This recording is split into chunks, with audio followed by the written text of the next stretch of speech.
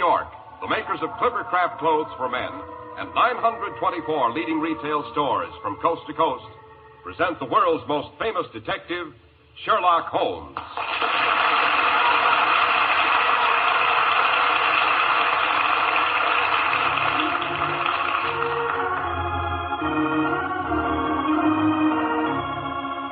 Our stories are based upon the character of Sherlock Holmes, created by Sir Arthur Conan Doyle.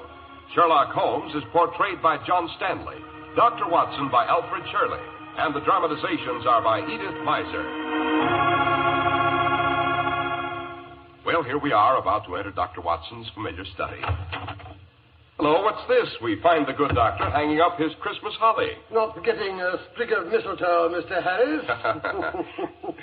Hope springs eternal, as they say. But here, help me down from this chair. My old legs aren't as agile as they were in the days when I followed Holmes through the dungeons and up the tower stairs of old Pendragon Castle. Here we are. Oh, thanks. That sounds suspiciously like the beginning of a Sherlock Holmes yarn, Dr. Watson. It is, Mr. Harris, it is. Holmes always called it the adventure of the Christmas bride. It concerns a ghostly lady in white who was supposed to have disappeared centuries ago. The honor of a noble family and a certain Father Christmas who suddenly sang bass. And now, while I fix us both a Yuletide toddy, suppose you'll tell our friends and listeners about a gift every man in our audience would welcome from Father Christmas, or as you Americans call him, Santa Claus. With pleasure, Dr. Watson. And not only from Santa Claus. A thrifty man can give himself a worthwhile gift anytime if he insists on Clippercraft. For Clippercraft clothes keep on giving for a long, long time. First of all, you've never seen such truly fine clothes at such really low prices. That means you pocket the savings. That's the first gift to yourself. And they also give you superb styling, perfect fit, and long wear. Clippercraft clothes give you so very much because of the unique Clippercraft plan, concentrating the buying power of 924 of the nation's leading stores from coast to coast. That means tremendous savings in manufacturing and distribution costs. And yours are the savings this brilliant plan makes possible. Clippercraft suits are only $40 and $45. Clippercraft top coats and overcoats only $40, and sport jackets only $26.50.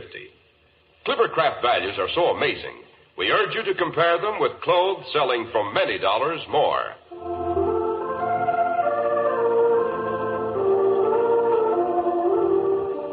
And now, how about that Christmas bride, Dr. Watson? Her name was Ginevra, and she was the heir and only child of Lord Robert Neville, 10th Earl and 54th Baron Pendragon of Pendragon Castle. Yes, I shall never forget my first glimpse of that ancient and somewhat forbidding edifice. The walls grey and bleak, without their summer covering of ivy. The towers square and defiant, with the red or rouge dragon pennant angrily defying the winter gales. Well, as I was saying, a rather urgent message from Lord Neville on elegant embossed stationery had arrived at 221B Baker Street. Would Mr. Holmes and Dr. Watson do him the honor of a visit to Pendragon over the Christmas holidays? The visit to include the wedding of his daughter, Lady Ginevra, to the immensely wealthy but slightly middle-aged Wentworth Trimmingham, which was due to occur on the second day of the new year. Now, don't tell me the eminent Mr. Sherlock Holmes was called in to guard the wedding presents, Dr. Watson. Hardly, Mr. Harris. At any rate, the day before Christmas found us alighting from our train at a small station in the Cumberland Hills, which, as you know, are situated in the north of England. There had been a slight fall of snow. An ancient carriage with red wheels and the Neville arms on the door was drawn up to the station platform, while the anxious face of the lord of the manor himself, in top hat and earmuffs, peered through one of the steamy windows. Mr. Holmes and Dr. Watson. That's right. This way, gentlemen. His lordship's expecting you in carriage. Quite a fall of snow you've had here. Aye, sir. More are coming. By rights, we should have brought the sleigh. Only his lordship loaned it to the vicar for tomorrow night. Vicar always plays Father Christmas at the Hall on Christmas Eve, now knows. Mr. Holmes and Dr. Watson, sir. Good afternoon, gentlemen. Good afternoon. I'll hop in before you freeze to death. Thank you. Are you here, Mr. Holmes? Your friend opposite. And now then, Dennis, back to Pendragon as fast as you can. Aye, my lord. Mr. Holmes, you are doubtless curious as to why I've invited you and Dr. Watson to share our Yuletide celebrations at Pendragon. To be quite honest, Lord Neville, I didn't think it was entirely for the pleasure of our society, although Watson is quite an asset when it comes to carol singing. Oh? Tenor? No, certainly not. Baritone. Oh, that's good. The vicar who leads the Christmas singing is rather proud of his tenor voice, and I may say he's not too fond of competition. No? Mr. Holmes, I have invited you to Pendragon to make sure that nothing occurs to prevent the marriage of my daughter to Mr. Wentworth Trimmingham. Why is that marriage so imperative, Lord Neville? To be brutally frank, Mr. Holmes, the Neville estates are mortgaged up to the ears. If the marriage does not go through on the 2nd of next month, I shall be bankrupt, totally bankrupt. I see. Has anything occurred, Lord Neville, to make you fear that this marriage may not take place? Well, no, that is nothing definite. Perhaps the Lady Ginevra hasn't been able to hide her distaste for the match. Oh, no, nothing like that. Well, I wouldn't say it was a passionate attachment on either side. But they like the same things. She laughs at all his jokes. What better foundation could one ask for a marriage, Watson? Well, that's what I should have said. Well, everything was as smooth as silk until the Dowager Duchess of Terce gave the engagement dinner last month. It was at her suggestion that I sent you the invitation to Pendragon. She's been decidedly edgy ever since Percy returned in the midst of the betrothal dinner 2 weeks ago. Percy? Yes, Percy is my cousin, although he's only 7 years older than Ginevra. He's our next of kin. See. As a matter of fact, he's an orphan and lived with us at Pendragon until he went off to Canada to seek his fortune 2 years ago. If anything should happen to your daughter before she produced an heir, would Percy Neville inherit? Yes, Dr. Watson. Both the title and the estates. Percy Neville's return was unexpected, I gather. It was. Unexpected and melodramatic, to say the least. The betrothal dinner was being held in the great hall of Pendragon Castle. My daughter had just risen to return the bridegroom's toast. As she lifted her glass, a casement window was thrown violently open, and Percy walked in out of the night. And now I should like to make a toast to my future bridegroom. Percy! Good heavens, Percy, is it really you? I'm sorry to make such an abrupt entrance, Lady Terce, but I came as soon as I received news of the engagement. Percy, why didn't you let us know you were coming? Let you know. Let you know when you never bothered to answer my letters. But, Percy, we never received any letters. We thought you'd forgotten us. I had forgotten. As if that would have mattered. Percy, that's not true. You know how fond we are of you. How touching. Percy, this is Wentworth. Wentworth Trimmingham, my future bridegroom. So, this is the little man they've sold you to. Stop that. Stop it at once. I'm very fond of Wentworth. Are you, my dear Ginevra? Percy, why do you look at me like that? To think you should so soon forget our family motto. Ne vile velis. The name Neville means that, you know. Ne vile velis.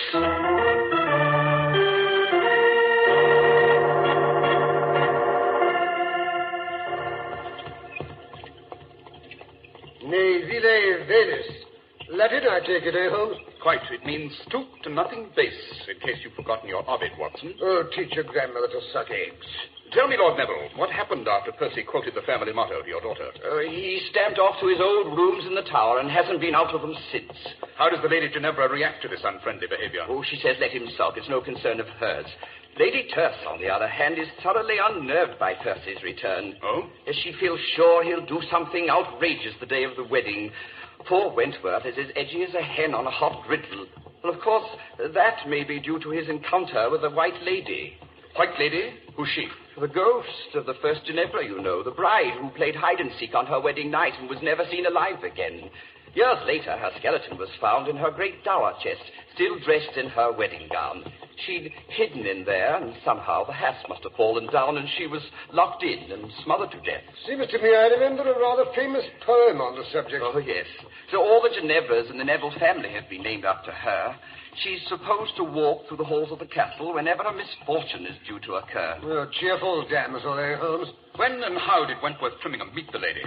Well, Mr. Holmes, it seems it's his habit to knock on my daughter's door on his way to bed to wish her good night. Last night, the wind was rather high, and he couldn't seem to make my daughter hear.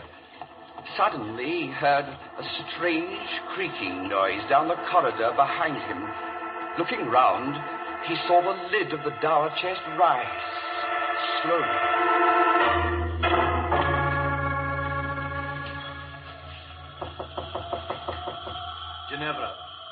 Ginevra, my dear, it's I, Wentworth. I've come to bid you good night.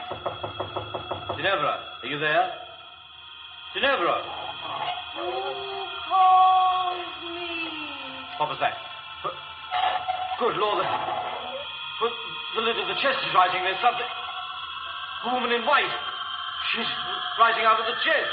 Who are you? The first Ginevra. You call to me. So I have come to warn you. Go away. Go away before it is too late.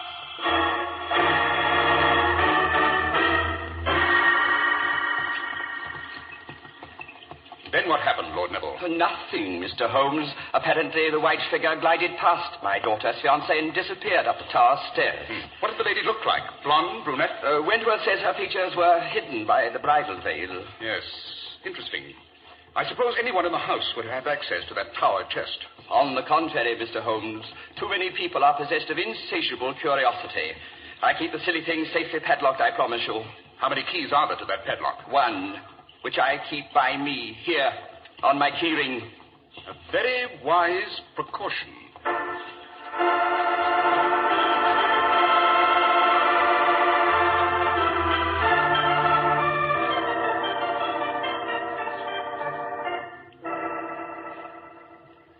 I say, Holmes, your bed is even larger than the one in my room. The butler tells me Queen Victoria slept there when she paid a visit in 1846. Don't look so superior, Watson. Queen Elizabeth, I'm told, slept here quite a few years before that. Oh. Come in. Oh, Lady Tuss, beautiful and charming as ever. Stuff and nonsense. Glad to see you, both of you. Something's going on here. Don't like it. What sort of something are you referring to, Lady Tuss? Don't know. If I did, shouldn't have sent for you. Ginevra looks as if butter wouldn't melt in her mouth. Bad sign. Percy looks like a thundercloud. That's worse. I thought Percy had locked himself in his rooms and refused to see anyone. I'd like to see anyone refuse to see me. Oh, but I'm Gavin. You'll want to view the premises. Yes. First of all, I'd like to inspect that dower chest. It might be interesting to investigate how a lady in white can emerge from a carefully padlocked coffer. Then you don't think it was a ghost. Neither do I. Well, what was she up to? We shall be able to answer those questions better, Lady Tuss, after you've had a look inside that box. I wonder if you could persuade Lord Neville to lend us the key.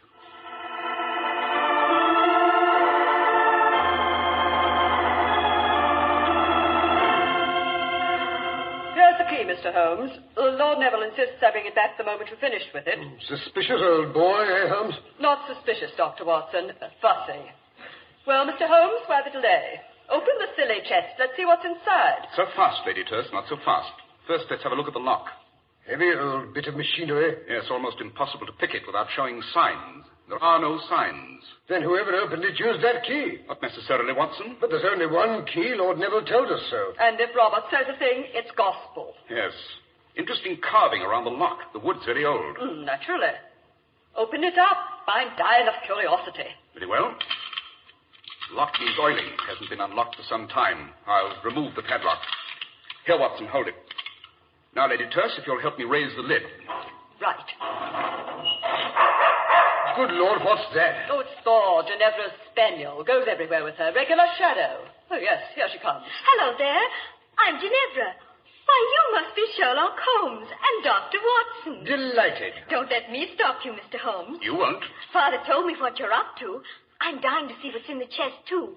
Go ahead, open it up. Down, sword, down, boy. You see, it's a biggish box, isn't it? Yes, a woman could easily hide in there. Something white and satin lying on the bottom. Wonderful. It must be her wedding dress. I've always heard it was still in there. Remarkable to find it in such good condition after all these years. The remarkable thing about it, Lady Ginevra, is this dust and dirt on the hem. Watson, give me an envelope. I shall want to take a sample. But that's fascinating. I've heard simply fabulous things about you, Mr. Holmes, and now I believe them. Every one. Do you? Yes, I think we've seen everything there is to be seen here. Watson, you may close the lid and lock it. Right. Uh-huh. So this is Mr. Sherlock Holmes and his famous deductions. They told me you were coming. They? Who's they? I understood you'd let no one in here, not even the maid. You've overlooked Lady Terse. Try to keep her out of anything. I didn't mention Mr. Holmes, Percy. Or did I? Don't look so suspicious, Lady Terse. I've decided to be a good boy. I've even decided to come downstairs tonight and join in the Christmas Eve festivities. Percy, that gleam in your eye. I've known you too long. You're up to something.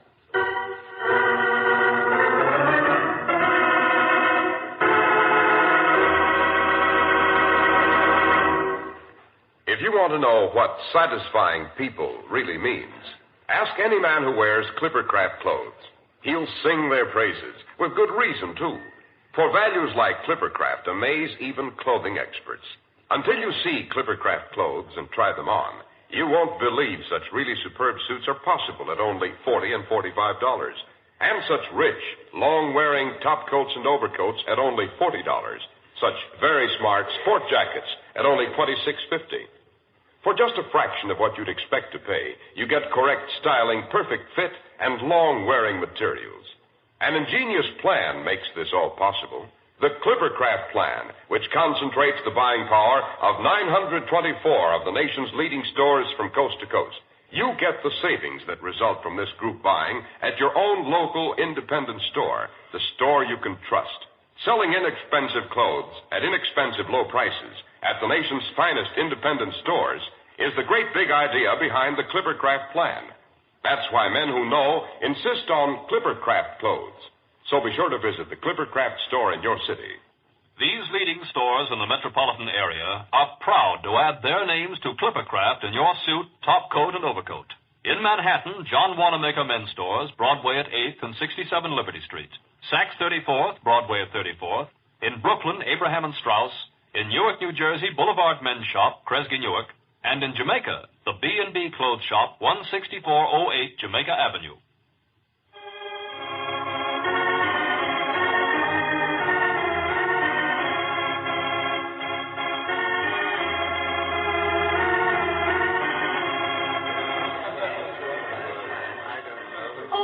The vicar's late.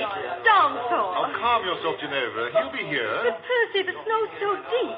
What if he can't get through? Now, don't worry. The sleigh is light, and he has Vixen, the best horse in the county. Nothing can pass her, you know. Oh, dear, I hope so. No, Thor, down. What ails the dog? He may prove to be a bit of a problem, don't you think? Goodness, I hope so. Oh, Mr. Holmes, I didn't see you behind that chair. An ancient wing chair often provides a good listening post, my dear. Now, look here, you meddling busybody. Percy, please, you promised. Suppose you allow me to solve the problem of the dog, Lady Ginevra. Would you? I mean, listen, sleigh bells. The vicar's driving up. He's here. Father Christmas has arrived. Open the door, Paddleford. Now then, everyone. Good King Wenceslas looked down on the feast of Stephen when the snow lay round about. I've been so cold. My right ear's half frozen. Come along, Father Christmas. Percy will take you into the dining room. You can have a hot toddy while you get out of your wrap. That's a good idea. Good idea. And better disguise your voice, sir, or all the children will guess who you are. That's a good idea, too. Gather round all. Bring in the Yule log. Father Christmas will be with you in a moment to give out the presents to all the good boys and girls. How is that? Vicar, you're wonderful. Now go along. Take good care of him, Percy. Never fear, my dear. Mr. Holmes, they're bringing in the Yule log. Come and help me set fire to it. Oh, look, Dr. Watson has caught Lady Terse under the mistletoe. I declare I've never had such a Christmas. Oh, come along, Ginevra. They're ready for you to light the fire. Dear, where did I put the matches? Allow me, Lady Ginevra. Oh, thank you, Dr. Watson. Oh, look at that. I say, Holmes, how she burns, eh? Oh, lovely. I do like to toast my feet in front of a Yule log. I beg your pardon, Lady Ginevra, but haven't you raised your skirts a bit too high? Oh, my goodness. I forgot. Oh, Ginevra, my dear, your fiancé is making quite an ass of himself. Runs into the library every other minute to see no one's lifted one of the wedding presents. Well, all that silver and your present, Lady Terse, the diamond tiara. I'll admit that tiara is a temptation. You shouldn't have given it to me, Lady Terse. It's wonderful. Oh, not at all. A confounded nuisance. Given me a headache for years. Glad to be rid of it. Oh, well, here comes Father Christmas. Gather around the punch bowl, everyone, and we'll have a drink or so before we give out the presents. We should. That's the ticket. I say there, Vicar. Father Christmas, I mean. Start us off on a carol. Can't drink your eggnog without a song. Right you are, fair lady. God rest you, merry gentlemen. Let nothing you dismay. Remember Christ our Savior was born on Christmas Day. Jolly, eh, Holmes? Nothing like a good old-fashioned English Christmas. Straight out of Dickens, don't you know? Oh, tidings of comfort and joy, comfort and joy. Oh, tidings of comfort and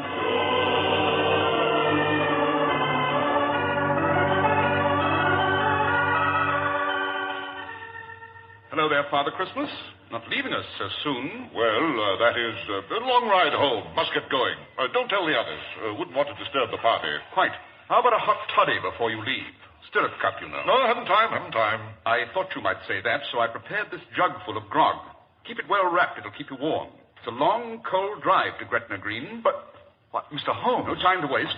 On your way, Father Christmas. Think of me when you drink the grog. We will. Wassail! Wassail, Merry Christmas. And a Happy New Year. Hello, what's this? Vicar off so soon? Yes, Lord Neville. He seemed in a hurry to get home. Oh, can't blame him. It's a cold night. Let us get inside before we freeze to death. Good idea. Oh, I say they're ready to start the dancing. Wentworth's trying to find Ginevra so they can lead the lancers. Help!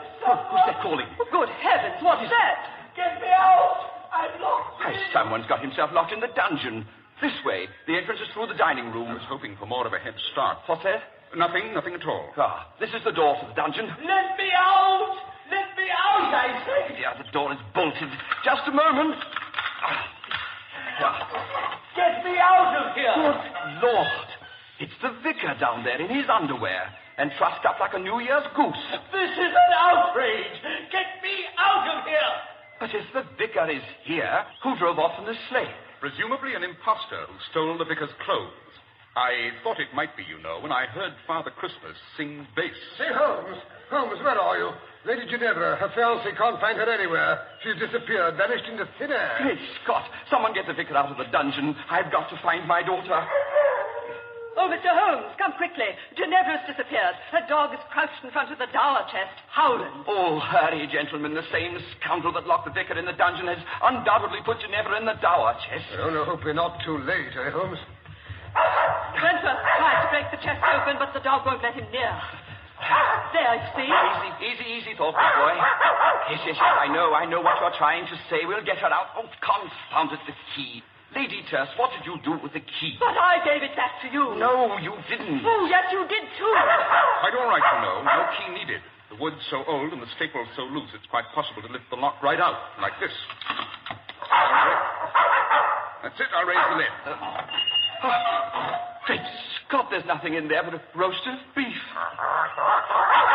Yes. Thor's made off with it, I'm afraid. That explains his interest in the chest. But if Ginevra isn't here, where is she? With Father Christmas, I imagine. They're heading for the Scottish border in the sleigh. You'll never catch them, I'm afraid. Oh, of course. She's eloped with Percy. So she did talk him round. Good for her. So that's why she trailed off up the tower steps in that old bridal gown. I suspected as much when I discovered some of Percy's ashes on its hem. But this is dreadful. I should be ruined. We'll have to return all the wedding presents. Fiddle-dee-dee. Personally, I'll make mine a much handsomer contribution. Ginevra shall have the tiara and my emeralds as well. They're worth a king's ransom. Lady Terse, you are an astounding female. All women are. Oh, but we're keeping the dancers waiting. You shall lead the lancers with me, Robert. Come along. Say, Holmes, you old fraud. I believe you knew what was going on all the time. I suspected, Watson. I suspected. But when I saw the Lady Ginevra raise her ball gown and display a pair of traveling boots, I was sure. But come along, Watson. We shall have to go down to the kitchen and make peace with the cook. Oh, why that? For making off with Sunday's roast of beef. Something had to be done to keep the dog interested, or he'd have given the show away.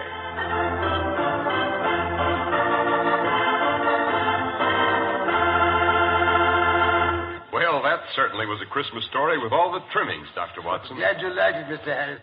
And now, while I fill up our glasses, so we can drink a Christmas toast to our listeners and our sponsors. Nothing would give me greater pleasure, Dr. Watson. Here's your glass, Mr. Harris. Thank you. And here's to our radio friends, young and old. Merry, Merry Christmas and happiness, prosperity and peace in the new year. Indeed, Dr. Watson, and warm greetings to all the makers of Clippercraft clothes. And now, Dr. Watson, how about just a small hint about next week's story? Next week, I think I should tell you how Holmes and I spent New Year's Eve off the Scilly Isles. New Year's Eve off the Scilly Isles? That sounds amusing, Doctor. Hair-raising is the word, Mr. Harris. We were aboard the luxury liner Gigantic, expecting that any minute she would burst into flames. There's nothing more terrifying, we know, than a fire at sea.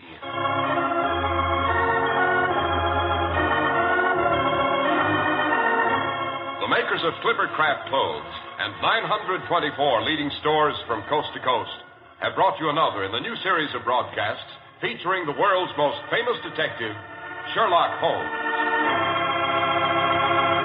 Sherlock Holmes is produced and directed by Basil Lochran with special music by Albert Berman. If you don't know your Clippercraft dealer, write Clippercraft, 200 Fifth Avenue, New York City. Christmas seals support the fight to prevent the spread of tuberculosis in this community. Buy and use Christmas seals on all your holiday mail, and be sure to mail your packages now. Be sure to listen next week to Sherlock Holmes in New Year's Eve off the Scilly Isles. If you'd like to attend the Sherlock Holmes broadcast in New York, see your local Clippercraft dealer, and he'll tell you how to obtain your tickets.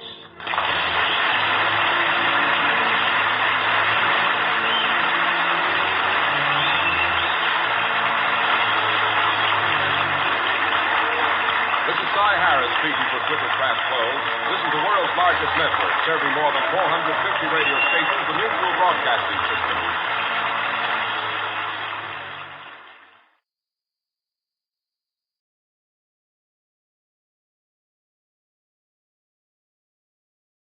CBS Radio Mystery Theater presents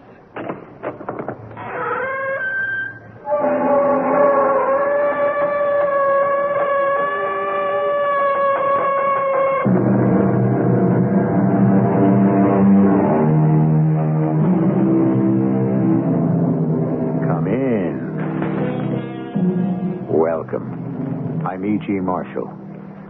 If you bet on horses, it really doesn't matter what you bet. $2, $5, $50, or all the way up to the $1,000 wagers of big-time gamblers. Sooner or later, you have to lose. And if you keep on bucking chances, you end up betting your life. And now, running a good race his first time out is Charlie's Dreamboat. But my own whirlwind is pouring it on, opening more and more daylight. Hold it. Hold it, my own whirlwind is pulling up lame. I repeat, my own whirlwind is pulling up lame. Hey, don't you want to know what happened to the pony, Doug? Right at the moment, I'm more interested in what happened to me. 7 races, the favorite runs out of the money. You know what I am, Stretch? I'm dead.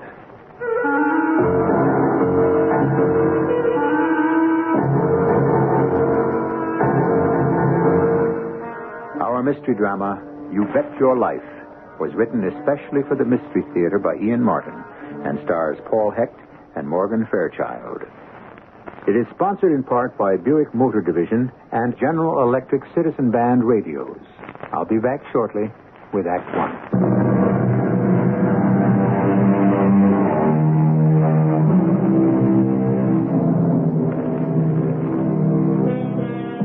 There's an old racetrack joke. The reformer says, "All I know is horses don't bet on people." And the bettor replies, "They would if they knew how much fun it is." Not so funny. Today, we do bet on people. Basketball players, football players, baseball, tennis. It's big business. Computerized. The old-fashioned lure is still the horse race. And to the man who wants to do his own arithmetic, it is still the magical vagaries of handicapping and hunch. Pony fever is the disease that haunts his blood.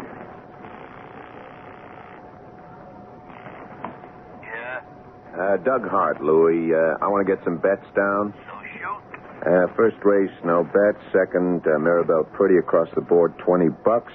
Third, Dynamite all the way, $30. Fourth, the Filly, Evergreen Pleasure, 20 on the nose. Fourth and fifth, no bets. Sixth, me and my shadow to win, big 50. Got it, Doug. Hey, I thought you'd taken the pledge. Well, you know how it is, Louie.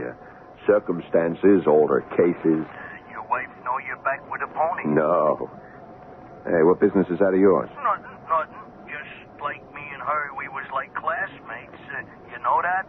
She never told me. You ever tell her Fat Louie Metzger was your bookie? No. Now, look, Louie, I don't want her to know. That's all right, Doug. I ain't all that interested in publicity, neither. I got your bets. Now, you sure you want me to lay them? I gotta, Louie. I just gotta. I need to score. That's just when you shouldn't bet. Look, if you won't take my bets, I'll have to go somewhere else. Forget it. You want to be a sucker, why should I pass you up? You're covered like you asked. I just hope you don't take a bath. I shouldn't gamble. Well, come right down to it, nobody should, I guess. Not me, anyways. I'm a born loser. Then I met Liz, and through her and a friend of her family's, this Mr. Fawcett, I got the job at the bank, and we got married. I don't know how a girl like Liz ever gave a guy like me a tumble. I guess she never would have if she'd known about me and the horses. Doug, that you? Yeah, Liz, honey. Home from the wars. From the races is more like it. Well, what do you mean, huh? Oh, come on, Doug. I know what time the bank closes as well as you do. We had a computer error. We were all stuck in the cage till they could balance the books. The bank, you mean? What else?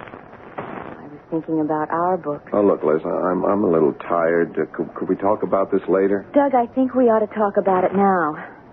Isn't it about time we faced the problem? What problem? You're gambling. Oh, that. You mean a little flyer here and there on the track? I mean a day-to-day little flyer. Which daily double did you blow today? Liz, I had this one wired. Shamrock waltzed home in the third at 7-1, and Eelgrass was a shoo-in the sixth. I should have cleared nearly $3,000. But you didn't.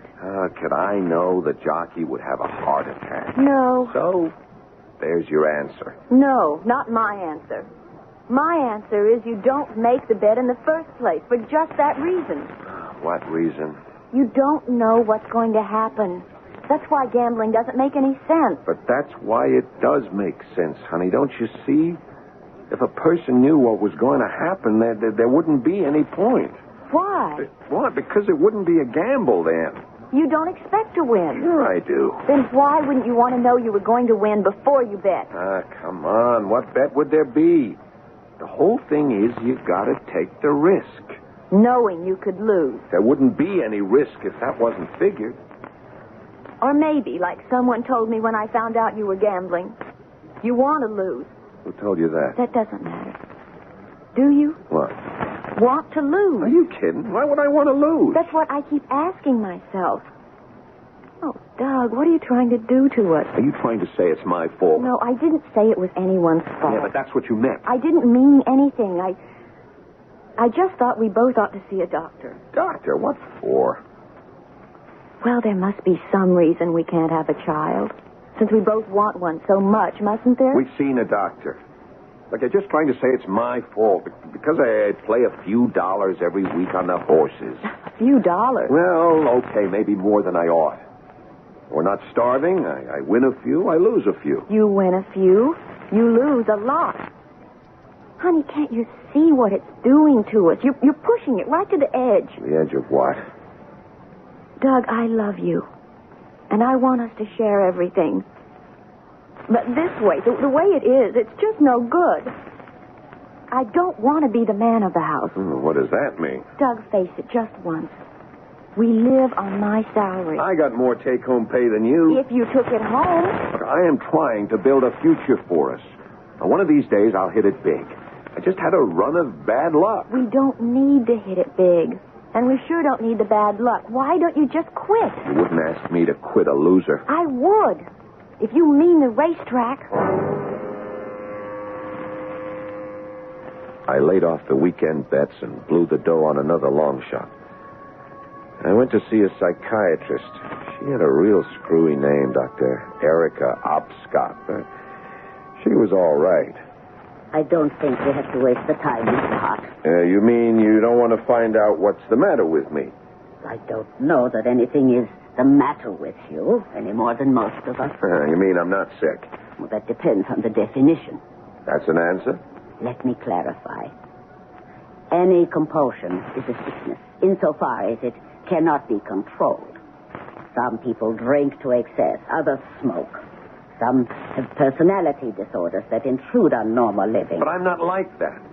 Look, I just like to lay a little bet now and again. Now and again? Well, like if you don't keep it up, it breaks the rhythm. I mean, like you got to play the odds. Every day? Yeah, well, that's how it goes. And you don't consider that a compulsion? No. I could quit any time I want. So why don't you? Because I don't want to. Is it more important to you than having a child? Of course not. Then why don't you? What? Wait, what has that got to do with having a kid? Well, I don't know.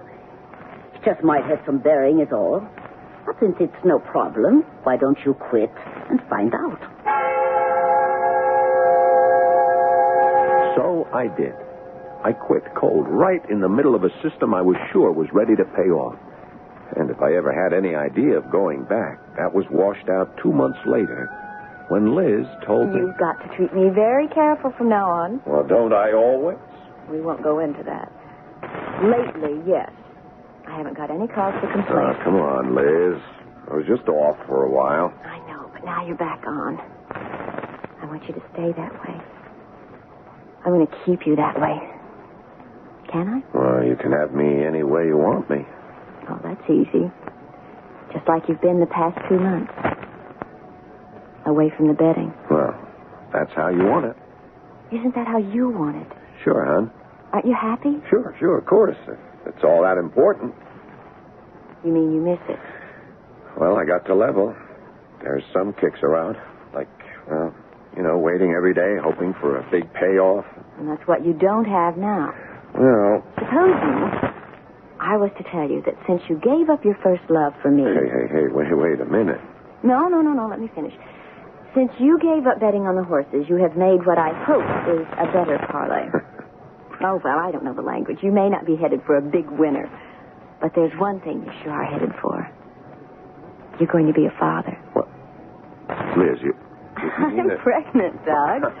Now, isn't that a better winner than you ever hoped for? Which, of course, it was. And I had the monkey off my back. I forgot the horses. I didn't have to make any bets until... Suddenly, I ran out of the money again in an area I couldn't have handicapped. My boss, Mr. Fawcett, called me in. Your meritorious service to the bank is fully recognized, and we have every wish to reward it. Oh, that's all right. I'm just doing what comes natural. Yes, of course. No doubt. Still, with the prevailing economic storm signals, we have no other option but to let you go. You mean I'm unemployed? That is a fair statement of your position. No pension. Unfortunately, you've not been with us long enough to qualify. How about severance pay? Unfortunately, you've not been with us long enough to qualify. Yeah, forget it. So this is it, huh? Well, as you phrase it, this is departing. You mean I'm fired? Well, I would prefer to say that you've been... Look, let's lay it on the line, Fawcett. Me first, I quit. And I meant it. Honest, I meant it as much as I have ever meant anything in my life. Who needed his lousy job? But then staring me in the face was a life without it. A life that included Liz and a baby that was coming and my need for some kind of income. And then I ran into Stretch Collins, an ex-jockey and old friend in the also-ran bar. Hey, so, how've they been running? Not so good. Well, you're lucky, kid. Oh, me? Sure. You got a home and a good girl. Better than most. Not enough, Stretch. I'm out of a job. I got to score somewhere. Yeah. Well, if there's anyone knows it, I figured you, Stretch. I could bankroll us if you had the key. Oh, don't tempt me, Doug. I wouldn't want us both to be sorry. If I can't find a way to make ends meet, that's all I'm going to be. Hey, you're that desperate? I'm that desperate. I got no other way to make the bread for me and my wife and my kid. Okay. You know, in my spot, I ain't all that so hungry. I'd just like to sit and see if it might prove out. How much capital you got to lay on the line? Well, our joint bank account, a little over 1,000. That all? Yeah, that's all. Forget it. Why? Well, you play chalk, you got to have unlimited resources behind you. Chalk? Yeah, I'd bet the favorites. Follow the line. Oh, you can't lose. Now, you don't win big, you just win steady. Enough on a stake of 1,000 to make around my salary at the bank? What'd they spring for there? Yeah, $175 a week. Peanuts. Any good week, you could triple that. All things being equal. All things being equal. I'm not trying to excuse myself, but if I'd known where I was going, I never would have called Louis to start laying bets again. Especially so near to Liz's time. But you see, by then I was so desperate I had no choice. I was ready to bet my life.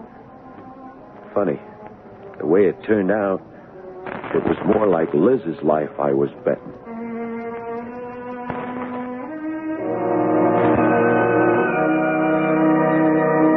Are we all so different from Doug Hart at that? Don't we all have our secret drives, ambitions, compulsions? Is the only difference that we don't succumb to them? We hold them in check? And who is to say we are right? If we let go, what would the consequences be? Well, let's see what they were for Doug when I return shortly with Act Two.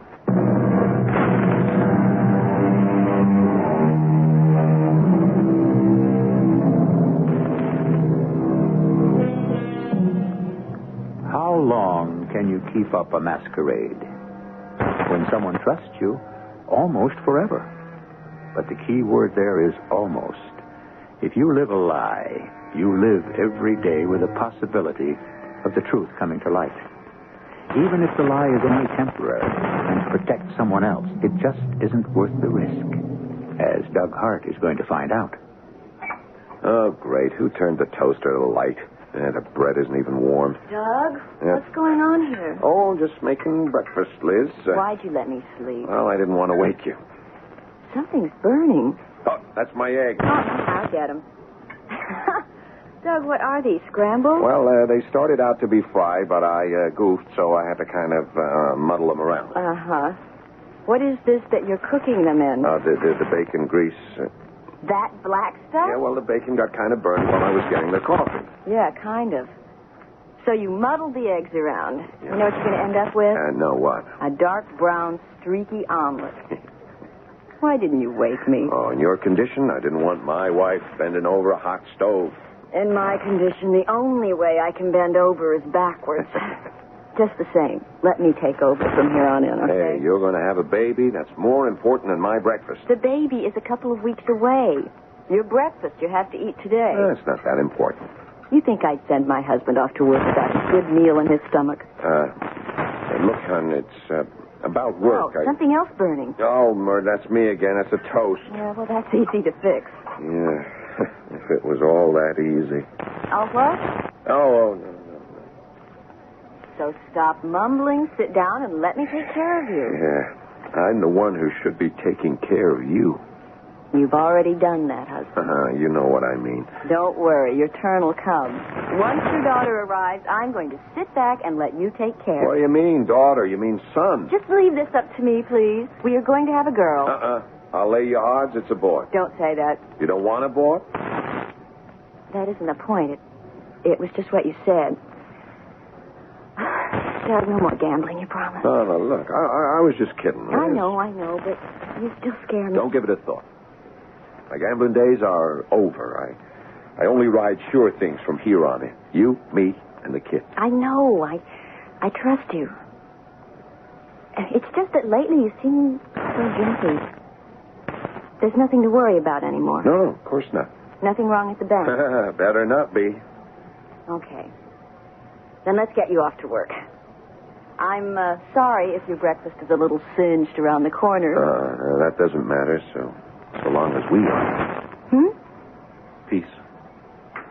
So sit down. Let me feed you. I'm the one who should be feeding you. I don't like to see you on your feet so much. Don't worry. Look, the slightest twinge, and I'll call you at the bank. No, don't call me there. Why not? Well, you know what a creep old Foxy Fawcett is. He doesn't like his tellers getting personal calls. Well, surely he couldn't object to a little emergency like your wife having to be rushed to the hospital. You don't know him. You just said I did. Yeah, you know what I mean. Look, I'll leave you a number where you can reach me directly. You okay? Okay. It's what I wish I was able to do all the time. Huh? What do you mean? Reach you. Somehow the last few weeks I don't know. I don't seem to be able to. We don't seem to connect. You're just away. I keep losing you. No. Not me, Liz. Don't ever say that. Hey, we're not losers. We're going to be winners all the way. I should have told her the truth, but how could I? It was almost her time, and I didn't want to worry her. After the baby, then I could tell her. And show her how well I was doing with Stretch's help. All I had to do was be careful. Ride with the percentages.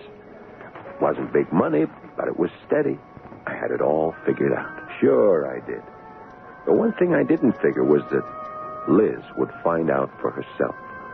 All because of that big-mouth Phyllis Kaufman who lives next door.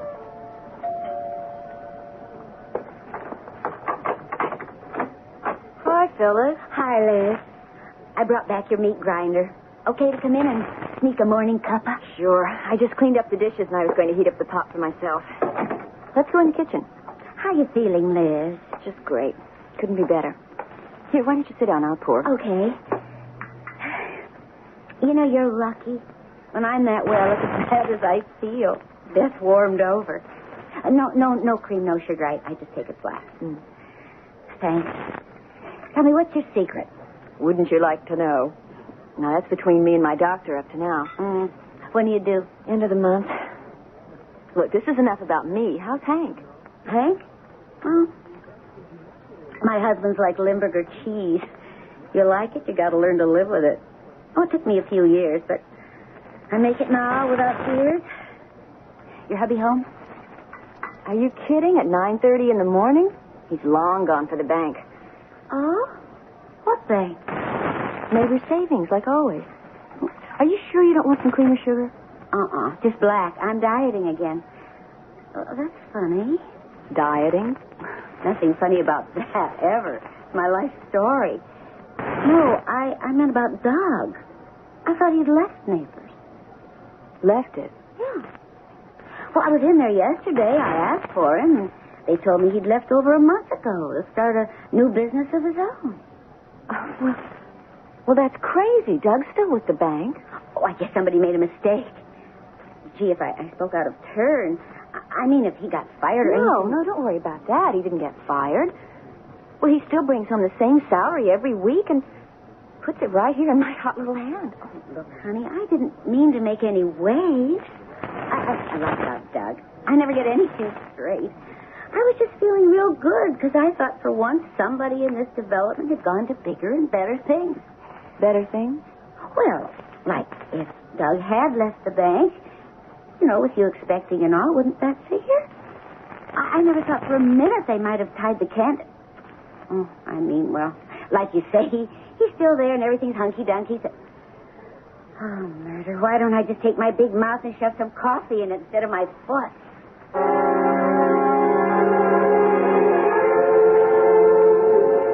Well, dear me, Mrs. Hart, isn't it? That's right, Mr. Fawcett. This is an unexpected pleasure. We haven't seen very much of you since your husband left us. Now, have we? Since my husband... No, I'm afraid not. Such a fortunate thing that events coincided so happily. Events?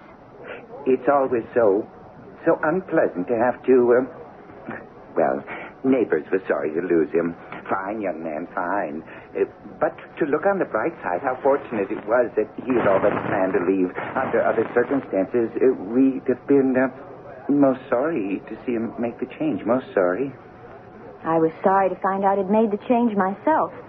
Of course, one understands a young man's ambition and drive is so important with a family on the way. If you'll forgive my mentioning it. Yes, it's a little hard to overlook. But I'm sure you didn't come to visit us at the bank just to indulge in idle chatter. What can I do for you, Mrs. Hart? Well, I just wanted to find out. I just wanted to check our bank balance. No, I can tell you that without checking because Mr. Hart closed out the account before he left. He drew out all the money? Yes. But it was a joint account, you know. Yes, I know. But I thought you knew about his leaving us and all about the new business venture. Well, by now, there's no use trying to pretend to you that I do. Do you have any idea what it is? Well, I'm afraid not. I tried to find out, but he didn't disclose his plans. I wish he had consulted me because, well, quite frankly, I felt that a capital venture at this juncture in his life was ill-advised. He didn't give you any idea? No, and I didn't like to press. I wish I could tell you more. Oh, I think you've told me plenty. Thank you, Mr. Fawcett. Always glad to be of service. And may I express the hope that whatever your husband is doing, that it's the right gamble for a prospective father? I've got the feeling that's just what it is. A gamble. Of course, I didn't know all this at the time, luckily, because over at my friend Stretch Collins's apartment, listening to the track announcer calling the afternoon races at Belfort, I had enough bad news of my own to handle. Into the stretch. It's the favorite, my own Whirlwind on the rail, pulling away from the field as his rider goes to the whip. I need this one to win. Oh, he'll show them heels, Doug. No one's going to run up his back now. I better not. It's been a bad day, Stretch. We've got to pull this one out of the hat. It's last race. Wait a minute. Hold it. My own Whirlwind is pulling up What is lame. that? I repeat, my own Whirlwind is pulling up lame. Looks like a tendon. He's out of the race now as Mr. Mephistopheles, Stampede, and Charlie's Dreamboat go thundering by on the outside, neck and... Hey, don't you want to know what happened to the pony, Doug? Yeah, right at this moment, I'm more interested in what happened to me. 7 races, 7 in a row. The favorite runs out of the money on me. Well, you get days like that. But you ain't gone to the cleaners all the way yet, have you? Another day like today, I'll be flat. Tomorrow, they got to run to form. They just got to. Here, I better pay up. Well, I hate to take the dough, Doug, but, well, you know how it is. I already called in the bet to Louis. Yeah, I know how it is. No, I don't think you do. And look, we've been buddies since we went to school. Right now, why don't you let me hand you a real hot tip? I could use one. Okay, here it is. Now, you take your bloody nose and you get out. I can't, Stretch. I need the money for my kid. I better get on home. Can I use your pad tomorrow, same time? Well, if you got to be a hard nose. You know, you dropped quite a bundle today. How do you explain that to the little woman? I don't. She doesn't know what I'm doing. You think you do? I'd better, before I run out of the money, too. Famous last words. She doesn't know what I'm doing. Because by now, of course, Liz did. As I found out as soon as I got home. Doug, please don't lie to me. I'm not lying. I know you've lost your job, and you took our money out of the bank, and a good guess is you're taking it over to Stretch Collins so he can bet it for you. Stretch isn't a bookie. Well, he has something to do with horses and the track. Honey, Louis is the bookie. Stretch is just a good friend. He's helped. To gamble? No. Then what? Look, it's a system. Have you any complaints? I've been bringing home the same salary I got from the bank every week for the last month. Ever since I left. Why didn't you tell me they'd let you go? Honey, I didn't want to upset you. Not now. And I have to do something. Look, trust me, please. It's working out. I'm making a living for it. Gambling. It's not gambling. Look, this is a system, I'm telling you. It's like investing in the market. You do it right, you can't lose. I don't care about that. I just want you to stop. I can't, Liz. You mean you won't? I mean I can't. That's what I'm afraid of, Doug. It's a sickness. Don't you see that? Please stop. I can't. Now, don't you see? I'm only doing it for you and the kid.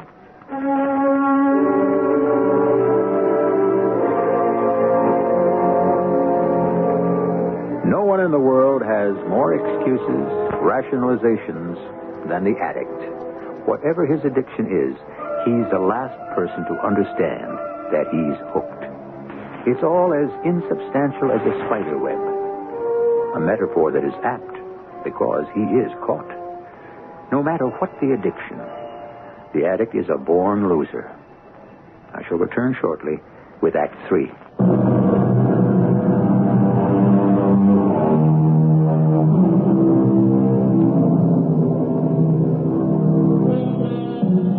It's been a strange night for the Harts.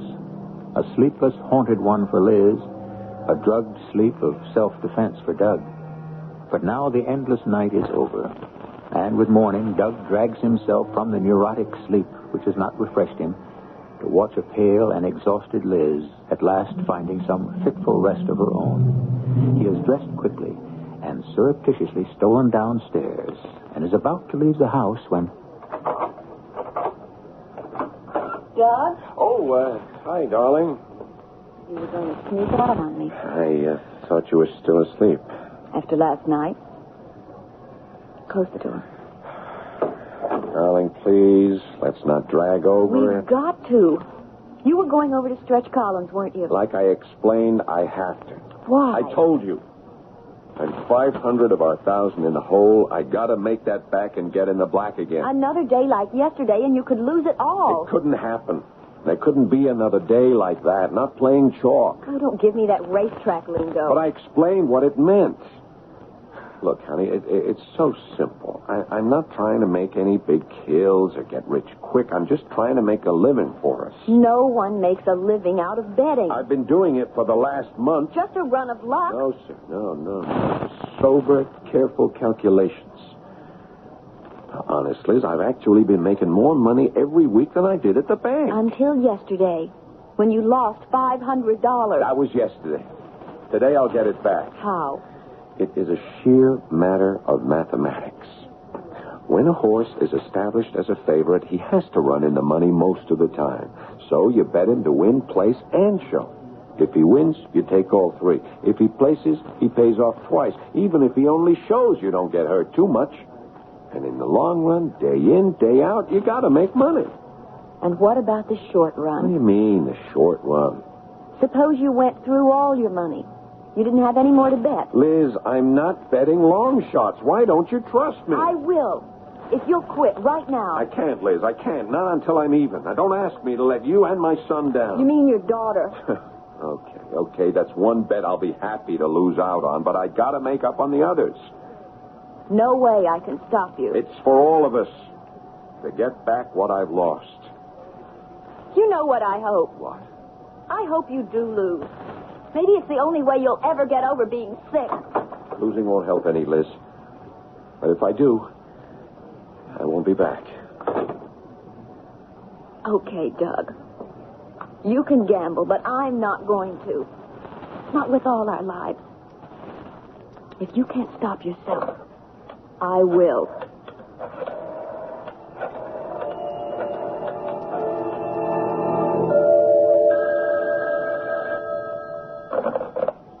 Yeah.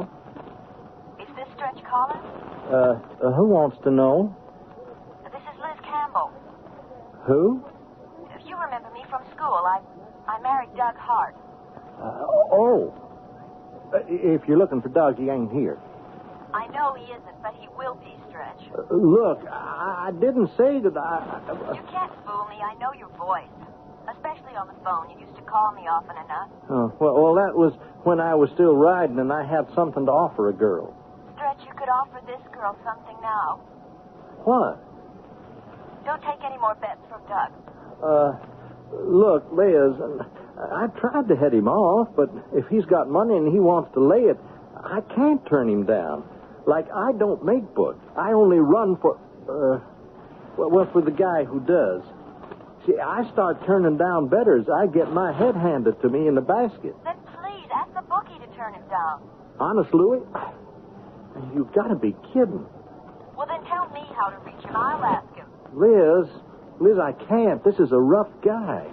Well, anyways, it won't do no good. Doug would find another parlor. You know, once a guy has the fever, nothing stops him. Not even for old time's sake? Oh, honest, I can't help you. And don't kid yourself. You can't help him either. Is Honest Louie by any chance the same fat Louie Metzger we all went to school with? I didn't say that. I know, you practically did. And I bet it is. And I think just for once I'll play my hunch.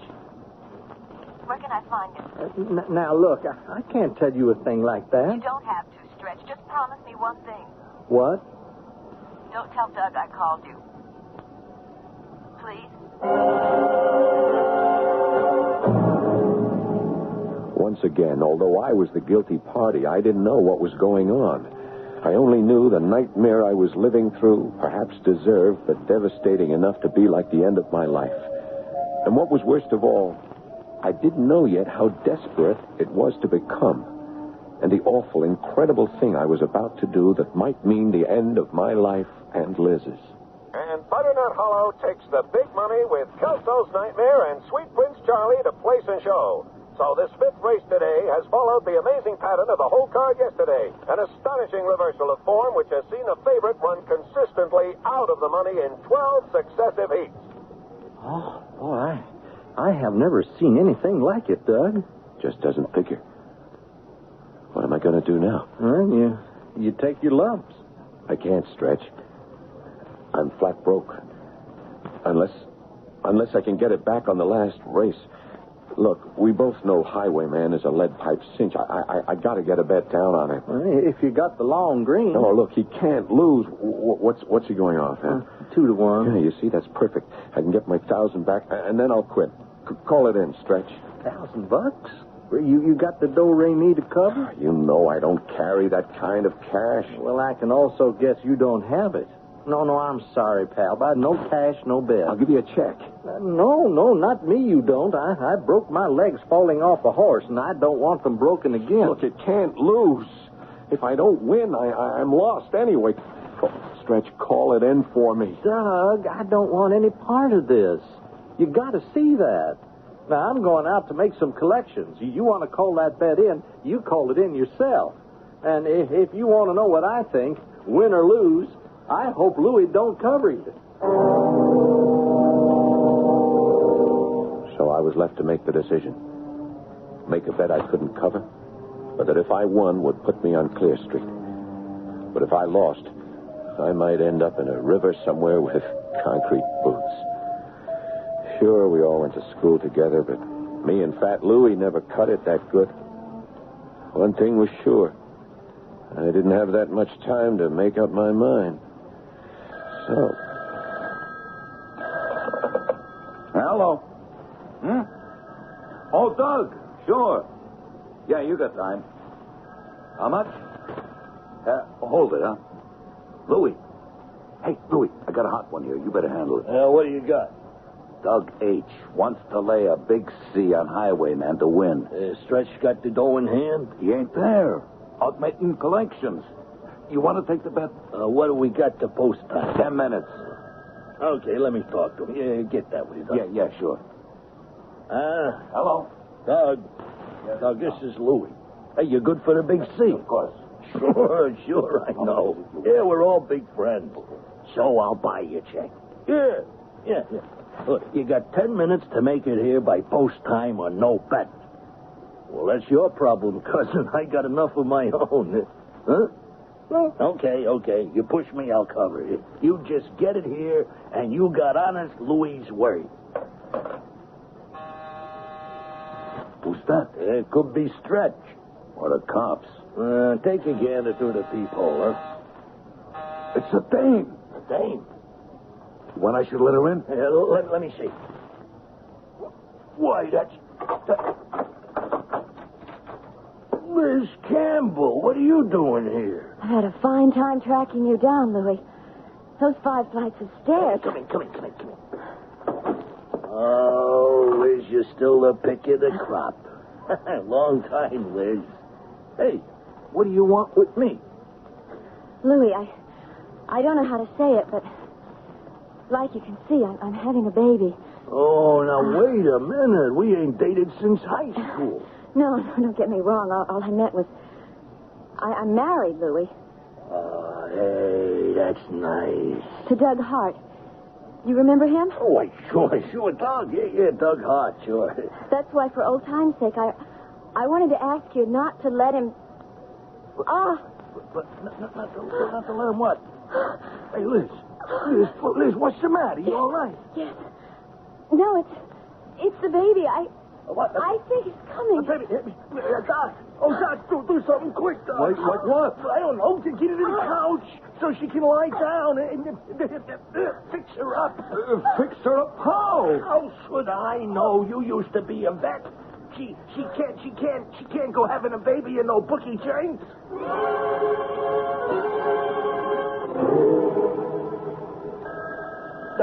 Doc, forget the phones. We ain't taking no more bets.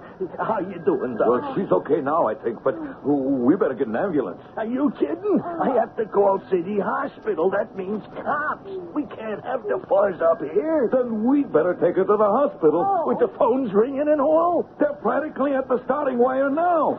Oh, no. So she can't hold out until the race. It's just about post time. And they are bringing all the fillies to the let him in. Now. Highwayman has refused. I made it by post time, didn't I? Hey, to get the fillies, Doug.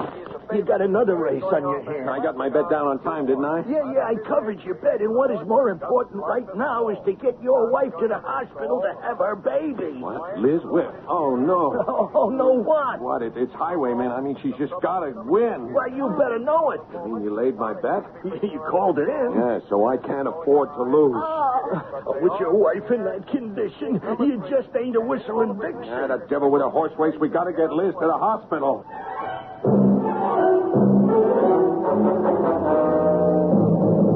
Oh, we just made it under the wire. Yeah, I hope. And what happened to Highwayman? She fouled the gate, threw a jockey, never made the course. Oh, I sure hope nothing like that happens to little Mrs. Hart. Well, it looks like we're about to find out. Here comes her husband. Hey, okay, Doug. What's the rundown? Is she all right? Yeah, she's fine. Just that, Well, don't hold back on us. I mean, Doc and me, we got a little action here. Hey, what was it? A boy or girl? You both win. Boy and a girl. How about that? Twins. And another boy. Oh, triplets. Oh, you swept the board. Did I? How about the last race? How'd I do there? Well, you lucked out. I won? No, Bub. You lost. Oh, no. You would have if I laid the bet. Only I didn't. Maybe it could be a good lesson, huh? Well, what do you care? You're young. You can always make money. You won the only race that really counts, huh? And big. Across the board. Win, place, and show. Why don't you make it your last bet? You mean I don't owe you anything? Nah, not a thin dime. So, don't you figure it's time to quit? You bet your life. That's what you do, brother. Every time you lay your $2 on the line.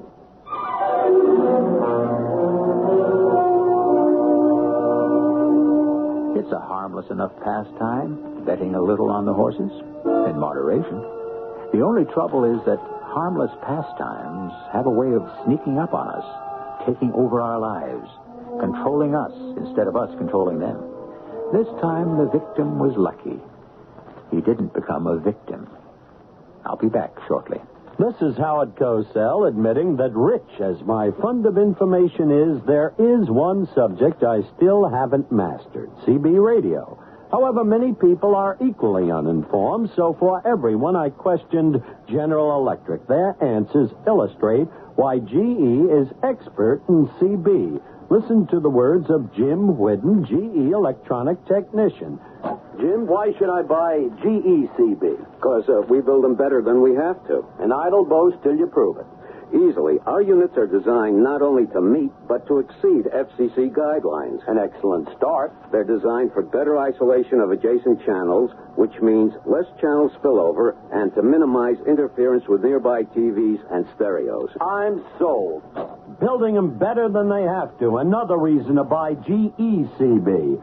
Now, this is Howard Cosell saying GE. That's more than you can say about any other CB. The hardest part of growing a garden comes before you plant the seeds.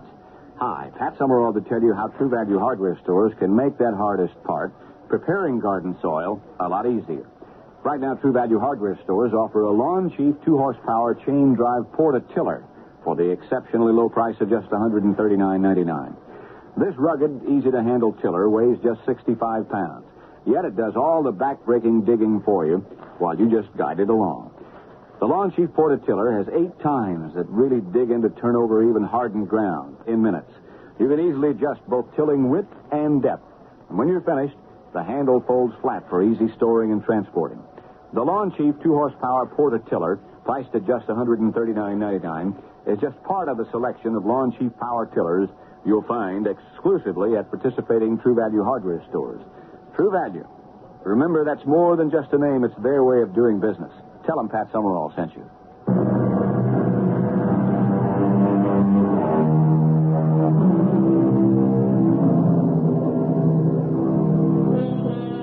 Heaven knows I don't mean to preach, and all of us should be allowed to follow what paths we want to. But when I open that creaking door, all of us must be aware that as I welcome you in, I must also leave it open to all the terror and misfortune that man is heir to. I hope you can avoid all that, as Doug did tonight. I welcome you as guests to enjoy your stay with me. I sincerely hope whatever of the black night sneaks in with your coming is only vicarious for both of us.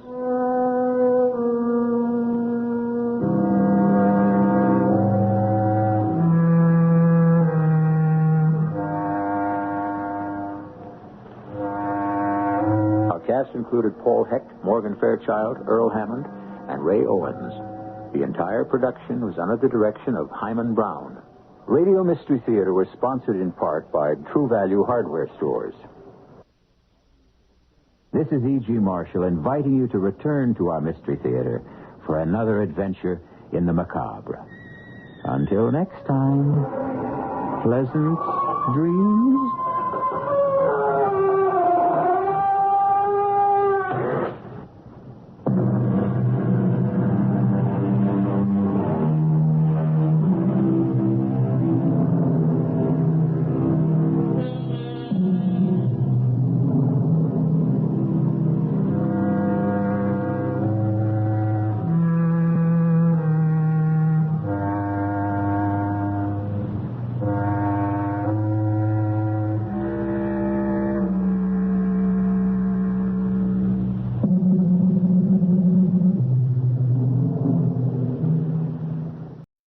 From Hollywood, it's time now for...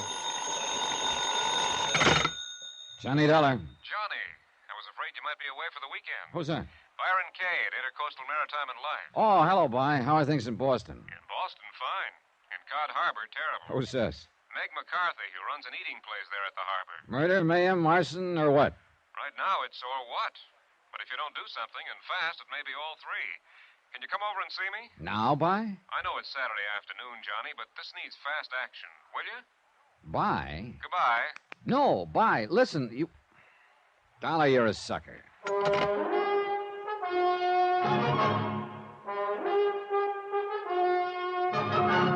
Tonight, and every weekday night, Bob Bailey in the transcribed adventures of the man with the action-packed expense account, America's fabulous freelance insurance investigator. Yours truly, Johnny Dollar.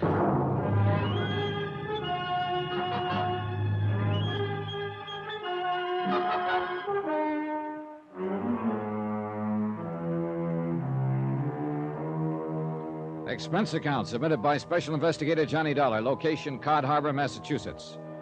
To the Intercoastal Maritime and Life Insurance Company. Following is an accounting of expenses incurred during my investigation of the Meg's Palace matter. Expense account item 1, $7.30. Cab from my apartment, train fare and incidentals to Boston. Byron Key was a good insurance broker, and I figured he wouldn't have called me over a weekend unless it was pretty important. To get right to the point, Johnny, insurance on the Palace is only for $15,000. Wait a minute, By. What is this Palace, a fishing boat? No, it's what Meg McCarthy calls a restaurant, right down on the dock. Cod Harbor, you say? That's right. Well, what seems to be the trouble over there that couldn't wait till after the weekend? Well, like I told you, this character, Meg McCarthy, runs a so-called restaurant down on the docks, the Palace. I sold her $15,000 insurance on it. And, Johnny, it's quite a place. What do you mean by that? We also carry $25,000 straight life insurance on Meg herself. Separate policy, of course. Which one are you worried about, By? Both, I think. Huh? Matter of fact, the more I think about it, the gladder I am that she didn't fall for my pitch when I tried to get her to increase the coverage on the cafe. If she had, our necks would really be out. Well, what's the matter? Isn't it worth $15,000 now? Oh, sure, at least. Even if it doesn't look it. You know, the stoves, equipment, and all that sort of stuff are in the coverage, too. Then I'm afraid I don't see what The thing is this, Johnny. Meg has been threatened. By whom? How? Who knows? Anyhow, she's notified me that there have been a couple of attempts to set fire to her place. Since she lives upstairs in it, that means danger to her own life, too. Uh-huh. And the whole $40,000 is at stake. Yes. Will you go up there right away and see what you can do? Today? Tomorrow? Sunday? Look, maybe you can get in some fishing. I understand you're quite a fisherman. Oh, now, the last 3 times I was promised fishing while working on a case, all I did was cut bait. Proposition. If you don't get in at least a full day's fishing trip while you're up there, I'll double whatever you line up on your expense account. Sounds mighty tempting. How about it, Johnny? Okay, By. You asked for it. Item 2, $11.95, transportation back to Hartford, then on to Cod Harbor the next morning. Fine way to spend a nice warm Sunday. Nice place, too, if you lost your sense of smell. There were 2 or 3 dozen fishing boats of all shapes and sizes tied up at the long dock and piers that comprised the important part of the village. For housing, there was a scattering of weather-beaten shacks, 1 store. Meg's Palace turned out to be the biggest, most disreputable-looking of the dockside eating places, and since there was a closed sign on the front door, I went around to the back. And I tell you, get off the clean scrub floor of my lovely joint your walrus face below. I'm sick and tired of looking at that home. No, look here, Meg. I just come back to apologize for my Well, the next time that mangy, scurvy crew of the Lily Ann comes in here and gets drunk and brawls and carries on and busts up me fine glassware and china, to say nothing of a couple of wooden chairs and a fine listen table. to me, darling. Don't you darling me, you pig-faced squint eye. No, Meg, put down the frying pan. No, sir, not until you get your filthy hide out of here. I'm running a respectable joint, and the likes of you and the ragtail crew of yours have got no place in it. What's more, and furthermore, I won't have you around. I only come to pay for the damage my boys did last night. Now, look here. Hey, that's a laugh. Pay for the loss of me dignity, to say nothing of me Let trade. me, little buttercup, please. Now, get out of here, Willie. Get out. Okay. Hey, here's your money, Meg. Who wants your dirty, offensive money? Get! Meg, put down the frying pan. I'll put it down, Willie boy, if you don't get out here. I'll Meg, cover your Meg, head. no! Get now, before I don't get out. Meg, get out of here, Willie. Clean hard you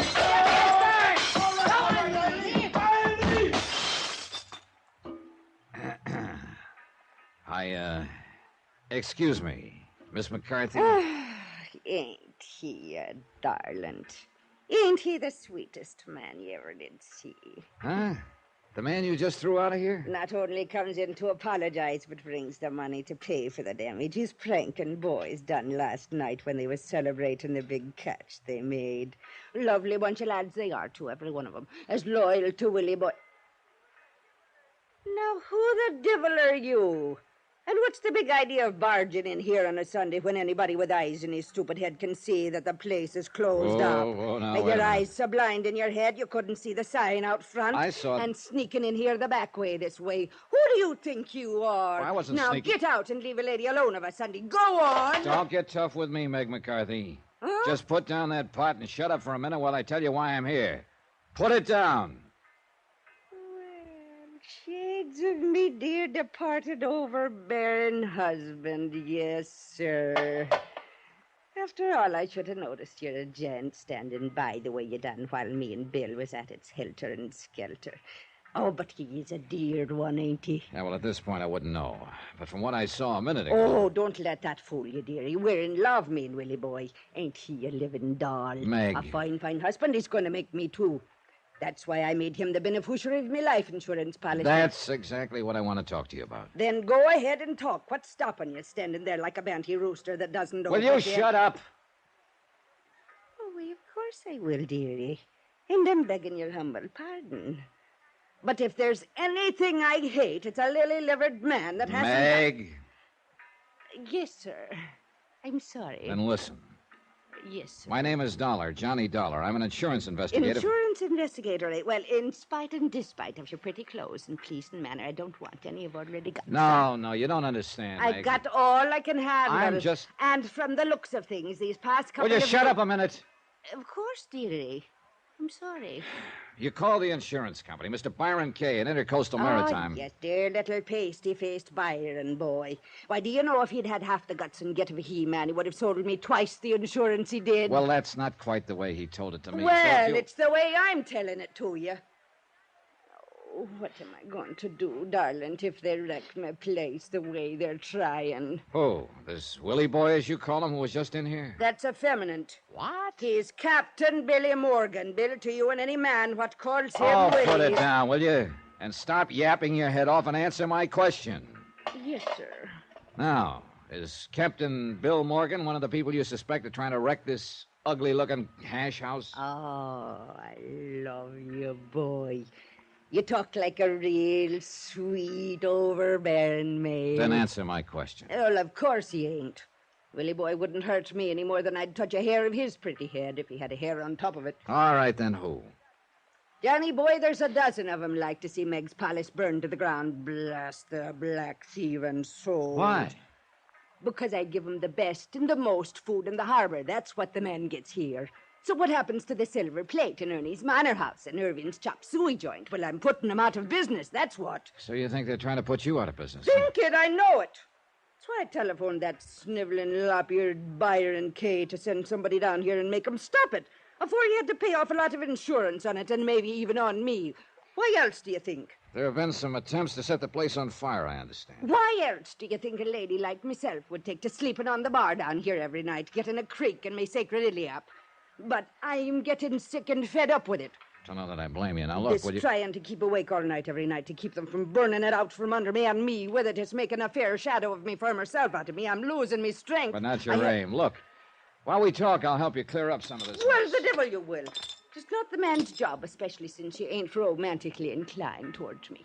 But you would let Bill Morgan clean up for you, huh? He was the cause of it, wasn't he? So if he and his boys don't show up before nightfall and take care of it, so help me, I'll keel-haul them every one. Besides, if he's going to be me old man when the fishing season's done, he's got to know how to keep in line. Now, You say there are people you suspect of trying to fire this building. 3. All right, 3. Now, who are they? The owners of the other restaurants here on the docks? Aye. First, there's Clem Harris, what runs the Silver Plate. Oh, and a sly one he is. Yeah, what do you mean? He's too soft and polite and soft-spoke. Me, I never trust a man unless he talks up like a man. I guess that's why I like you, dear. Well, who are the others? Ernie Turner at the Manor House Cafe. Oh, yeah. Is that the big place down at the other end? What? The little hole in the wall next to the bait stand. And half the time the customers don't know whether they're getting bad food or thawed-out bait. And the third one. Yeah? That stubborn mule that runs Irving's chop suey joint. Irving who? What's his last name? Irving? His name's Tony. His name... Now, wait a minute, would you please? Sure. Tony Fortino, Italian. Then why is it Why a chop suey place? If anybody has eyes, he would have saw how the sign was changed. First, the Chinese had it with chop suey. Yeah? Then came Irving with kosher, so he added his name to it, and now it's Tony. Well, then why? Only there wasn't any more room left on the sign, so stop complaining. Okay, Meg, you win. But have you any specific reason to suspect any one of them? One of them? I suspect them all, the dirty conniving. Why? Because they're a dirty conniving. I'll tell you why. Because they won't sell out to me. Because they all three keep open competing with me, and that's 3 against 1, so they're a dirty conniving. All right, you said that. Well, aren't they? How would All you... right. Yes, sir. I love it when you speak to me that way, Johnny boy. So you said. Now, I asked you if you have any specific reason for suspecting any one or all of them. Well, of course I have, on account of the threats they sent. How do you know they sent them? Because I suspect them, that's why. And what happens 3 times they tried to set fire to my love... Meg, you don't have one bit of actual evidence against any of them, do you? Well, do you? No, but I suspect the dirty Hold conniving... it, please. Are you sure those fires weren't accidental? Accidental? Well, with all the dirt and grease you leave around this In shack. the middle of the night with a stove fire banked like I've been doing it for 20 years, and with all the fires starting outside where they have no business. Look, Johnny boy, I'll show you where they started outside. Well, now, that's a good idea, because so far, I confess I can't get very much alarmed over what's happening. Don't the whole town know I'm closed on Sundays? Hello, and what kind of a blubber-headed income-poop would be calling Meg's Palace on a Sunday when everybody knows... I want Johnny Dollar. Huh? Oh, of course. The gentleman's right here. It's for you, Johnny boy. Oh?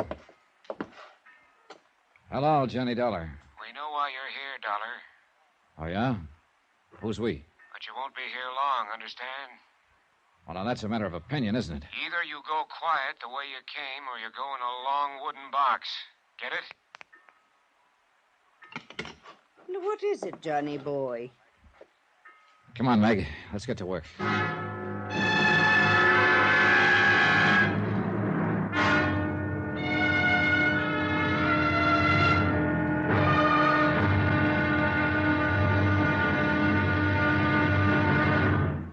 Now, here's our star to tell you about tomorrow's episode of this week's story. Tomorrow, well, they say that darkness can cover a multitude of sins. It can also cover a strong man armed with a deadly weapon. Join us, won't you? Yours truly, Johnny Dollar.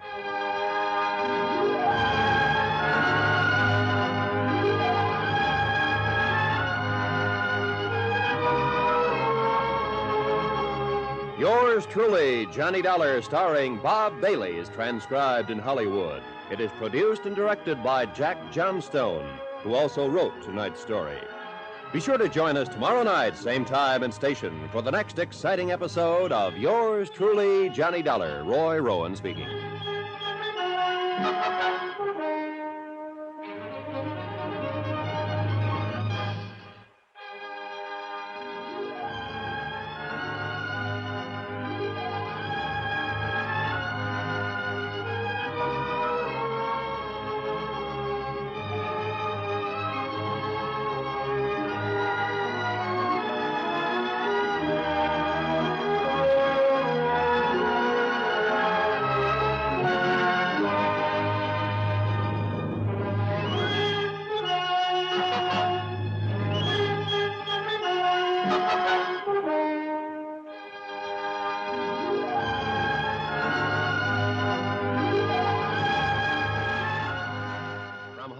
It's time now for...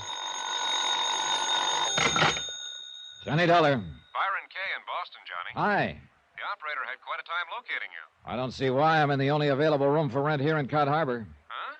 Well, she said she was ringing Meg's Palace Restaurant. That's where I am. Room's right above the place. Well, tell me, have you found out whether it's true somebody's trying to burn up that joint and put Meg out of business? Not only that, Bly, but whoever's behind the attempts to get her out of the way has threatened to get me. Hey, you want some help? Yeah, I want you to send me something by truck soon as possible. Huh? And I want to be sure it arrives here quietly at night so that nobody in this little fishing village knows it arrives. Holy smoke, what? Listen carefully, Bly, and I'll tell you. I want you to send me 6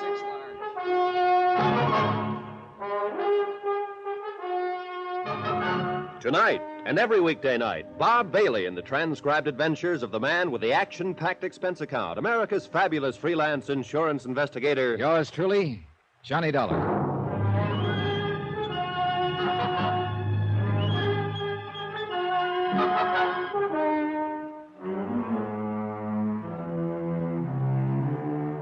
From Special Investigator Johnny Dollar, location Cod Harbor, Massachusetts, to the Intercoastal Maritime and Life Insurance Company, Boston. Assignment, the Meg's Palace matter. Expense account continued. Expense account item. Well, since you're paying for and sending that batch of fire extinguishers, Byron, I can hardly charge them to my expense account, can I? But I have a sneaking suspicion they might be mighty important. A cursory inspection of this tiny fishing community has revealed no sign of a firehouse. Nothing, in fact, but some hose connections for cleaning off the docks. And after the threats Meg McCarthy has received, plus a couple of attempts to fire up this disreputable-looking establishment of hers, well, I guess I still have some Boy Scout blood in my veins. In view of the threat to me, I figured it might be a good idea to consult the local authorities. I learned a long time ago that it's a good plan to enlist their cooperation when working in a strange, small community. Inquiries from some of the fishermen mending their nets spread out on the long wharf led me to a small, shabby, unmarked frame shack that stood about a block away from the waterfront. Come in, come in. Mr. Beasley? That's right. Oh, what's your name? Johnny Dollar. Dollar, Okay, what do you want? Well, you're the chief of police, I understand. Acting chief of police? Oh. Acting mayor, too, an acting judge, acting town clerk, acting just about anything else you could want. I don't get it. Well, I don't know why not. Officially, I guess Cod Harbor's just a part of Barnesboro, a couple of miles inland. We're so small, and we're not incorporated like most towns, so we just have to be kind of self-sufficient unto ourselves. You see what I mean? And you know something? It works out pretty good. Yeah, well, I guess it's as as acting chief of police that I've come to see you. Yeah, what about? The Meg's Palace Cafe.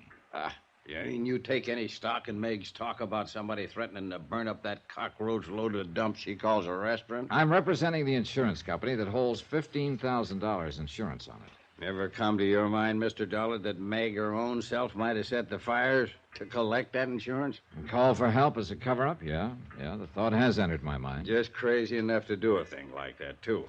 Hasn't she been to you for help? She told me. Oh, what sort of evidence, one way or another, have you turned up? Dollar, I haven't looked for any. Yeah, what? The less I meddle in their affairs, the less trouble I'll have with the folks here in Cod Harbor. Oh, hey, now, wait a minute. For a mayor and police chief and so on, you don't seem to be very concerned about these people of yours. So, maybe I'm not. What's the difference? Well, look here, if you... Yeah, you know, unless something serious happened, like a murder Or a fire that destroyed Meg's Palace and maybe half the docks. Don't you think that sort of thing is serious? Well, yeah, if it happens. Then I'd probably have to call in the regular appointed authorities over to Barnesboro. But there hasn't been any fire yet. Not any real one. So why get your dander up? Well, I'll be. Look, with so little concern about the place, how did you ever get all those jobs? Easy. Lost my schooner out on the banks last fall. So for want of something better, I just took it. I took them all. Why not? The town feeds and bores me, and I like it. So... Real soft, lazy, good-for-nothing life, huh? Sure. Now, why don't you be a good boy, Dollar, and leave things be around here? Stop wasting my time. Well, just let me take enough of your valuable time to ask a couple of questions. Sure. Go ahead. No harm in asking. I want to know about some of the people here in Cod Harbor. Like who? Clem Harris, for one. Careful, boy. That's my cousin. Oh. Who else? Ernie Turner and Tony Fortino. Oh. On account of them's the three that run the other dirty bites along the docks, huh? Yeah. I'd like a rundown on all three of them. Easy. Yeah? Yeah. Go talk to them. Oh, now, wait a minute. Easiest way I know of for you to find out all about them. Oh, you're a lot of help. Dollar, like I said, we're kind of self-sufficient unto ourselves around here. We like it that way. And that's just another way of saying we don't like strangers coming here and messing around in our affairs. Well, that was pretty definitely that. It was getting quite late, and I decided I'd better postpone any interviews with Meg's business rivals until the following morning. Besides, as I walked along the wharf, I noticed that they were closed. Then I remembered somebody else I wanted to talk to, the beneficiary of Meg McCarthy's life insurance policy, the master of the fishing boat, Lily Ann, Captain Billy Morgan. But the Lily Ann, tied up at her berth, was dark and empty. Well, if anyone knew where Captain Billy was, it'd be Meg herself. So I walked the boards back to Meg's palace. What greeted me as I opened the back door of the place was truly a sight to behold. Over there with that hose, you scum of a land-loving. Over there in the corner, can't you see? What's the matter with your blinking eyeball? Standing in the center of the floor, brandishing a moth-eaten feather duster as if it were a club, stood Captain Billy Morgan, shouting orders to 3 men who were cleaning up the mess of pots and pans and broken crockery left over from Meg McCarthy's temper tantrum of a short while earlier, when she belabored this same Captain Billy for a little celebration he and his crew had in their place the night before. Belabored? It looked like she must have thrown one of everything in the joint at him.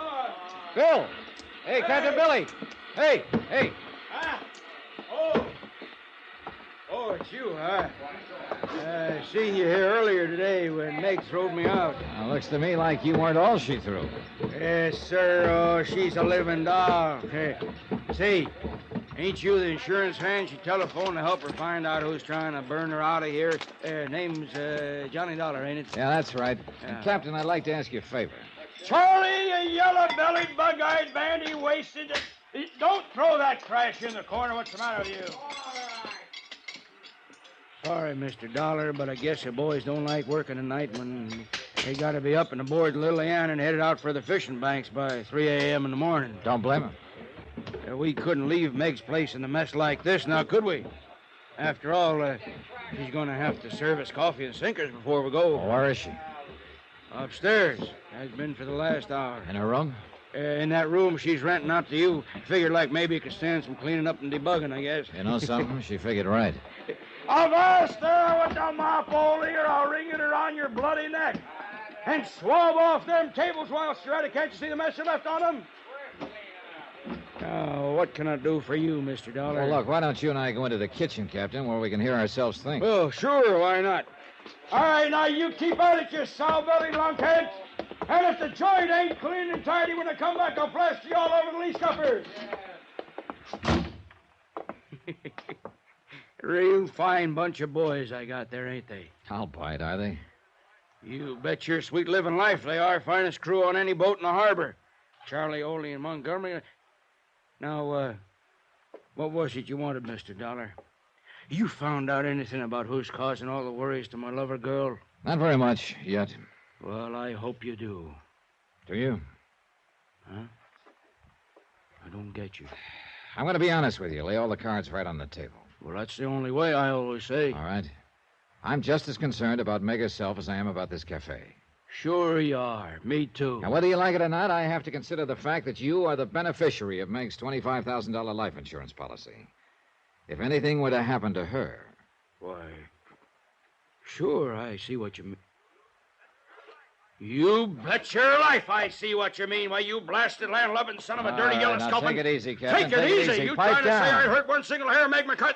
Dollar, you make crash like that, I'll swab the decks with that ornery hide of yours and feed you. Put him up! Put him up, Dollar! You want to talk to me like that, you put him pipe up! down, Captain. Let's talk sense a minute. Talk sense, yeah, but don't you go implicating that I didn't imply a thing yet. Well, I warn you, you Just don't. a minute there, Captain Billy Morgan, just a Meg, minute. Who do you think you're talking to like that, the guest of me humble establishment? Well, I'm sorry, Meg, darling, but he and was why talking ain't like... you in there helping those poor boys of yours with the cleaning up? Well, but they're almost finished up, Meg, me darling. Besides, unless you ought to get out of here and get your sleep, you'll not be worth your salt on the boat tomorrow. Meg, I'd like to talk to Captain Billy. Tomorrow.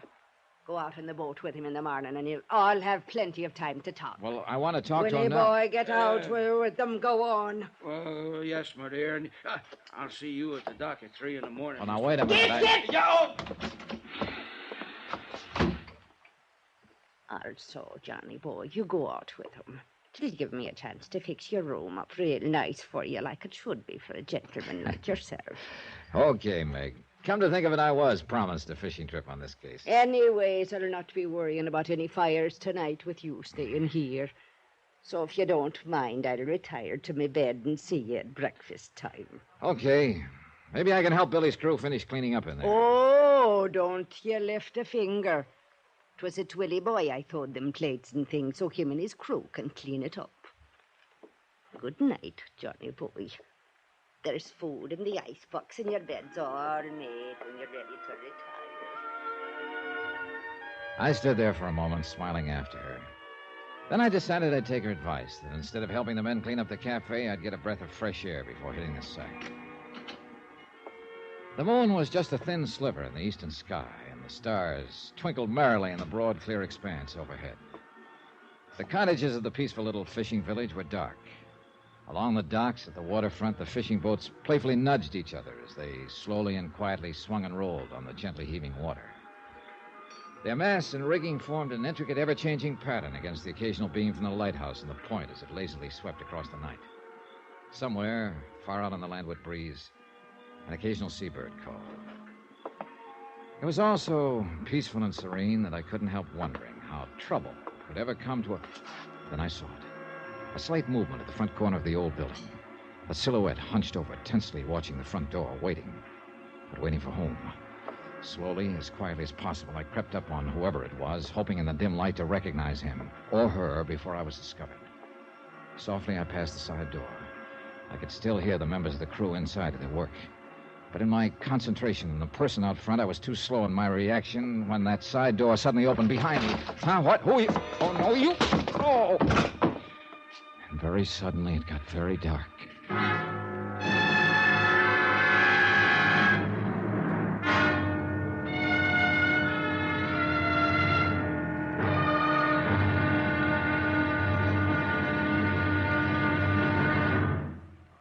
Now, here's our star to tell you about tomorrow's episode of this week's story. Tomorrow, a trip to sea on the Lily Ann that starts out like an ordinary fishing trip.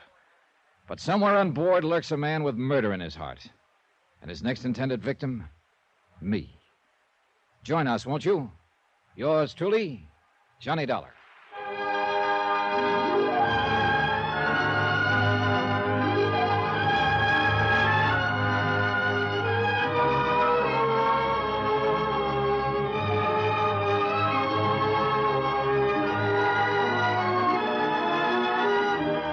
Yours truly, Johnny Dollar, starring Bob Bailey, is transcribed in Hollywood.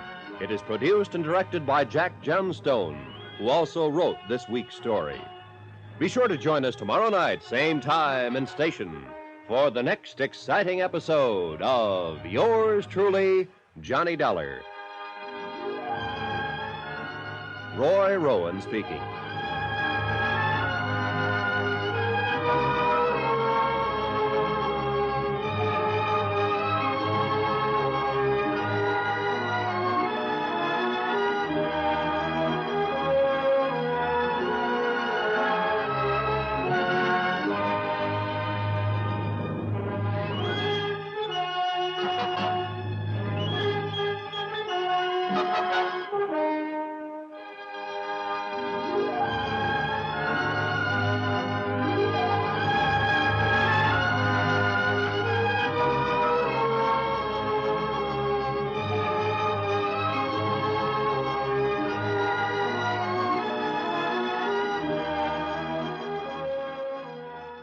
From Hollywood, it's time now for... Johnny Dollar. Mr. Dollar? Oh, listen, it's after midnight, and I don't feel This so is good. Tim Beasley. I want to talk to you. Oh, the oh-so-very uncooperative mayor, chief of police, and general do-nothing in this town. Now, just a minute. Now, you just a minute. I asked you for help this afternoon in finding out who's threatening to put Meg McCarthy in a restaurant out of business. Dollar. What do I get? A snide warning from you that the people of Cod Harbor don't want outsiders messing in their affairs. Well, I don't believe it. If you'll only listen to me, I want to help Then you. why weren't you here a little while ago when somebody slugged me? I was. What? Who do you think picked you up in that alley and put you to bed at Meg's place?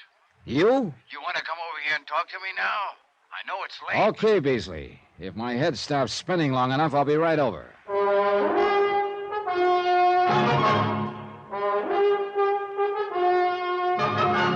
Tonight and every weekday night, Bob Bailey in the transcribed adventures of the man with the action-packed expense account, America's fabulous freelance insurance investigator. Yours truly, Johnny Dollar.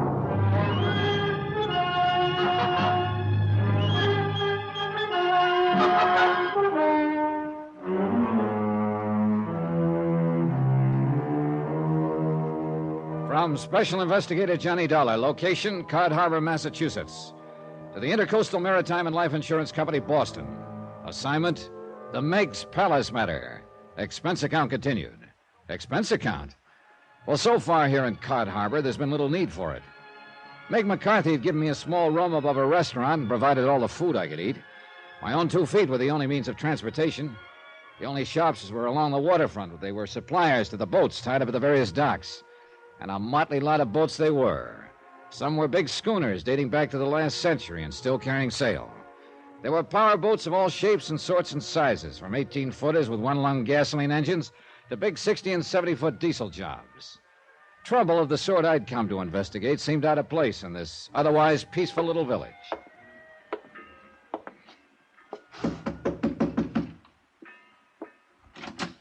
Come in, Mr. Dollar.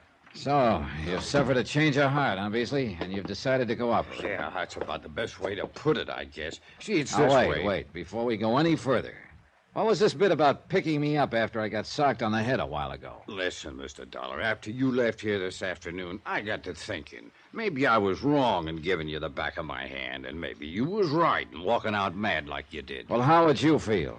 The insurance company back in Hartford gets word from Meg McCarthy that somebody's threatening to burn up that joint on the waterfront she calls a restaurant. It's insured for $15,000, and she's insured for $25,000. I know. Well, you see, it's this way. And when I get here, I learn that somebody has already tried a couple of times to set fire to the place. All right. I learned a long time ago that in a case like this, it's smart to enlist the help of the local authorities. Here in Cod Harbor, those authorities all seem to boil down to you. Why, I will never know. Yeah, like I told you. But now listen. And what do I get from you? The cold shoulder, the back of your hand, as you put it. I got to explain to you, Mr. Dollar. Well, then go ahead and explain. And believe me, brother, it better be good. Well, there probably ain't another village like this in the whole country, see? Technically, we're supposed to be part of Barnesboro, a few miles inland. But we've always left them alone, and they've always left us alone. Any trouble happens, we settle it amongst ourselves. And because we're such a small place, it's get along with everybody or get out, see? So we just don't have no trouble. Not of any account, that is. Unless it's somebody comes in from outside and makes it for us. You understand, Mr. Dollar? Are you forgetting it was one of your own townspeople who asked me to come here, and for her own protection? That's what I got to thinking about after you left. So I decided maybe I better talk to you. And, well, that's how I happened to go over to Meg's place tonight. Was that you I saw in the shadows out by the front door? Yes, sir. I was waiting for Captain Billy Morgan and his crew to finish cleaning up the place for Meg. And I was going to go in and talk to you. And that's the truth, Mr. Dollar. Go on. Well, I just got there when I heard a noise out at the side of the cafe like a fight. Of course, it was dark. There was no fight. Somebody came out the side door from behind me and knocked me on the head. Yeah. So I took you up and put you on your bed and gave you time to get your senses back and then telephoned to you. Uh-huh. You sure it was you out at the front of the cafe? Oh, no, Mr. Dollar. You trying to implicate maybe it was me that give you a belaying pin over the head? Was that what hit me, Beasley? A belaying pin? Well, something hit you, and I just... Okay. I'll take your word it wasn't you, for the time being. I swear, Mr. Dollar, by all... All right, then, listen. Yeah? I heard that side door open just before I started seeing stars. Huh? Yeah? That means whoever struck me must have come from inside the cafe. Say? Yeah, that's right. The only people inside were Captain Morgan and the crew of his fishing boat. You sure? I'm sure, because I was in there myself just a minute before. Just Billy Morgan and his 3 men. Where was Meg? She'd gone up to bed. I just stepped outside for a breath of air. Ole? Huh? Ole Jensen, first mate. Yeah, I heard Captain Billy call one of them Ole. Last name's Jensen, huh? And then there's Charlie. Charlie Buttons, the deckhand, and Montgomery, the engineer. Well? No, not one of them could have done it. Isn't that like saying I didn't get hit? One of them must have done it. No, sir, Mr. Dollar. It just couldn't make any sense. All right, tell me this. Are any of them related to the guys who run the other cafes along the wharf? No. But you are, aren't you, Beasley? Huh? To Clem Harris at the Silver Plate, or is it the Greasy Plate? Anyway, he's your cousin, isn't he? Oh, I told you that. But if you think he had anything... Right now, I don't know what I think. Well, let me tell you this. If you have suffered this big change of heart, it's about time you started proving it. I'll do anything you say, Mr. Dollar. All right. Meg seems to think the threats and attempts to burn down her place came from her competitors. Well, I know she does, but she's Now, in a couple of hours, I'm taking off for the fishing banks with Captain Morgan and his crew. Maybe I'll be able to spot which of his men laid me out in the alley, if it was one of them. Meantime, you see if you can dig up anything that would put a finger at the other cafe owners. That means Ernie at the Manor House, Tony who runs Irving's Chop Suey joint, and your cousin, Clem Harris. Okay, Mr. Dollar. I'll do it. Hey, by the way, did you ever check their handwriting against the letters Meg received? Well, no, I never quite got around to it. I don't think you ever got around to doing anything. But it's such an easy job. Well, do it. Get the letters from Meg and check them. Yes, sir. I'm going to try to get a couple hours sleep before we take off on the Lily Ann. Yes, sir. The big lazy slob. The first time I met him, he'd actually boasted about his soft job. About how nicely he could live in the town without having to lift a finger. Oh, sure, the sudden change of heart may have been genuine, but I wouldn't have bet on it. And I still had no proof it wasn't he who slugged me. And one of Meg's rival eateries was run by his cousin. But then everything indicated that whoever struck me had come from inside her own cafe. So I decided it was more important than ever that I go on the next day's fishing trip.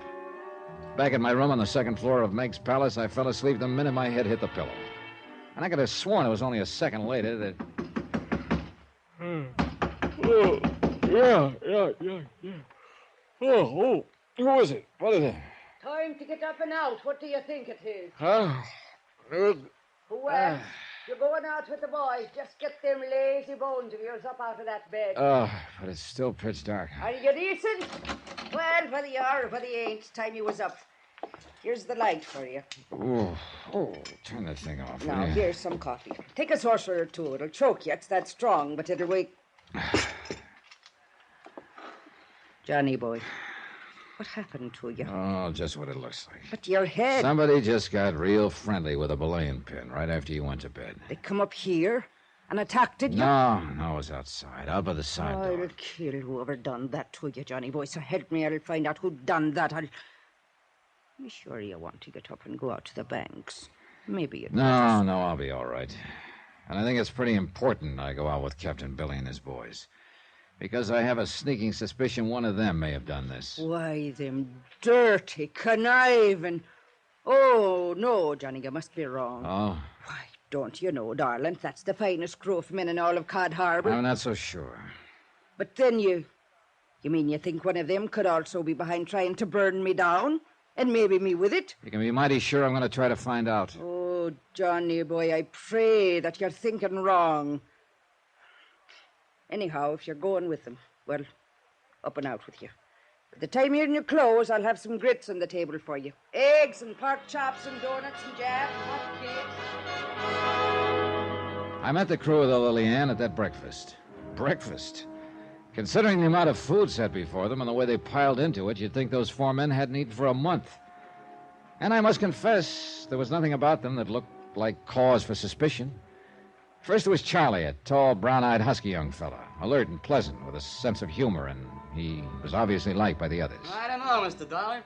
I think you just got to dreaming about some nice, pretty gal, and when you reached out and tried to grab her, you fell out of bed, and that's the way you got banged up. Montgomery, a bit older, the man who was responsible for the engines on the boat. Gray-haired, lean, wiry, with narrow fingers that looked clumsy and somehow never made a clumsy move. Whose blue eyes looked straight at you when he spoke. Don't you believe it? And you can blow me down, Mr. Dollar, if that ain't the most dastardly thing I ever heard of here in Cod Harbor.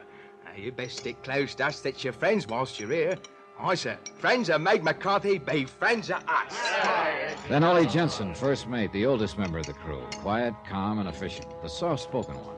It's not for me to inquire why you're here. That business you're about, Mr. Dollar, and I don't. But I'm certain it's for the good. And any help that we can give you, you're welcome, sir. And I say the devil with all this chitter and chatter when there's fish at sea for you to catch, you lazy lunkers. Get up from that table and get to work. By the time the sun's up, the fish will all be out of your reach.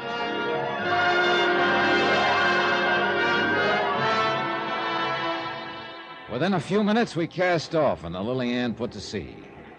Slowly, the lights of the little village disappeared aft. The moon had gone down, and our only company out on the dark water was the twinkling stars and the occasional running lights from the other boats setting out for the fishing banks. Captain Billy Morgan stood at the wheel. Montgomery sat athwart the engine cover and occasionally made some slight adjustment or indicated a change of throttle to the captain. Young Charlie and Ole made ready the two small boats and trot lines. For today, we'd go for codfish in the deep that lay along the edge of Taylor Banks. I stood alone up in the bows, looking over the curling wash as it scattered the myriad microscopic beings and gave a soft phosphorescent glow to the water gliding past. And I wondered why there had to be trouble in this world, where honest labor by honest men could do so much more. Honest men? No, not even among this crew. One of them had to be the man who'd attacked me. Was probably the one who had threatened to burn Meg McCarthy out of business. So I'd better have at it. I'd better get back aft, talk with them, watch their every move, try somehow to trap one of them into saying something that would give them away. Or maybe, who knows, give all of them away. And above all, watch my step. There was a long way back to shore. And the darkness and the sound of the engines could all too easily cover up an untoward act by one of them. It did. Before I could lift my head, a powerful pair of arms had picked me up bodily and dropped me overside. In the brief moment that I remember, I felt the strong tug from the big propellers as the water closed over me, then a terrible blow against my side. Then nothing.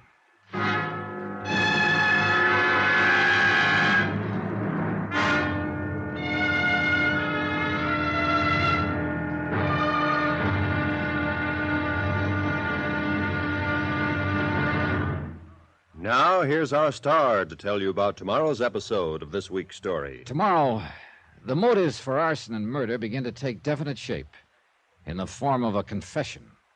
Join us, won't you? Yours truly, Johnny Dollar.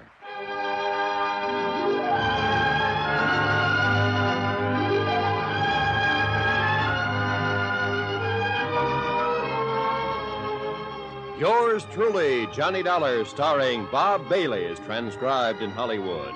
It is produced and directed by Jack Johnstone, who also wrote this week's story. Be sure to join us tomorrow night, same time and station, for the next exciting episode of Yours truly, Johnny Dollar. Roy Rowan speaking.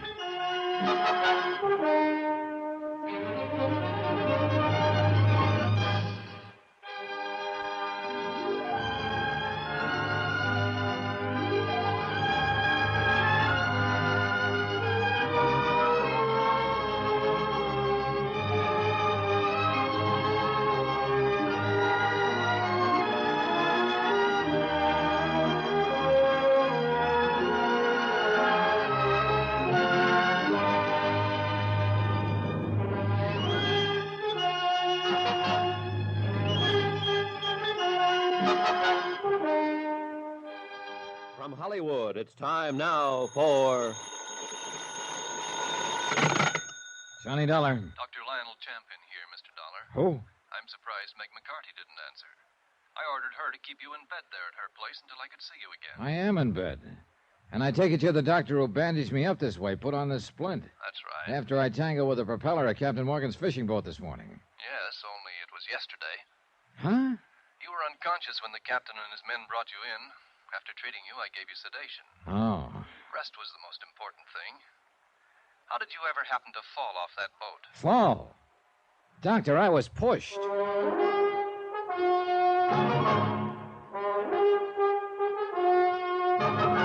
Tonight, and every weekday night, Bob Bailey in the transcribed adventures of the man with the action-packed expense account, America's fabulous freelance insurance investigator. Yours truly, Johnny Dollar.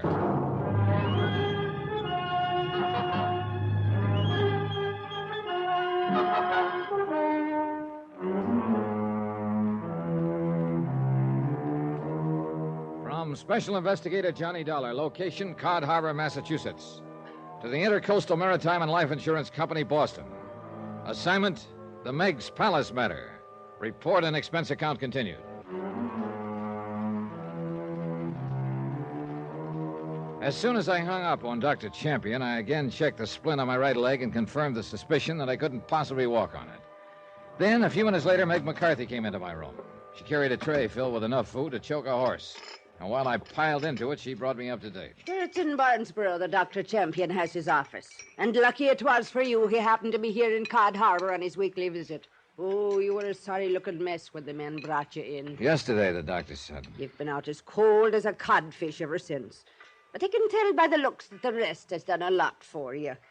How do you feel? No matter of fact, Meg, I feel pretty good. There, you see, you've got to take it easy, like the doctor said. Just lay there and rest and sleep and eat all the good food I bring you. Yeah, except and unless I get up and going on this case. You try that and I'll lash you to the bedpost. Doctor's orders is doctor's orders, so don't you try nothing different. Yes, ma'am. Oh, it's a miracle, praise be, that propeller on the Lily Ann didn't cut you to ribbons. Captain Billy and his crew brought me back here, huh? Who else? Where are they now? Fishing out on the banks, of course. What did you expect? Don't you know they have to earn a living the same as me and you? And what about keeping up the payments on that seagoing bathtub? Precious little time they had for fishing yesterday after that fool trick you pulled falling off of her. Is that what they told you happened? Of course, what else? Meg, which of the men told you I'd fallen off the boat? Well, all of them. Only the first mate, young Charlie Montgomery, the engineer, and, of course, my Willie by himself, Captain Morgan, to you. And they all told it the same way? What? Why not? Should they be after making up fairy tales? How did they tell it? You're sure that screw didn't hit you on the head, too? You lost your memory? How did they tell it, Meg? It's important. Well, whilst they went about their chores, you were standing alone up in the bows. Then they heard you yell. Yeah? Despite of the darkness, they seen you splash in the phosphorescent wake. And there you were, being sucked under by the prop. That's all.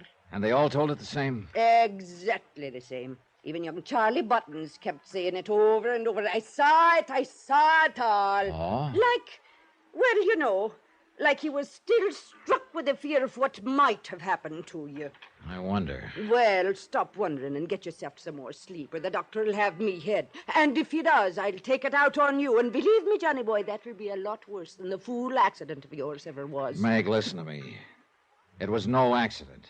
What? I was thrown overboard. Oh, Johnny boy, you're raving delirious out of your head. I was leaning over the rail, watching the water, and a powerful pair of arms belonging to somebody aboard that boat picked me up and tossed me over. Who?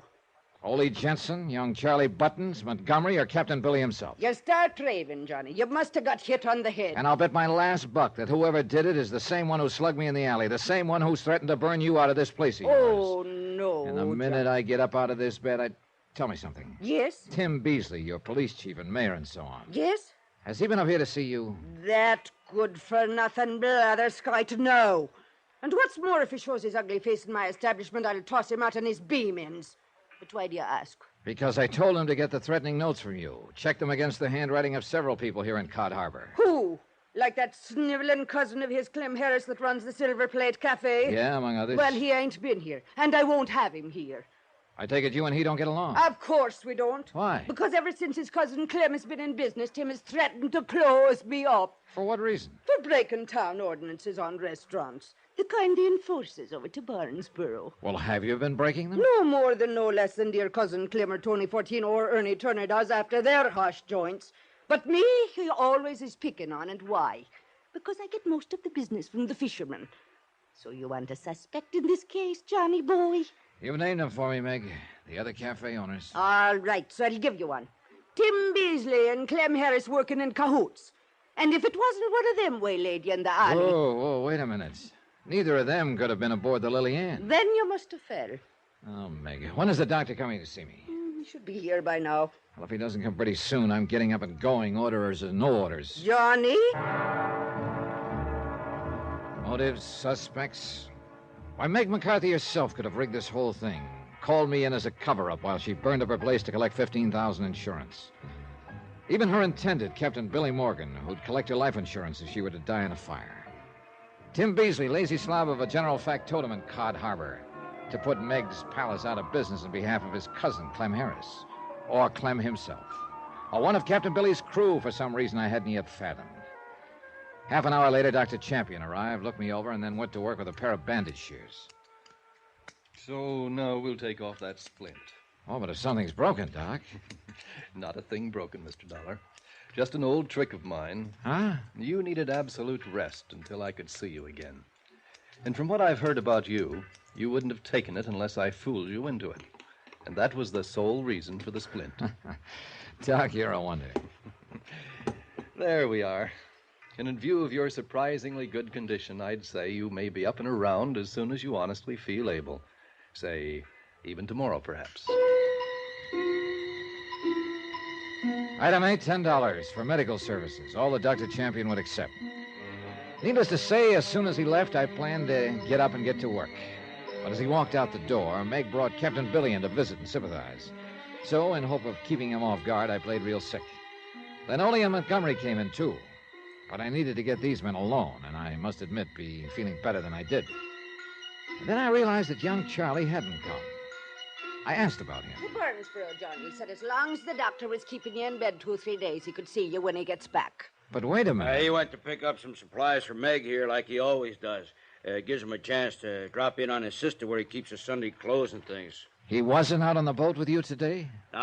Meg spoils a lad that way, always has him going in for supplies when I need him the most. Look here now, Willie boy. You talk like I was the one picked today. Well, of course you did. Of You always course do. I didn't, and don't you tell me. He said it was you. You're off your course, Miss I McCarthy. am. You know blasted And well as you don't are. you shake your finger at me, you blue You pipe down, woman. Do you want Mr. Dollar to have a relapse? You. Oh, Johnny boy. I'm sorry. Shut up, Bill. It's okay, Meg. And But Willie tell me boy. I'm sorry if I seem to be raising my voice at you. Oh, bless you, Meg. It's that fiery spirit that keeps me loving you. Yeah, but now, why don't we leave the poor man alone to recover, huh? Come on, boys. Yes, come on, all of you. Out you go. After you, Meg. Oh, After my, you. how polite we are. Montgomery, wait. Oh, Mr. Dollar, something I can do for you to ease your bed of pain? A little drink or something? I've a bottle aboard the Lily Ann. No, thanks. I want to talk to you about Charlie. A real fine lad he is. Now, I'm sure he'll be wanting to see you when he gets back from his visit in town. No, wait. Captain Morgan said he has a sister in Barnesboro. Do you know the address? Oh, that I do. Many's a fine meal we've had from her on our time off. Well, I want to see her. You know, just a little personal thing. Oh, then here, I'll write down the address for you.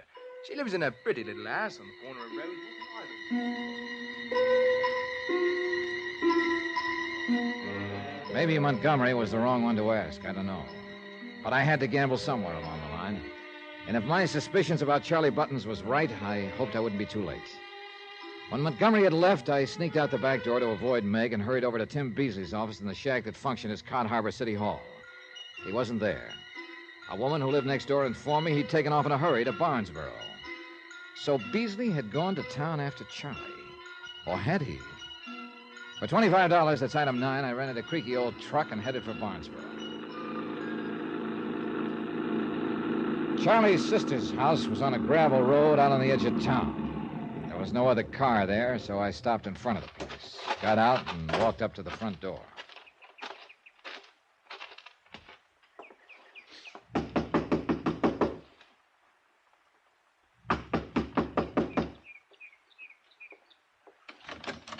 Sorry, mister, but my sister... Mr. Dollar. Hello, Charlie. Yeah, I meant to say, why did you come in? Sure glad to see you're all right, Mr. Dollar. Are you? It sure was awful. You're falling off the boat that way. What's the matter, Charlie? Aren't you feeling good? Yeah, sure. Sure I am. You look a little pale. And say... Well... Packing up to leave, huh? Yeah, Well, I'm tired of the fishing business, Mr. Dollar. Gonna give it up. Go somewhere else to earn a living. Tired of it, yeah. Why did you do it, Charlie? Huh? I don't know what you mean. It took somebody who knew that boat pretty well to sneak up on me in the dark and push me overboard. Took a strong, young pair of arms to do it, too. Yours, weren't they? Well? I didn't want to do it, Mr. Dollar. So help me, I didn't want to. But he made me. Yeah? Who made you? He found out. He found out about me, about my record. What record? That I'd killed a man once, accidentally, when I was just a kid. And I'd run out and escaped from the reformatory. But now I'm grown. If they ever catch me, they'll hang me or the electric chair up for life, and he knew that. Charlie. If I didn't do anything he said, like slugging you or trying to start the fires or anything, he'd give me away. So I had to, don't you see? I couldn't help myself. He made me do everything. Charlie, who, Charlie, who? It's all right. You don't need to rough me up, Dollar. I knew I'd get caught up with someday. I'll go quiet with you. And maybe you'll help to try and get things easy for me. Charlie, who made you try to kill me? Yeah, I'll tell you. It was so he could get you out of the way and burn up Meg's palace and her with it. I'll tell you, Mr. Dollar, it was... Oh, no. Huh? There. At the window. Behind you. That old trick? Oh, no, you... Help! The boy fell against me, pinning me to the floor. And as I pushed him away, I saw the patch of red slowly spreading on the front of his shirt directly above the heart. By the time I got to the window, a car had taken off down the old gravel road and was completely obscured by a thick cloud of dust. And I wondered. I wondered for whom the shot that killed Charlie had really been intended.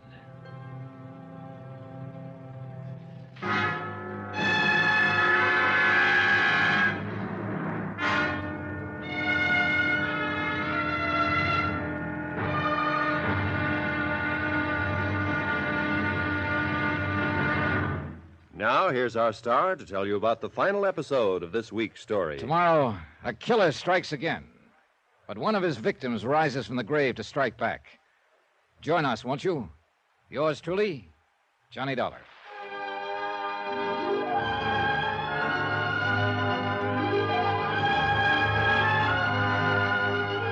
Yours truly, Johnny Dollar, starring Bob Bailey, is transcribed in Hollywood. It is produced and directed by Jack Johnstone, who also wrote this week's story. Be sure to join us tomorrow night, same time and station, for the next exciting episode of Yours truly, Johnny Dollar. Roy Rowan speaking.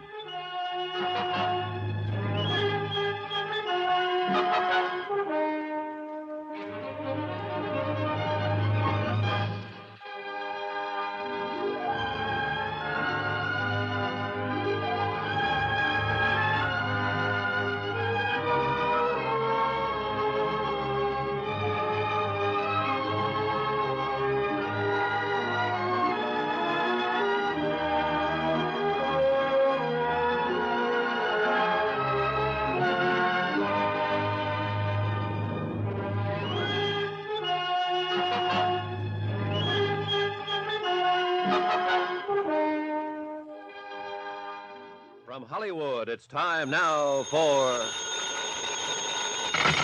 Johnny Dollar. This is Chief Walters, Barnesboro Police. You call me? Oh, yeah, Chief. I understand you're out at Sally Button's place on the edge of town. What can I do for you? Better get out here, Chief, fast. Oh? Yeah, to pick up a body.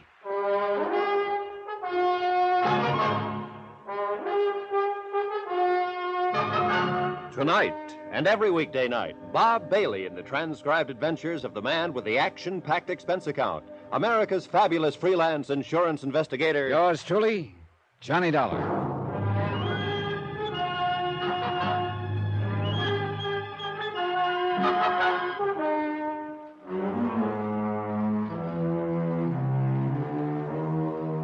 From Special Investigator Johnny Dollar, location Cod Harbor, Massachusetts, to the Intercoastal Maritime and Life Insurance Company, Boston. Assignment, the Meg's Palace matter. Report and expense account continued. Whoever shot young Charlie Buttons there at his sister's home in Barnesboro had disappeared down the gravel road in a cloud of dust. Hence the call to the police. Chief Walters was in his late 30s and definitely on the ball. He made a quick call to the coroner, and then in his car we took off for Cod Harbor. We pretty much left them alone over there in Cod Harbor, Mr. Dollar, and so far they've always managed to keep the peace. This time... Yeah. Now listen, Chief, and I'll give it to you fast. Yes, do that. Meg McCarthy got some threats to burn her place down, notified the insurance company. They sent me out. Understandable. First night there, I spotted a prowler around the cafe. But before I could get to him, somebody slugged me from behind. You didn't know who? Not then, but the prowler turned out to be Tim Beasley, your deputy over there, I guess you'd call him. Sort of, self-appointed. Lazy lout. But didn't he know who slugged you? He said not.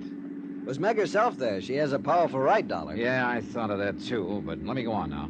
The next morning, I went out on the Lily Ann and got tossed overboard. And believe me, Chief, the propeller on one of those boats isn't much fun to tangle with. Yes, Dr. Champion told me he'd had to go over to fix you up. Yeah.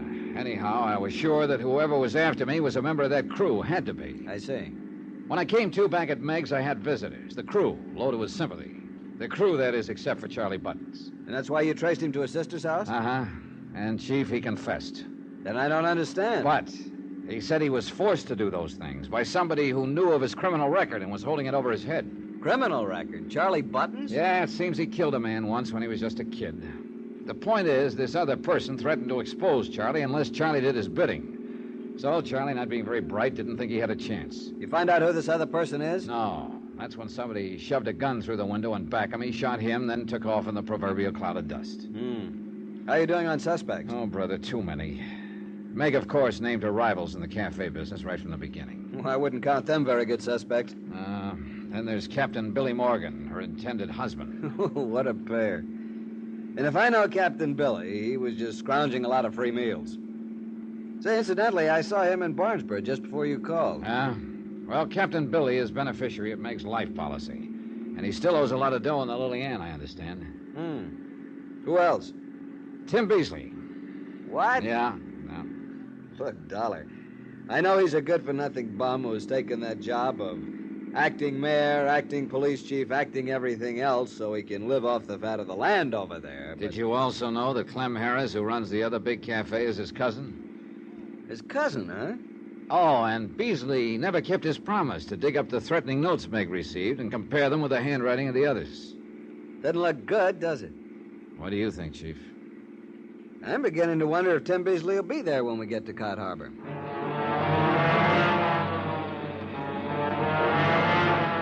As it turned out, Tim Beasley was very much in evidence. So was the whole population of Cod Harbor. For as the lights of the little fishing village slowly hove into view, I saw another light down by the waterfront, a big reddish glow. And as we pulled in closer, we could see the long tongues of flame leaping upward that caused it. Yep, Meg's palace was on fire. Chief Walters stepped on it. We took the last few turns on two wheels. Hoses of all sorts and shapes and sizes connected to pumps aboard the nearby fishing boats were throwing powerful streams of water at Meg's palace, at the back where the fire had apparently started. But the flames continued to spread, even licking along the ground behind the building. That means arson, Johnny. Oil and gasoline spreading around back there. No doubt of it, Chief. Hey, how'd it start, Captain Billy? Who knows? But grab a hose and get to work. Get some hose off one of them boats. Montgomery, you crazy fool! Captain Billy Morgan was running the show, and every one of my prize suspects was in there working his head off. All of them taking orders from Captain Billy. And then I realized that Meg McCarthy was nowhere around, and I noticed something else. All the firefighting was directed toward the back of the building. The front, thanks to the wind, was untouched. But that's where Meg McCarthy's room was. Chief Walters! Hey, Johnny, where are you going? Come on, Chief, give me a hand. What? See that window up there? Well, I'm going to climb up on the front roof of the place. You'll burn to a crisp up there. Gotta take that chance, because I think I can blow this whole case wide open. Now, clench your hands so I can step on them and hoist me up. But even right here, the heat is Come too on, much. man, quick, come on. Okay, Johnny, but I think you're crazy. Here you are. Now, up. Here you go. The heat was almost unbearable up on that roof, but I knew I had to do it. I crawled low along the shingles, hoping the rotten old roof would hold. A withering blast that felt like fire itself hit me full in the face as I broke the window of Meg's room. And there she lay, stretched out, unconscious on her bed. There was an ugly, livid mark across her forehead where somebody had struck her down, then left her there at the mercy of the fire. Johnny! Valerie, all right? The searing heat seemed to press in on me, engulf me, and the open window gave a draft to the flames that were already licking at the sides of the open door. Somehow I managed to wrap a blanket around Meg, covering her face, and stagger to the window, blindly groping for it. Johnny! This way, the window!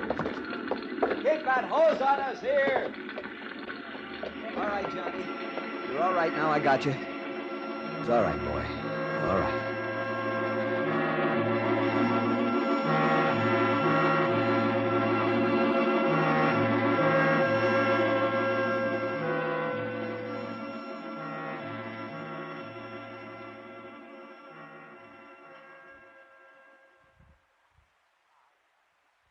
It's all right, Johnny boy. Outside of having your hair singed and losing a suit of clothes, you're all okay. Well, thank goodness you are, Meg. If But tell me... Oh, now take it easy. You got a bad burn on that left arm, and you got to lie still. Yeah, And would you believe it? It was Clem Harris, the one I always thought was such a no-good blatherskite that gave us each a place to stay here at this house. I wondered where I was when I came to a few minutes ago. I guess I misjudged the man. But how about you, Meg? Oh, bless you, darling. You saved me life, and I'll never forget it. May the good Lord strike me down. If it hadn't have been for you... Oh, think of it, Johnny boy. I'd be laying still in that pile of ashes out there that was once my nice cafe. I love you, Johnny boy, and I'm humble and I'm grateful. Meg, that mark on your head. Oh, the dirty, blathering spalpeen who snuck up in my room and knocked me down and left me there. I'll murderize him when I find him, that dirty conniving. You don't know who it was? How could I when he snuck up from behind me? Oh, Chief Walters, come in, sir, come in. Well, I must say, you two look pretty good, considering. Ready for a visitor, Johnny? Yeah, hi, Chief. Bring him in. Oh, now, Johnny, are you sure you want visitors until you're feeling better? Bring him in, boys. Right in here. Stop your pushing. Come on, kid. Why, Billy boy. What's the matter with you, Willie? That look on your face.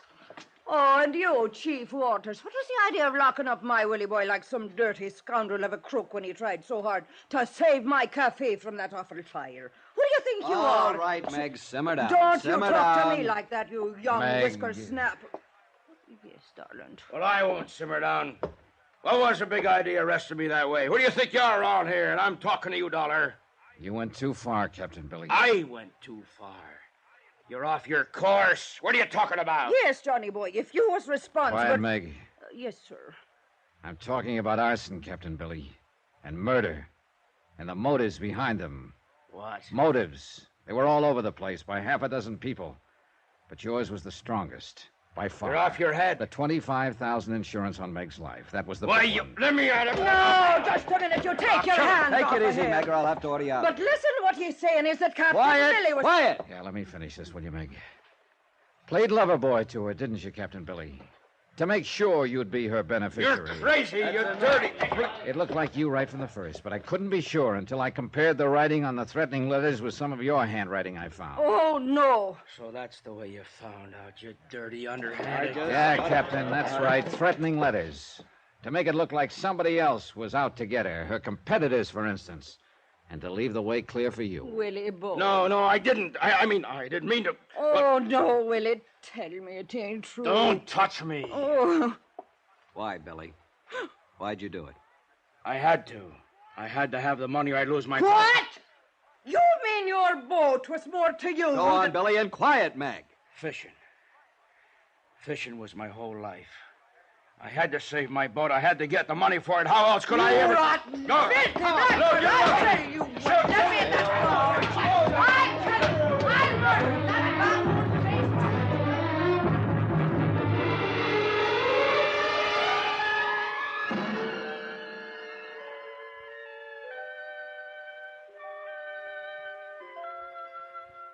I don't know, Johnny boy. Maybe I'll move to someplace else and open up. I wouldn't have the heart to here. Cod Harbor, it'd be too. It was here that I met him and I believed him. And, well, I guess this old heart of mine wasn't as tough as I thought it was. Yeah. I'm sorry, Meg. I'll get over it. Sure I will. I'm Meg McCarthy, Johnny Dollar. No blathering idiot of a man is going to keep Meg McCarthy down. That's the... You hear me? No man on this whole earth is worth it. They're all of them just a bunch of no good, too tight. Oh, no. No, Johnny boy, not you. If only there was more of the likes of you in the world. I love you, Johnny boy. And if I were a bit younger and maybe pretty... Johnny. Yeah? Now tell me, where did you ever get the threat letters you compared the writing of? I'd have swore that I destroyed them, every one. Know something, Meg? I didn't. Huh? I never saw them. Never saw a sample of Captain Billy Morgan's writing either. You mean you... Oh, no. Huh? Well, it worked, didn't it? Aye. And it serves that conniving murder and blather scoiting... There now, Meg. Oh, Johnny. I'm afraid I really did love him.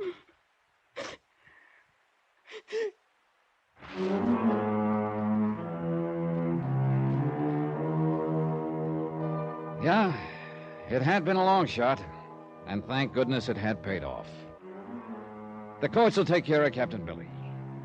The insurance on her place, of course, will have to be paid to Meg McCarthy, but no life insurance, thank heaven.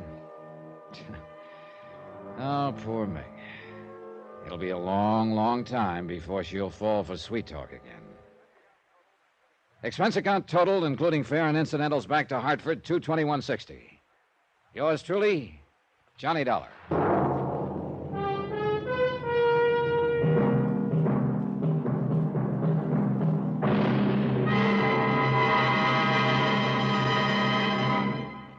Now, here's our star to tell you about next week's story. Next week, well, they say that diamonds are a girl's best friend.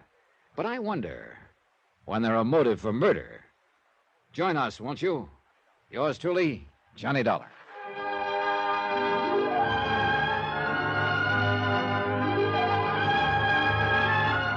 Yours truly, Johnny Dollar, starring Bob Bailey, is transcribed in Hollywood. It is produced and directed by Jack Johnstone, who also wrote this week's story. Heard in our cast were Virginia Gregg, Jack Crucian, Byron Kane, Forrest Lewis, Bert Holland, Stan Jones, Bob Bruce, Austin Green, and Harry Bartell. Musical supervision by Amerigo Marino and Carl Fortina. Be sure to join us on Monday night, same time and station, for another exciting story of yours truly, Johnny Dollar. Roy Rowan speaking.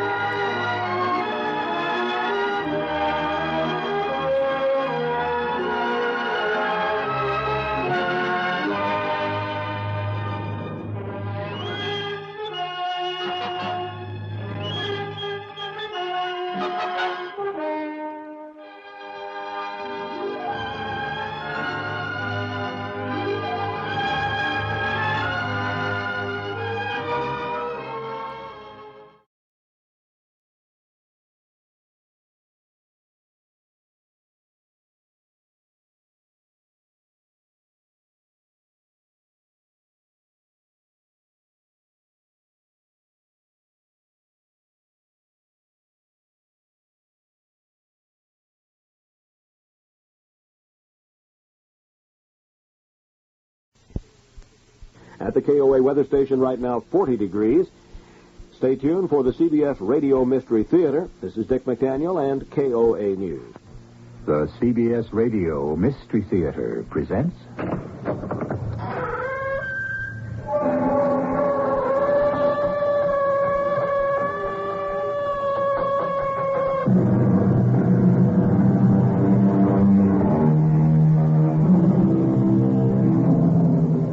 Come in. Welcome.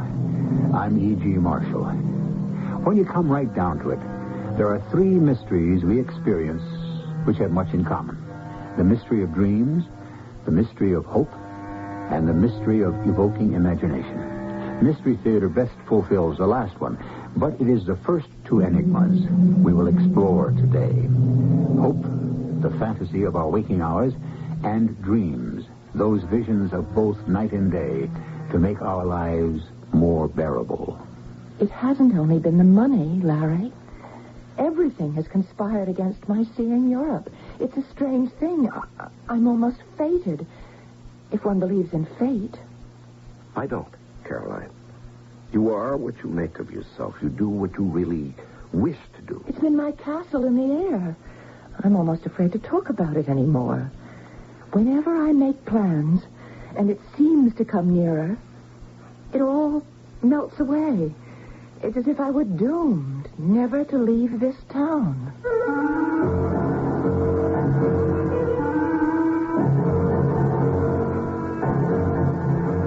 Our mystery drama, Tomorrow is Never, was adapted from a story by Henry James by James Agate, Jr., especially for the Mystery Theater, and stars Marion Seldes and Larry Haynes.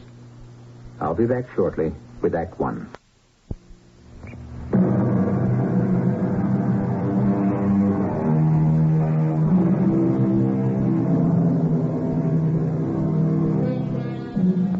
was Caroline Spencer. Caroline teaches school, and sometimes her fourth-grade students would wink and make fun of her. For Caroline might suddenly be gazing out the window of her classroom, looking far beyond the snow-covered New England hills, daydreaming of Rome or Paris, places she'd never seen. Today, at a party, she will meet Lawrence Stanford, a man who may change her whole life. Aunt Peg, thanks for inviting me over. Oh, Lawrence Stanford, don't stand in the doorway. Come in or it'll be snowing in my hall. Right, first let me thaw out. It's cold out there. Take your coat off. I will. Be patient with me. Oh, I'm glad you braved the storm to come to my party. People are so rude. Hardly anyone has arrived yet. You'd think they'd have the decency to let me know. Oh, Aunt Peg, are you being fair? The drifts are 3 feet high. Not everyone is used to climbing the Alps like I am. Vermont is nothing compared to that. Well, so it's snowy. You'd think they'd find some other means of letting me know. I see you've brought along your album of photographs, as I asked you to. I am just the person for you who will be fascinated. Oh, I don't mind showing my pictures in the slightest. That way I don't have to be witty or charming or even talk. Evidence of my travels talk for me. Well, stop talking now and join us in the parlor. Oh, Caroline. Yes, Mrs. Pegasus. May I introduce you to Lawrence Stanford? Lawrence, this is Caroline Spencer. Lawrence is my nephew and my neighbor when he isn't gallivanting about the world. How do you do, Mr. Stanford? A pleasure. Now, I have a special purpose in mind, introducing you to... Lawrence, young as he is a world traveler. Oh, how wonderful. There, you see, Lawrence? Here is a young lady to whom traveling is the ne plus ultra. Well, as Paganini said to the King of Prussia only yesterday, I just happened to bring my violin. Oh, stop fooling, Lawrence. What my nephew means is that he brought a whole portfolio of pictures of the places he's been to. Oh, I understood that. Oh, did you? Aunt Peg, I think I hear someone at the door. Good. Hopefully someone else has braved the storm to join us. Miss Spencer, whether you're ready for it or not, and whether I am or not, it's travel time for both of us. Let's sit over here by the fire.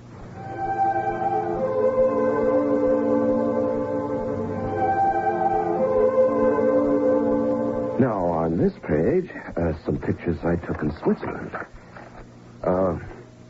You sure I'm not boring you? We've already been through half my photographs. Oh, no, not a bit. I'm quite fascinated. Please go. Oh, that lake is like glass. Have you been on the shore, too? That big building? Oh, that's the castle of Chalon on Lake Geneva. Yes, many times. Chalon. Isn't that where Bonaparte was imprisoned? Byron wrote about it in The Prisoner of Chalon. You're quite right. That one picture brings back Byron and his poetry. Oh, yes. And more. I see. Well, if you can understand how art and literature and music are all part of European life, I'd say that you are well equipped to visit many countries, Switzerland, Italy, everywhere. But if you want to see Europe as Byron described it, you'd better make your trip soon. The continent is getting sadly dis-Byronized. How soon must I go? I'd give you 10 years. Oh, I think I can go in that time. Well, you two have been sitting by the fire for an hour. Don't you want some tea? Can I get you a cup, Miss Spencer? Oh, thank you. Yes, just plain. No sugar or milk. Plain, no sugar, no milk. And Lawrence, come back here. I'll bring you both some tea. Are you sure, Aunt Peg? Besides, I may be taking up too much of Miss Spencer's time. Oh, why do you think I invited you here? Now, put that portfolio back in your lap, and I'll bring you both a cup. Mrs. Pegasus is a sweet lady. Yes. How do you know my aunt? Well, 3 of her little grandnieces are in my English class. Oh, so that's what you do. You teach English. Well, with half a mind, really. Do you speak many languages? Well, after fashion, but well enough to make myself understood from Geneva to Rome. I envy you. Have you been over there many years? Well, it does mount up. Put all the visits together. And you've traveled everywhere. Oh, no, not everywhere. I love it, and happily I can indulge. All of this is like a fairy tale to me. I suppose it's all very expensive, isn't it? Europe? Well, depends how you go. The big ocean liners, they're expensive, but one can go third class. It takes no more than 2 weeks. Once you're over there, you can manage with very little. You can see a great deal if you spend it wisely. Well, I think I could. I've saved, and I'm always adding a little bit to it. And I don't mind doing without things as long as... Oh, well. There's that pot of gold at the end of my rainbow. Those countries. Their history. You must never give up that dream, Caroline. When your rainbow ends in such beautiful colors. You say that in such a kind way. I don't even mind your calling me by my first name. And yet we hardly know each other. Well, I didn't mean to be forward. My friends call me Larry. Oh, it's all right. I feel I can trust you. It hasn't been only saving up the money to go. It's been other things. I'm almost afraid to talk about it anymore. 2 or 3 times, it's come a little nearer, and I start making definite plans, and then I talk about it, and it melts away. I can't explain it, but I'm still possessed with a kind of madness to travel. Well, there's only one cure for it, and that is to make up one's mind and go. Keep believing, and you will. I've read and read. I've prepared my mind, I think, as well as anyone can. Not just Byron, but histories and guidebooks, Baedekers. Mm-hmm.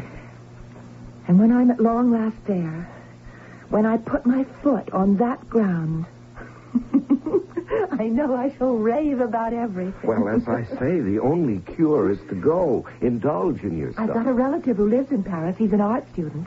So it isn't as though I'd be completely alone. Yes, well, I'll be going back pretty soon. One has to. And I'll be looking for you, Caroline, and I'll expect to find you there. Well, here you are, you two. 2 cups of tea. Lawrence, I believe it's stopped snowing. Well, my dear, meeting this young man is almost like an adventure with an explorer, isn't it? Oh, Mrs. Pegasus, you couldn't have given me a more enjoyable afternoon. I do appreciate it. Miss Spencer, Caroline, I'd better circulate a bit, or they'll accuse my aunt of inviting a very rude nephew. But if you do go abroad, remember, I shall be on the lookout for you. And I'll tell you if I'm disappointed.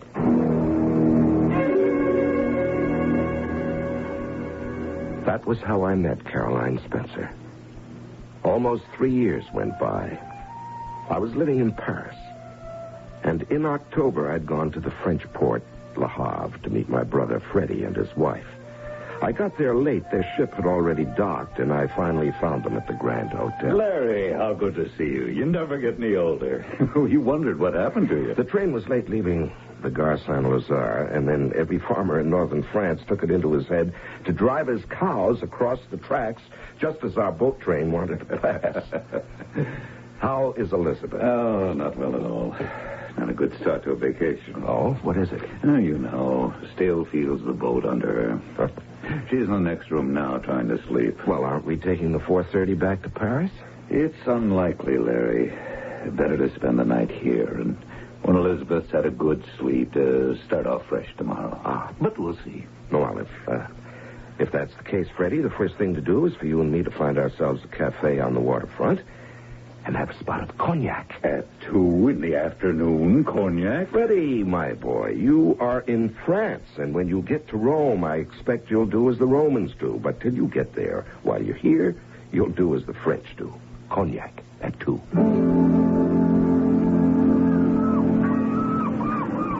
Cheers.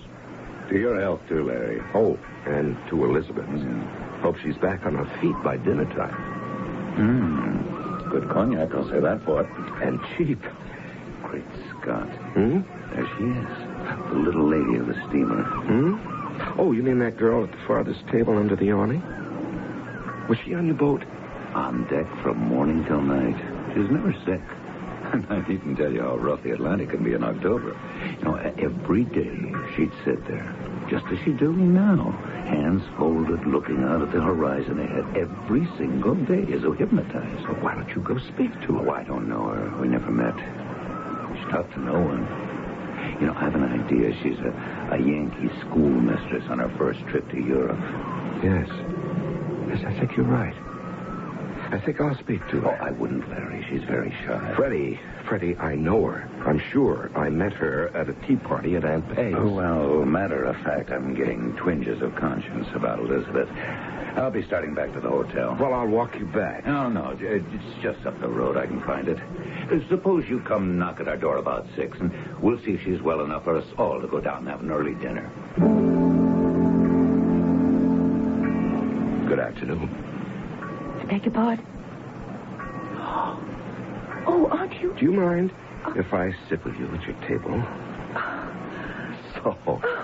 So, here you are in Europe. I hope you're not disappointed. It was you who showed me photographs of your travels. You're Mrs. Pegasus' nephew. I remember that afternoon so very well. Yes, so do I. So do I, Caroline. The last thing you said to me was, I'll tell you if I'm disappointed. And you're not. Oh, I can't begin to tell you how happy I am just to be sitting here in this cafe watching the people. It's like a dream. I've been right here for over an hour, and I don't want to move. Well, if you're that enchanted with poor, prosaic Le Havre, you'll have no admiration left for better things. There are so many more beautiful places just waiting for you. And why are you still in Le Havre anyway? Why haven't you gone on to Paris? Oh, it's quite a long story. It's because of my cousin, George. You see, he has all my money. It happens. There seems to be no end of naivete, of trusting people who believe the best of others. Caroline Spencer seems to be one of those, but not so Larry Stanford, who is beginning to feel compassion, if not care and conscience for this neophyte innocent traveler. I'll be back shortly with Act 2.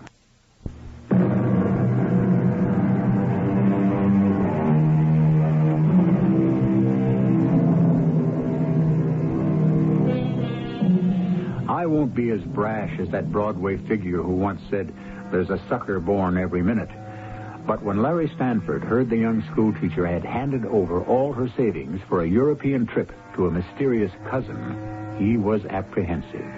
He would have been downright appalled had he been able to overhear Cousin George 2 weeks before Cousin Caroline arrived. There is no other way. But, George, I don't think I can do it. My handwriting is terrible. Bertha, it will be good enough for this. I am supposed to be a French countess? Oh, if anyone can understand my handwriting, they would never believe it. I tell you, Bertha, it doesn't matter. She won't know the difference. Now, I've given you some nice, clean paper. There is the ink. Take up the pen and we'll begin. But, George, chérie, why am I writing this letter? If your cousin, this Mademoiselle Caroline from America, arrives at Le Havre in 2 weeks, why write her a letter? She won't receive it before her departure. Because, ma petite, I shall go to meet the ship when it arrives. And when I think the moment is right, I will give it to her to read. Now, write. Chère Mademoiselle, I appeal to you as one woman to another. Woman to another. New sentence. Your wonderful cousin George. Oh, you don't think much of yourself, do you? Bertha, will you stop this nonsense and write what I tell you? Look, I don't know whether my cousin is rich or not, whatever. She's certainly better off than we are. All I'm asking is to borrow some money until my chef-d'oeuvre, my big painting, is completed. Now, does that satisfy you? Then why this I appeal from one woman to another? What are you up to, George? I want to know. I have a right. We are husband and wife, aren't we? You don't trust me. And why do I have to be a countess? I work in a bakery shop in my spare time. That's honest work, isn't it? You don't understand the romantic mentality of an American spinster. Now, shall we continue? When Caroline told me she'd handed her American dollars over to her cousin, I admit I was more than suspicious. I became alarmed. I can't say why, but it gave me a definite chill.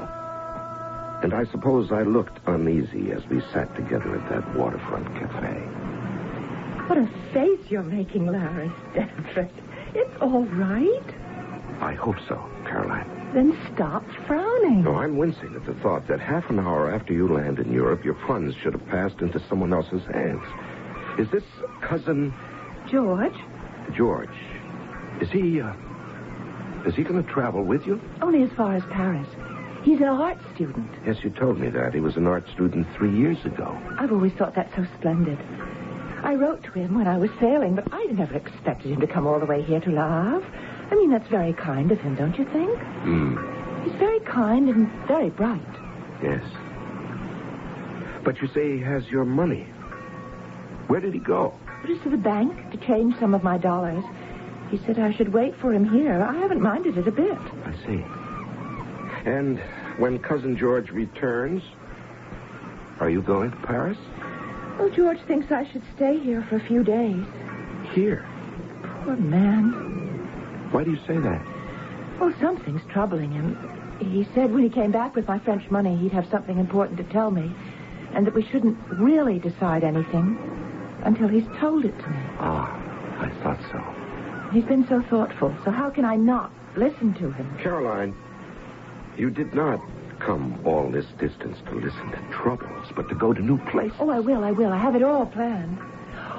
That's him. Is he coming back? The tall one? Yeah, the one with the swagger stick and the red hair. And the velvet jacket. Don't you just love the velvet jacket? And the slouch hat. That's my cousin. I told you we'd be along. George, over here. How do you do? I'm Lawrence Stanford. I'm an old friend of Caroline. Hello. Oh, you were on the ship with her. Don't stand there, George. Sit down. He's got my chair. Well, fetch another one, silly. Larry, please stay. No. I think I'd better be off. My sister-in-law didn't make the voyage too well, and I want to get back, see how she is. Well, I was hoping to stand us all to a drink. Well, I'm afraid I haven't the time, but thank you. Caroline, in case I don't return to Paris this evening with my brother and sister-in-law, where are you staying here? I've put her into La Belle Normande. Isn't that a pretty name? It's a lovely old inn. Yes, it's a good place. I've been there myself. I know my way around, old chap. Au revoir.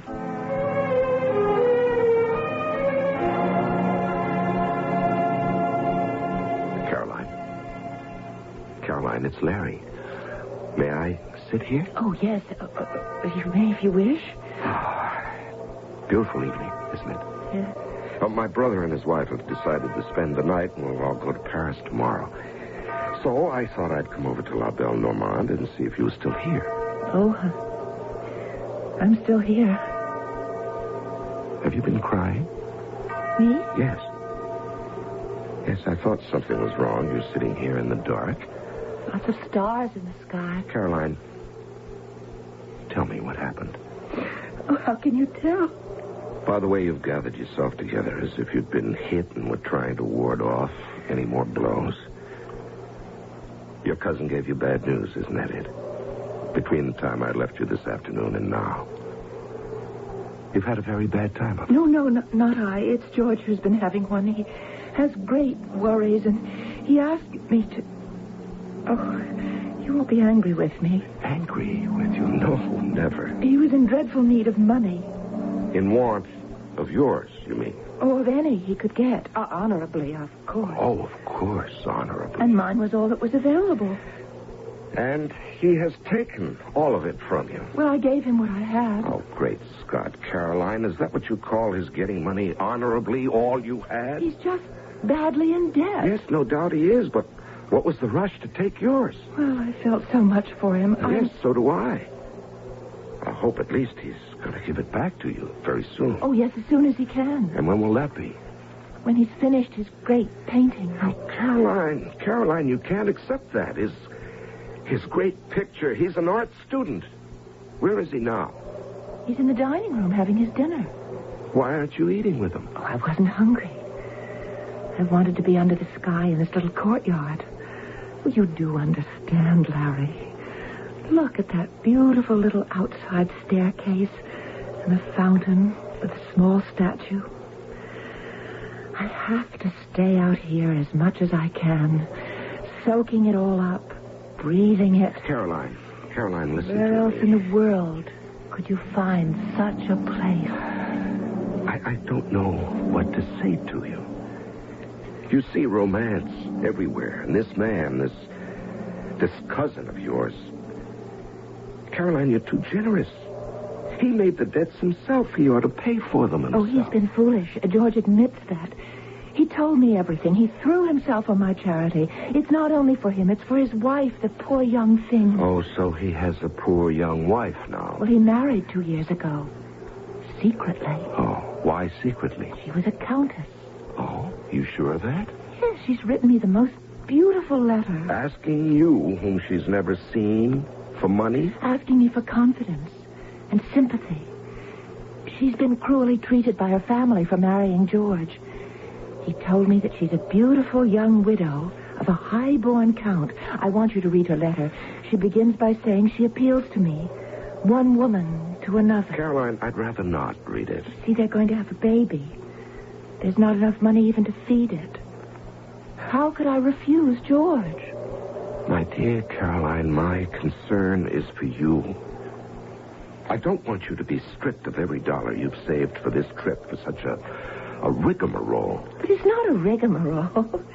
I mean, how could I enjoy Europe knowing George and the Countess are suffering? Oh, yes, the Countess. Look here, she signed it, Countess Bertha. Mm-hmm. Oh, I shan't live any worse than I've lived. And besides, the next time I come, I'll go first to England to see Stratford, where Shakespeare lived. You speak of next time. What of this time? You're being used unfairly, Caroline. You've worked for that money. I don't know how many years. I'll be coming back. And I'll stay with George and the Countess. He said so. He insisted. And by that time, I'll have everything back that I loaned him. It's a loan, you know. You mean you're going home right away? Well, I've nothing left for the tour. You gave it all up. Well, it's just a loan. George insisted on signing notes for all of it, every dollar, even though I told him we're family. How large an amount, Caroline? Well, I've kept enough to take me back. Please, Larry, don't feel sorry for me.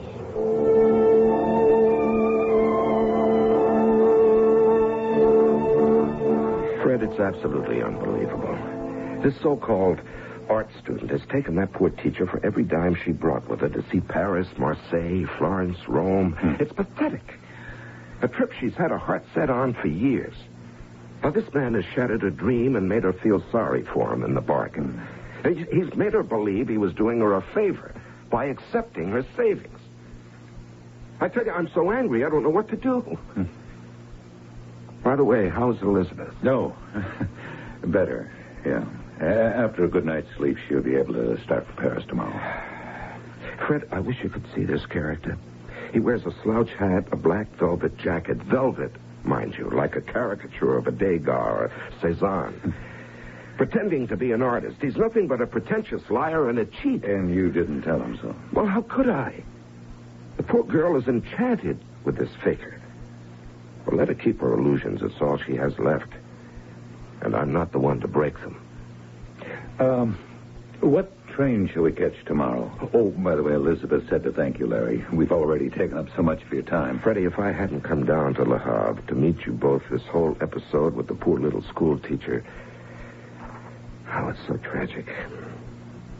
I wouldn't have known about that. Larry, have you thought maybe you should do more than complain?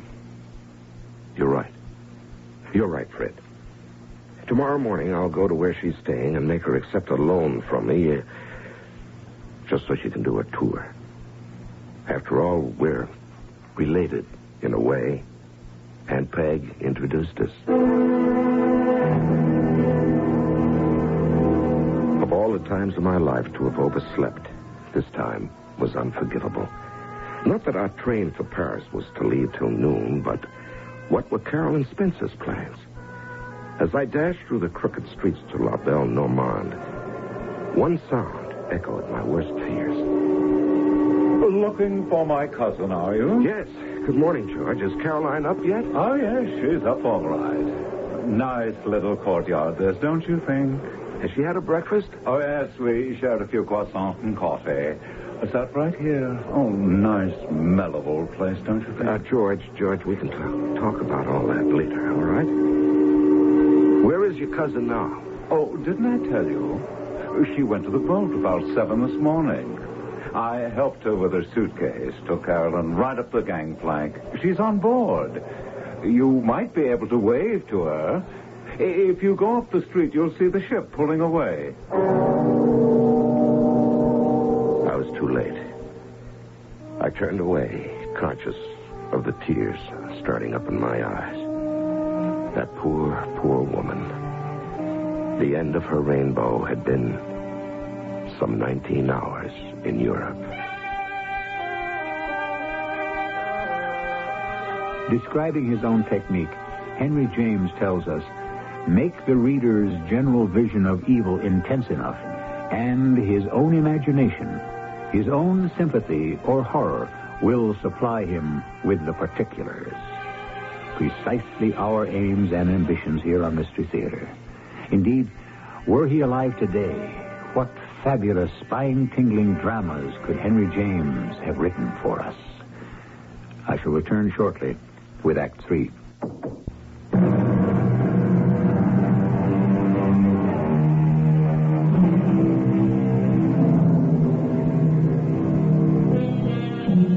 The anguish we suffer at time present lessens with time passing.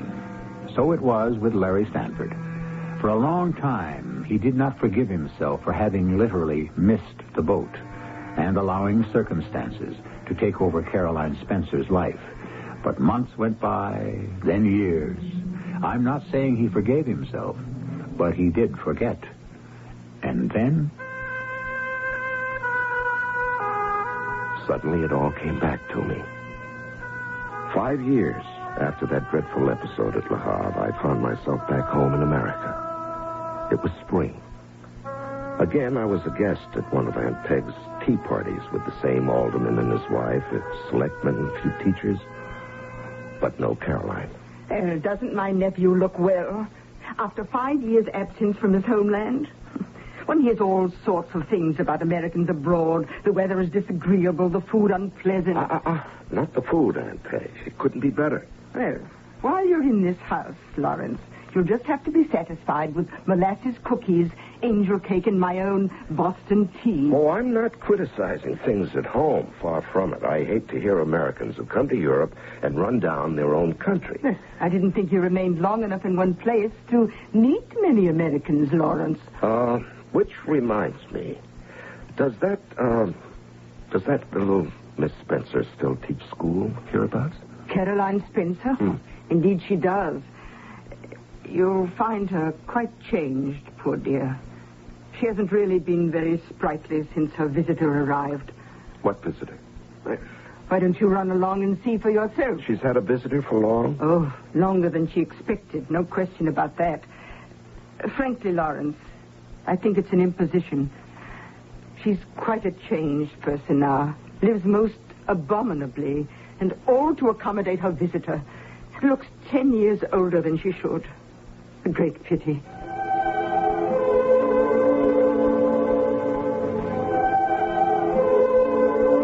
Caroline Spencer did appear 10 years older, and it had been only 5. When I arrived the next day at about 2, it was at a drab little house at the edge of town. Caroline looked at me as though she wished I hadn't come, and then led me through a hallway up the back stairs to a tiny room which looked out on a small woodshed and 2 clucking hens. Isn't this a bright, cheery room? Yes, lovely. I didn't expect to see you ever again. Well, I waited for you over there to come back, but you never came. Waited? Where? At the old French port, Le Havre. Remember? Yes. I remember that day. How have you been, Larry? You remembered my name. I never forgot it. Caroline, Have I come here today at a bad time? Do I inconvenience you? Perhaps 2 in the afternoon is the wrong time. No, not you. No. Well, again, you're in distress. What have I said? Oh. Please, Caroline, take your hands away from your face. It's because you remind me. Remind you? Oh, you mean that miserable day in Le Havre? Oh, don't say that, please. It wasn't miserable. It was wonderful. I can't tell you how it felt going back the next morning to the inn and finding that you had retreated and to see the boat sailing away with you on it. Oh, can we not talk about that? And you've been here ever since? Yes, ever since. I hope at least your cousin repaid you that money. Oh, I don't care for it now. You don't care for your money? For going to Europe anymore. It's all over. Everything's different. I never think of it. The scoundrel never repaid you. Please. Oh, pardon, ma chère. I didn't know you had company. The gentleman came in so quietly. We didn't wish to disturb you in the garden. I know how much you like your afternoon nap. Oh, I have only interrupted to speak of my café. Will you bring it to me, please, under the little quince tree? I'll bring you your coffee. C'est bien. And don't forget again, you know. Bonjour, monsieur. Well, who in the world is that? It's getting a little close in here. Do you mind if I open the window? I don't, usually, because of the hens. Caroline, isn't this your own house? Oh, yes, I bought it. Well, then, without trying to be funny about those hens, why are you cooped up in this little room over the hen house? Surely there must be other rooms in your own house. Oh, yes, there are. But she has them. You mean the person who just ordered coffee? That is la comtesse, as they call her in France. My cousine. I told you about her that day, the letter she wrote me, remember? Oh, Cousin George's wife. Yes, disowned by her own family for marrying George. Uh-huh. And where is he? George is dead. Oh, I'm sorry. And what happened to your money? I don't know. And wasn't there supposed to be a baby? Oh, she never talks about it. I see. So on her husband's death, she came over here to live with you. Yes, she just arrived one day for a visit. How long ago? 2 years and 4 months. She's been here ever since? Ever since. Will you excuse me? I'd better go and get the Countess's coffee. There's no one else to do it? No one but me. I do it every day at this time. Oh, you go out into the garden. Talk French to her, would you? Please, Larry. And I'll bring the coffee along. Well, can't she wait on herself? Well, she isn't used to manual labor. I see. And you were? Hand and foot, no doubt. Her family is of the oldest Provençal nobility. Oh, sure. I could see it written all over her. Now, please, Larry, don't spoil everything. Go outside. I'll be there in 10 minutes.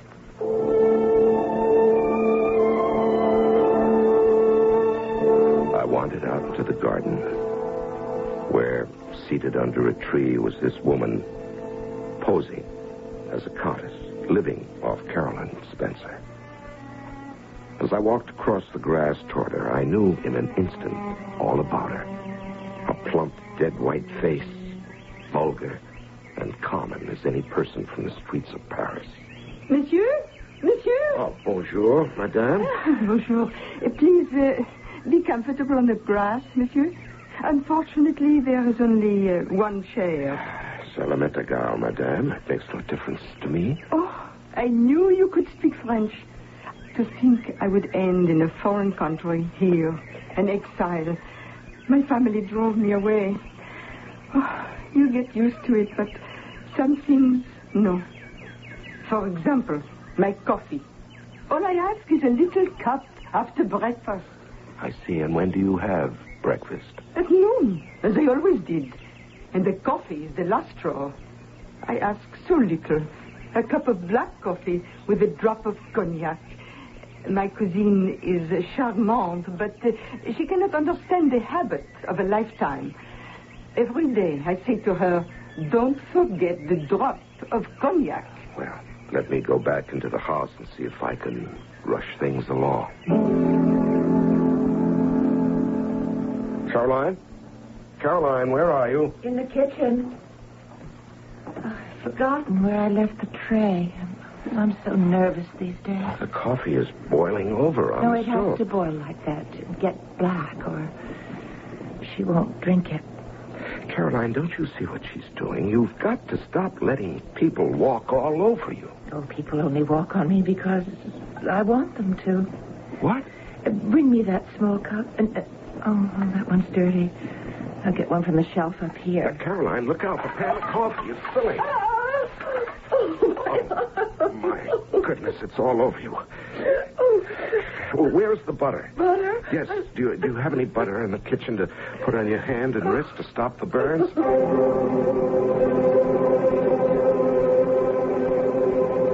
I don't think I can go on much more.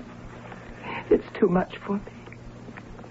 My strength has all left me. I don't know what to do next with my life. Caroline, what do you want to do? I don't care anymore. That's it. If only I could start my life over. I'm afraid no one can do that. I think you're the only person I've ever known, Larry, who didn't cheat me somehow. Even Cousin George? Oh, I suspected he wasn't what he made himself out to be, but I thought it was wicked to be suspicious. And his wife? She doesn't seem to behave like someone of noble birth, does she?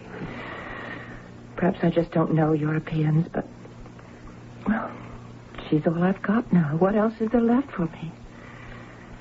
I've been cheated and made use of. My life is absolutely worthless. Is that what you tell your little students? Caroline, why must life be worthless? Why do you let people walk all over you? Are you afraid of life? Afraid? Why all this make-believe? Making yourself believe that by taking care of this vulgar, pretentious creature who happened to marry your cousin George, that this is Europe. That with her in the house, sipping your coffee, you're in a cafe at Le Havre. It's no such thing. Now, why do you fool yourself like this, Caroline? Life hasn't cheated you. You've cheated yourself. Is that what I'm doing? You, of all people, an intelligent, sensitive, educated woman. Caroline, get on. Get on with your own life. Live it. Not vicariously. Experience it firsthand. Oh, I'm so ashamed, Larry. You should be. Now, you must make that trip. And more than one. You owe it not only to yourself, but to all the little ones in your classes. Just think what you could tell them, what you've seen with your own eyes. How's your hand? I feel much better. Good. Then you cook up some more black coffee, and I'll go out and tell the widow George it's on the way. Monsieur, whatever has happened to that wretched girl and my coffee? There was a slight accident in the kitchen. Miss Spencer burned her hand. Oh, no wonder. Clumsy little fool. Oh, ma chère belle. My morning coffee. Hold the tray near to me, ma petite. I do hate reaching for things, you know. Ah, it smells delicious. Now, to taste. No. Mademoiselle Caroline, what would your cousin George say? You have again forgotten in my coffee a drop of cognac? I didn't forget, Bertha. I merely decided, since this was the very last cup I should ever again serve you, I brought it the way I prefer it. Incroyable. What? You see, Bertha, I have several plans for myself, and they do not include you. Right now, Mr. Stamford and I are taking a ride into town, a pleasant airing. We are. Decidedly.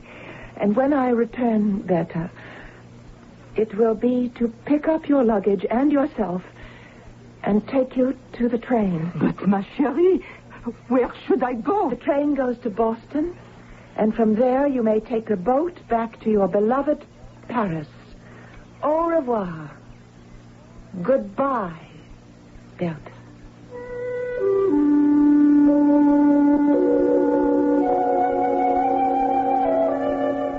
Was it common sense or the urging of a friend that caused the final turning of Caroline Spencer? The unfathomable and mysterious ways of man's behavior never cease to confound us. And as Byron himself said, never take a female's actions for granted. I shall rejoin you shortly.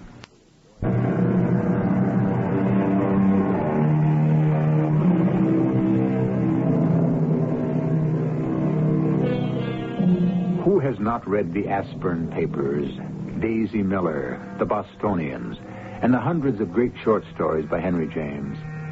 And who hasn't been horrified and hypnotized by the turn of the screw? In the countless volumes of this master writer, there is story upon story of man against evil, none the least of which is man himself. We hope the next time the name Henry James appears on our program listing that you will not fail to join us on Mystery Theater. Our cast included Marion Seldes, Larry Haynes, Ray Owens, and Bryna Rayburn. The entire production was under the direction of Hyman Brown. And now, a preview of our next tale. I am married? Yes. The legal documentation is already stored. But I don't know the girl. Why do you raise such an irrelevant point? It's just that the whole thing is such a surprise. Why? Certainly you knew that one day your marriage would be programmed. It's just that I thought... You thought... What is there to think about? Your home has already been selected and furnished. Furnished? In accordance with the registered and adjusted tastes and preferences of both of you. You will report there at once. Where? To North River. North River? But that's so far away. From what? Well, from my job. You have a new job. For the next 10 years, you and your married companion shall devote all your efforts and energy to producing your young. This is E.G. Marshall inviting you to return to our Mystery Theater for another adventure in the macabre. Until next time, pleasant dreams.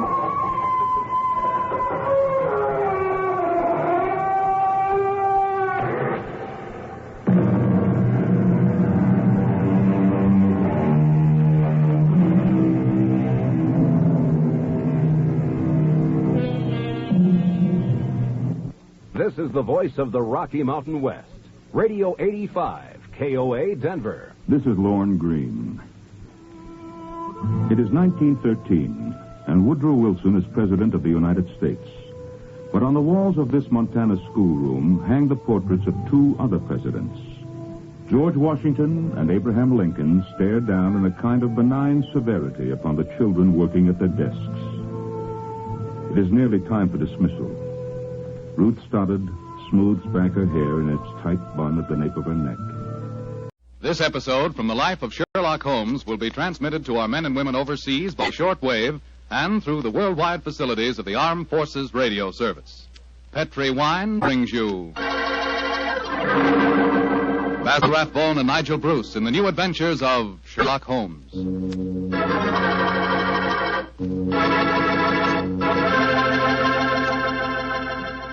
The Petri family, the family that took time to bring you good wine, invites you to listen to Dr. Watson tell us about an exciting adventure he shared with his old friend, that master detective Sherlock Holmes.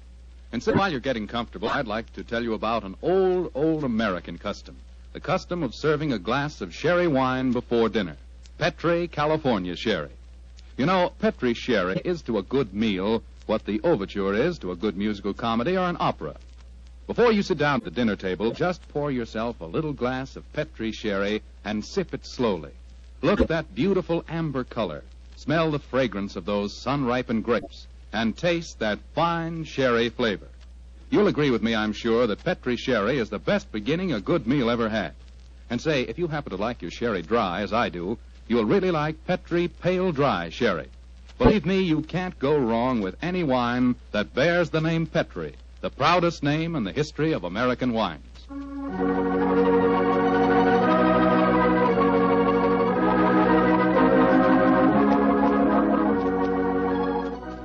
And now let's drop in on the good Dr. Watson, who's waiting for us in his California ranch house. Good evening, Doctor. Good evening, Mr. Foreman. Come in and make yourself at home. Thank you, Doctor. Sitting here with the lights off, I see. Have you been getting yourself in the mood for tonight's Sherlock Holmes story? No, my boy, I was watching the sunset. It's quite a beautiful tonight. Aye, Doctor, the sun set over an hour ago. Yes, I know that, young fellow, my lad. I know that. But at my age, a fellow's entitled to take a little snooze after dinner, isn't he? Of course he is, Doctor. And now that we've settled that, how about tonight's story? Well, a very beautiful girl figured prominently in this adventure, Mr. Foreman. Her name was Jasmine Lafleur. Huh?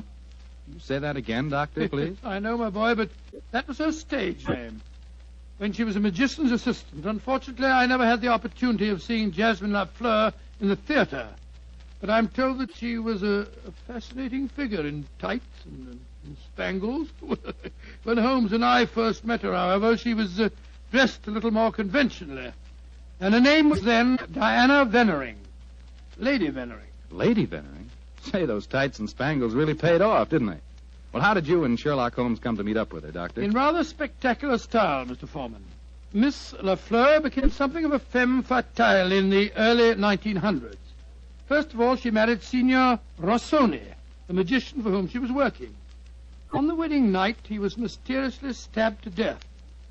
A few months later, Madame Rossoni, very fetching in her widow's weeds, I'm sure, met Sir Wilfrid Vennering. And, after a whirlwind courtship, she married him. Don't tell me he got murdered, too.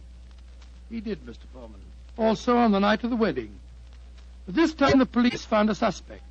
It was a certain Major Beckworth, cousin of the dead man, and an ardent suitor of the fair Diana. The trial at the Old Bailey was one of the most sensational I ever remember.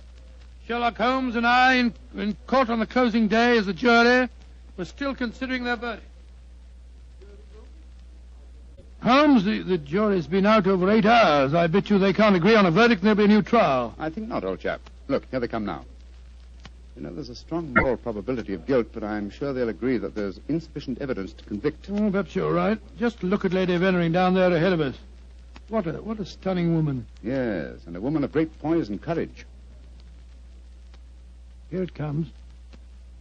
Gentlemen of the jury, have you arrived at a verdict? We have, my lord. How say you? Do you find the defendant guilty or not guilty? Not guilty. Exactly. Come on, Watson. Let's get a breath of fresh air. Well, I was wondering perhaps if we shouldn't go over and congratulate Lady Vennering. On what? The fact that our husband's murderer has not been found? Oh, I suppose you're right.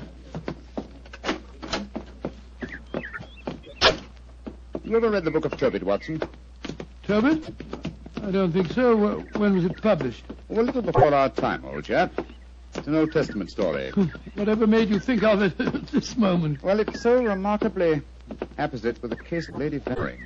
It deals with a highly peculiar series of murders, 7 of them, if I remember correctly. Who was the murderer? A jealous demon by the name of Asmodeus, who strangled husbands on their wedding nights. Well, judging by the verdict just now, Major Beckworth isn't the Asmodeus, or whatever you call him in this case.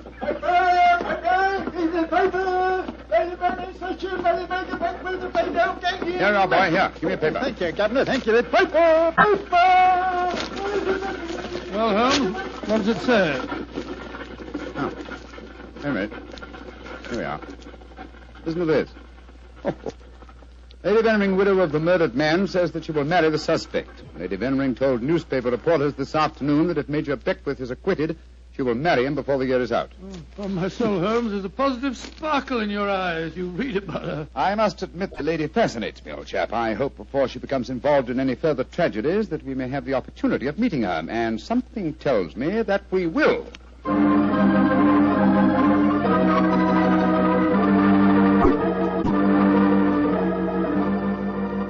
The Sunday papers are certainly having a day over the Vennering case, Holmes.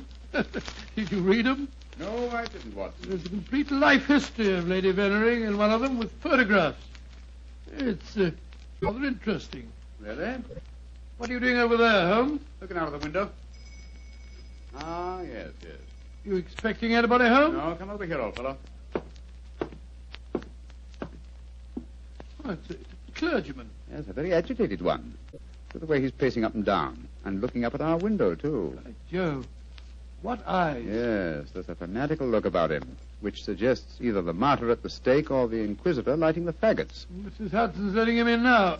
Well, I'll be interested to know what he's come to us about. I can hear footsteps on the stairs. Here, I'll go and have a look.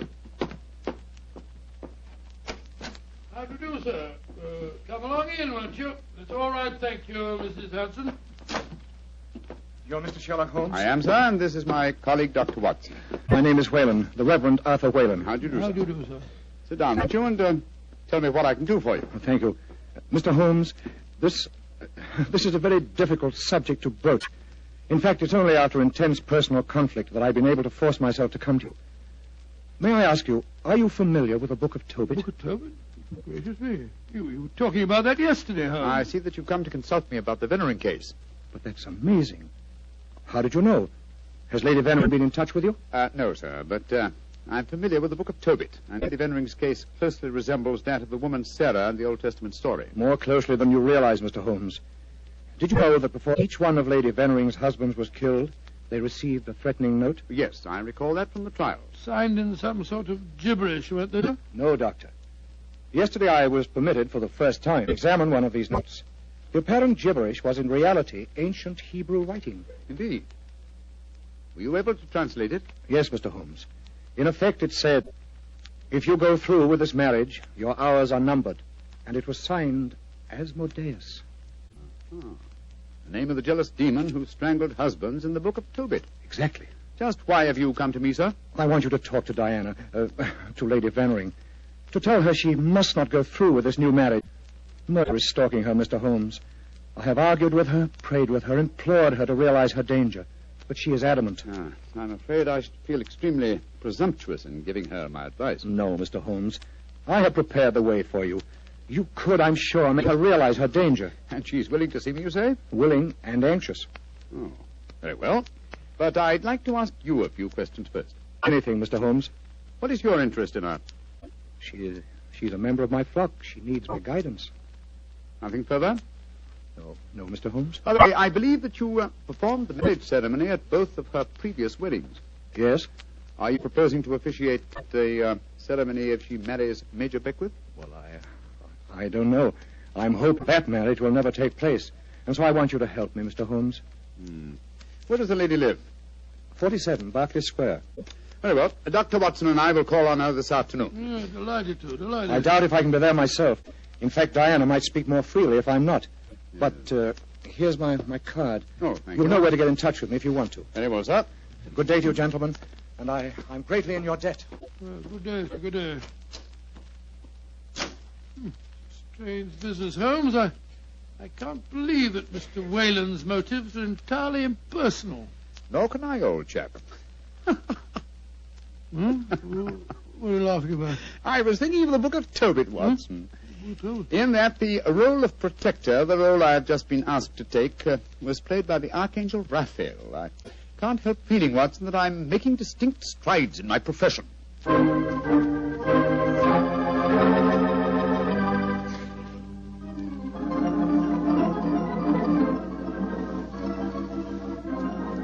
Mr. Sherlock Holmes, I'm so glad to meet you. How do you do, Lady Veneering? May I introduce my old friend, Dr. Watson? How are you, Dr. Watson? I'm awfully glad to meet you, Lady Veneering. Let's sit down, shall we? You're just in time for tea. Thank you. You know why we're here, of course. Oh, naturally. Mr. Whalen came round here as soon as he'd left you. You're to persuade me to look after my mortal affairs, while he takes care of my immortal ones. Isn't that it? He takes care of them. Well, that's charmingly put, Lady Veneering. Charming. He takes care of May I say, Mr. Holmes, that I'm flattered that a man of your eminence should be sufficiently interested to bother about me. You underestimate your own importance, Lady Veneering. Though I may mention that if your problem had been as simple as Mr. Whalen made it out to be, I might have been otherwise engaged. You're being very frank and a little mysterious. Are you suggesting that Mr. Whalen didn't tell you everything? I am. And I hope you will be more candid with me. Sherlock Holmes, I like you. You're most refreshing. Milk and sugar in your tea? Just milk, thank you. Here you are. How about you, Dr. Watson? Oh, just the same way, please. Hey, thank you, my dear. And now, Mr. Holmes, perhaps you'll tell me why you think that you haven't been told everything. Before I answer that, Lady Vennering, I wonder if I might ask you some questions. But of course. Anything. When your first husband, Signor Rossoni, was killed, did the police find any suspects? Yes, one. Ferdinand Gautier, a young man who had been an assistant in our Magician's Act. A stupid, good-looking boy who thought he was in love with me. But of course Inspector Lestrade had to release him. There was no evidence. Inspector Lestrade, well, you can bet that if he arrested him, the boy was innocent. A warning note was found among your husband's effects, wasn't it? Yes, and it was signed in Hebrew with the name Asmodeus. But perhaps you're not familiar with the Book of Tobit. Oh, yes, I am. I'm familiar with it, Lady Vennering. How did you know then that the Hebrew letters signified that name? Mr. Whalen translated them for me. Oh, I see. And also read me the Book of Tobit. He's always been particularly fond of that book. Perhaps because it illustrates his own ideas on the dangers of marriage. But Holmes told us that he hadn't seen one of the warning notes until yesterday. Precisely. Lady Vennering, I read in the papers that you intend to marry Major Beckwith, the man who has just been tried for your late husband's murder. Yes, Mr. Holmes. When are you going to marry him, may I ask? When it pleases me. Doesn't it occur to you that a great deal of comment will be caused? Also that Major Beckwith's life is in obvious danger? Of course it occurs to me, my dear man. But because of two tragic marriages, am I to spend the rest of my life alone? As Mr. Whalen would have me do? I'm young, alive. Peter, what are you doing here? I just arrived back in England today, Diana. What's this I read about you marrying Beckwith? Peter, I have guests. Mr. Sherlock Holmes and Dr. Watson. This is Peter McComas, one of our most promising young painters. Diana, tell me it isn't true. When I left England, you loved me, and I you. I come back, and what do I find? You're planning to marry Beckwith. Well, I won't stand for it. If you think you can throw me over like some silly boy, you're very much mistaken. I can tell things, you know. I can tell lots of things. Get out of here, Peter. Get out. Diana. And don't come back until you've learned manners and discretion. But Diana... Get out!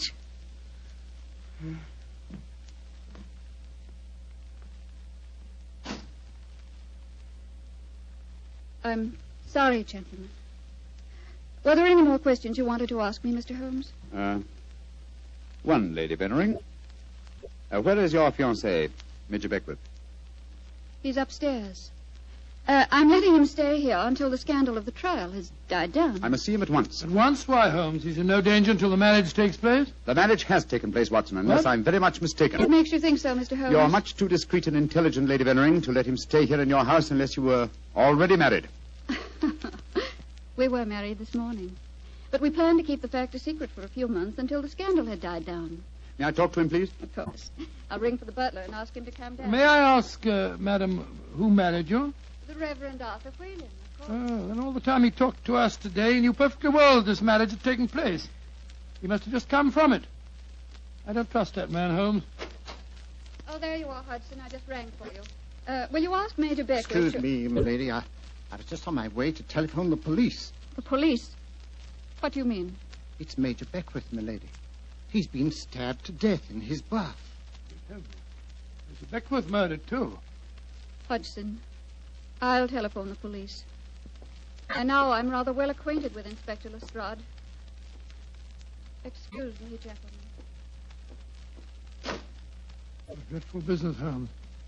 A third husband murdered on his wedding day. But what a woman, Watson. She's superb, magnificent. What on earth do you mean, Holmes? What courage. What unconquerable spirit in the face of a fresh tragedy. Watson, she fascinates me. I haven't seen such a splendid female since we solved that case for the Kid of Bohemia.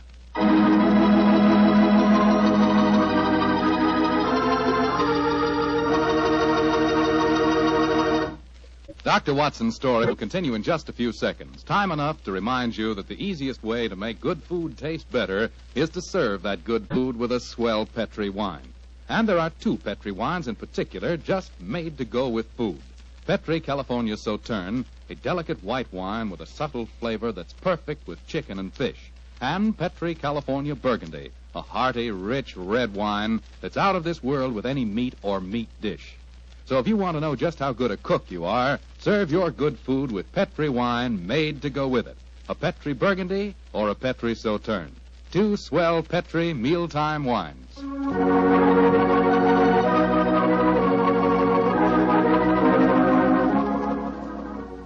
And now back to tonight's new Sherlock Holmes adventure. The famous detective and his old friend Dr. Watson have become involved in the affairs of thrice-married Diana, one-time magician's assistant.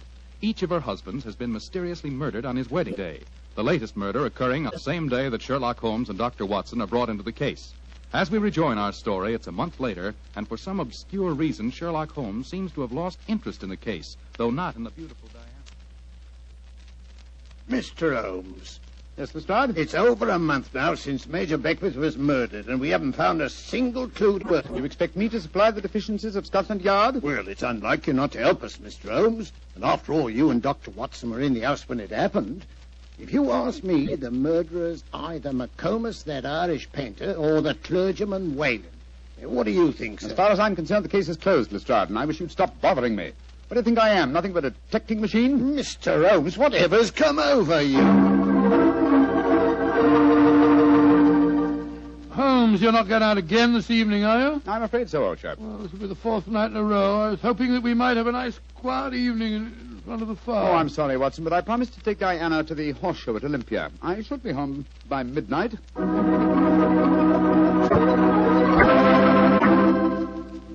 Mr. Holmes. Yes, Mr. Whalen? You're seeing altogether too much of Diana. She seems to be completely under your spell. But you introduced me to her in the first place, with the request that I keep an eye on her. I made a great mistake. As her spiritual protector, I'm afraid I must ask you to stop seeing her. I'm afraid I must ask you, sir, to mind your own business.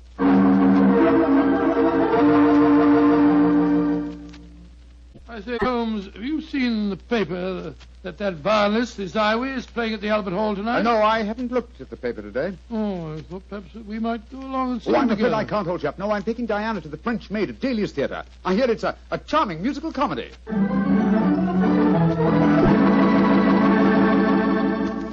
Look here, Holmes. We've been friends for a good many years now. Very true, old fellow. And I think I'm entitled to speak to you straight from the shoulder. Of course you are, Watson. Very well, then. This Diana Beckworth. Oh.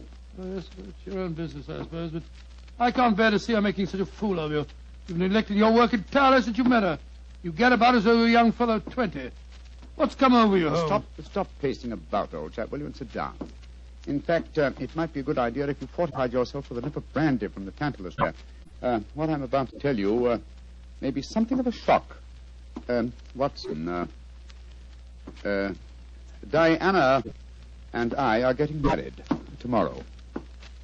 What did you say, Holmes? I'm getting married tomorrow.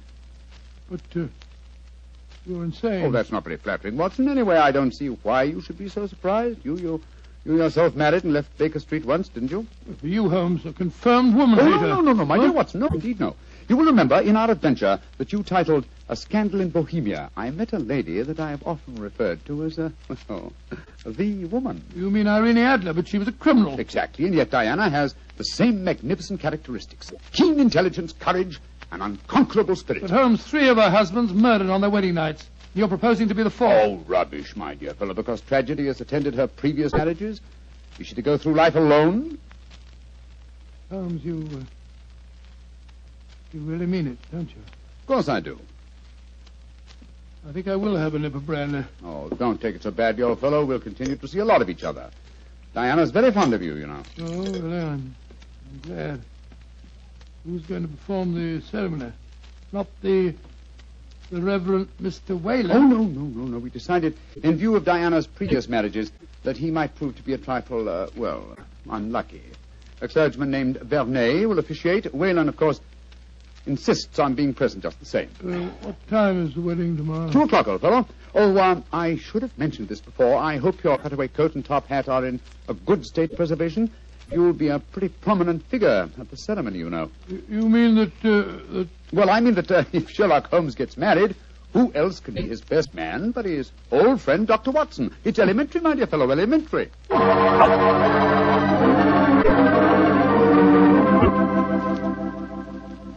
I now pronounce man and wife, and those whom God hath joined together, let no man put asunder.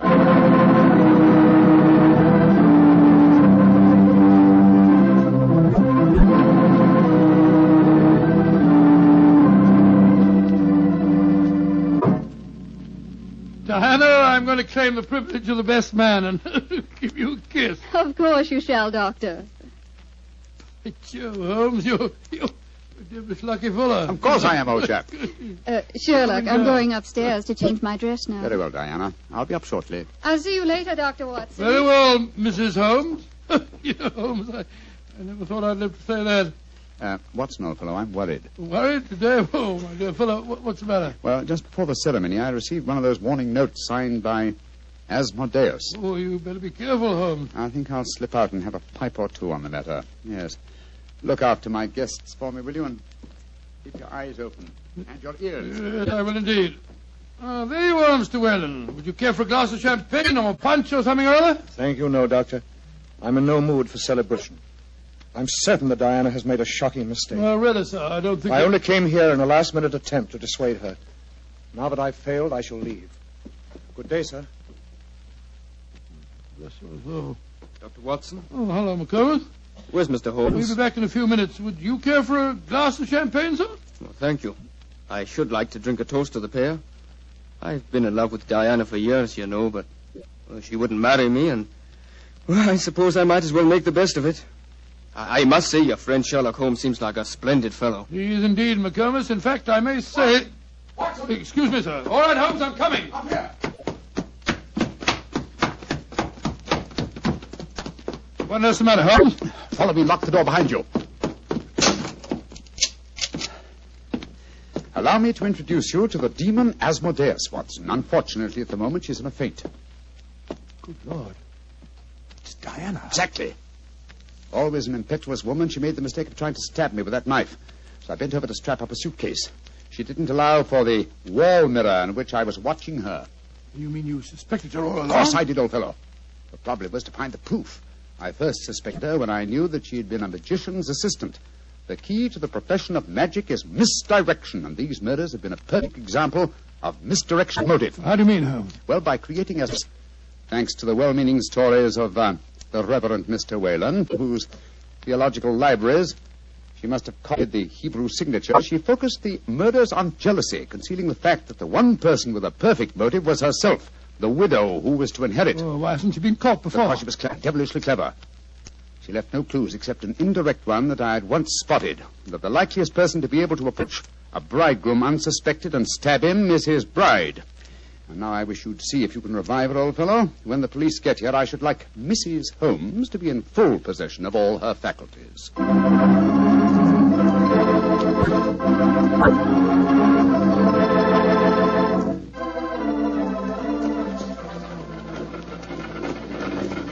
Well, Holmes, I must say I never expected to be driving back with you to Baker Street on your wedding day. I can't tell you how happy I feel. Dear old Watson, you really thought that I deserted you, didn't you? Oh, naturally, I wish you'd told me the truth. Well, I couldn't tell anyone, not even you.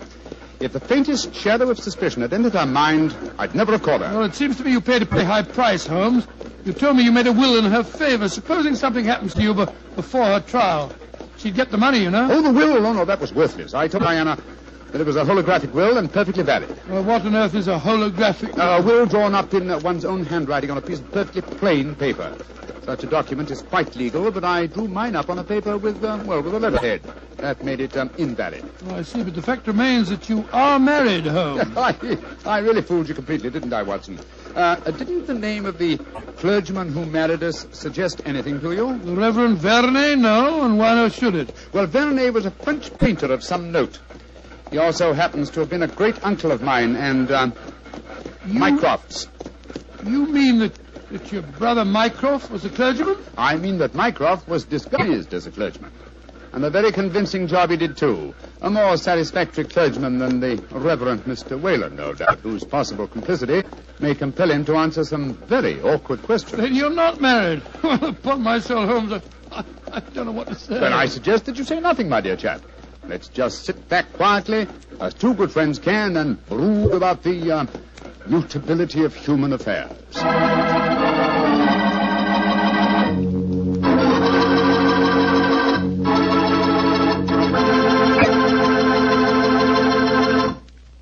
Well, Doctor, tonight's adventure was really a little extraordinary, to say the least. Holmes sure had a narrow escape. Doubly narrow, Mr. Foreman, doubly narrow. He not only escaped the jaws of death, but he also the clutches of matrimony.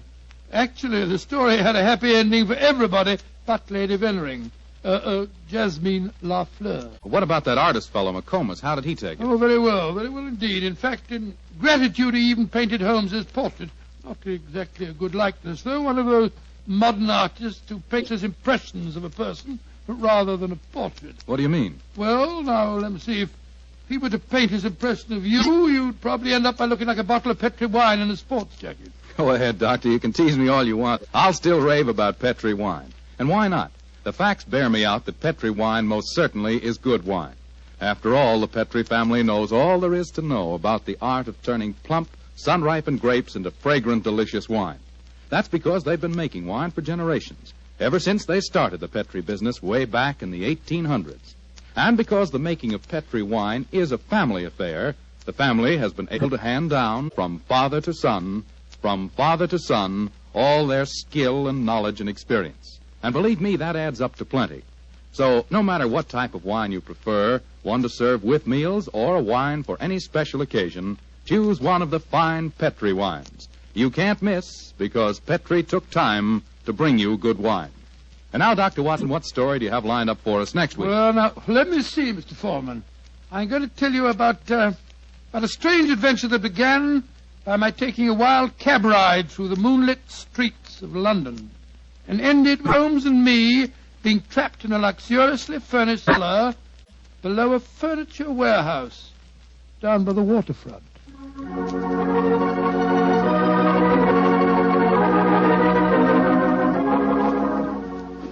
Tonight's Sherlock Holmes adventure is written by Dennis Green and Anthony Boucher and is based on an incident in the Sir Arthur Conan Doyle story, The Adventure of Shoscombe Old Place. Mr. Rathbone appears through the courtesy of Metro-Goldwyn-Mayer and Mr. Bruce through the courtesy of Universal Pictures, where they are now starring in the Sherlock Holmes series.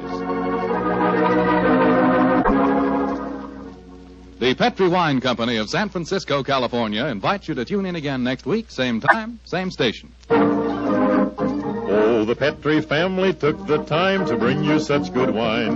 So when you eat and when you cook, remember Petri wine. To make good food taste better, remember... Petri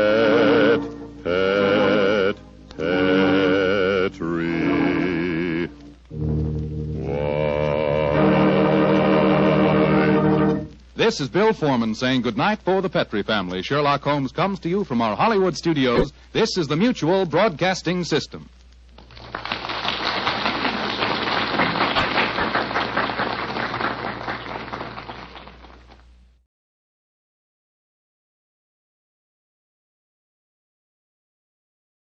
CBS Radio Mystery Theater presents...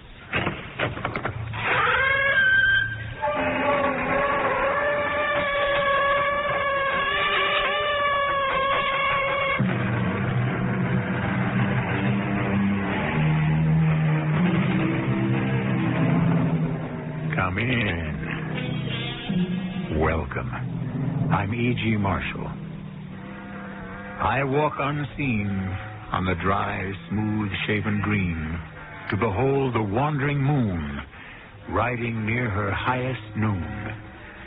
People who can walk unseen can make for beautiful poetry, as Mr. Milton has just shown us. However, in life, people who can walk unseen can present us with baffling problems, which proves that there is a time and a place for everything.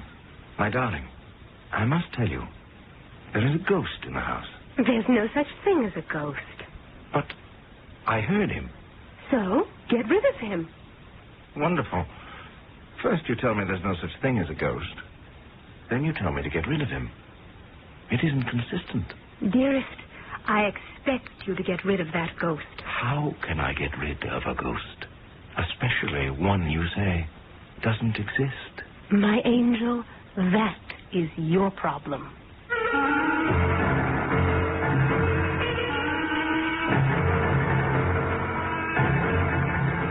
Our mystery drama, That's What Friends Are For, was suggested by a story by Rudyard Kipling and was written especially for the Mystery Theater by Sam Dan and stars Tony Roberts. I'll be back shortly with Act One.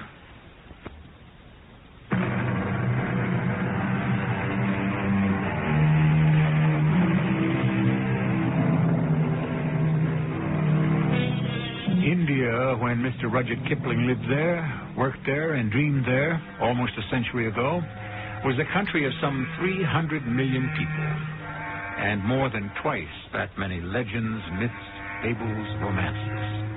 Yes, it was a place that provided a feast for the imagination.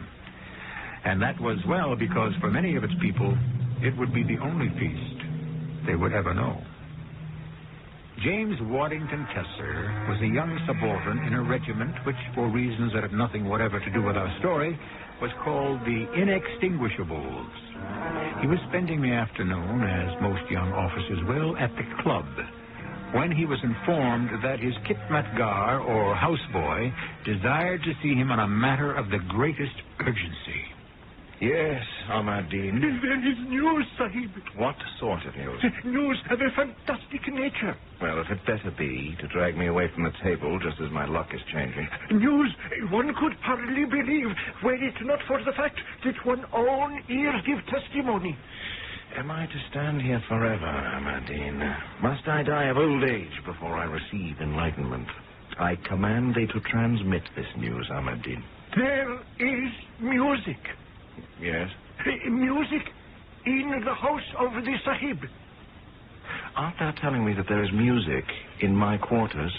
Even so. That's impossible. Sahib, in the house, at this very moment, there is music. What kind of music? Music that is loud. Played by whom? Played by no one. There is music, and thou canst not see who plays it. Ahmadine, thou art a mudhead.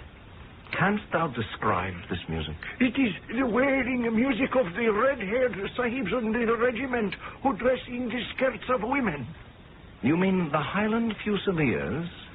Bagpipes? Those leather skins in which are imprisoned the souls of the unburied dead who seek escape, but alas, their cries are unanswered. Right, that's enough, Ahmadine. Enough. Hey, the English, a foolish people. They refuse to understand the most simple things.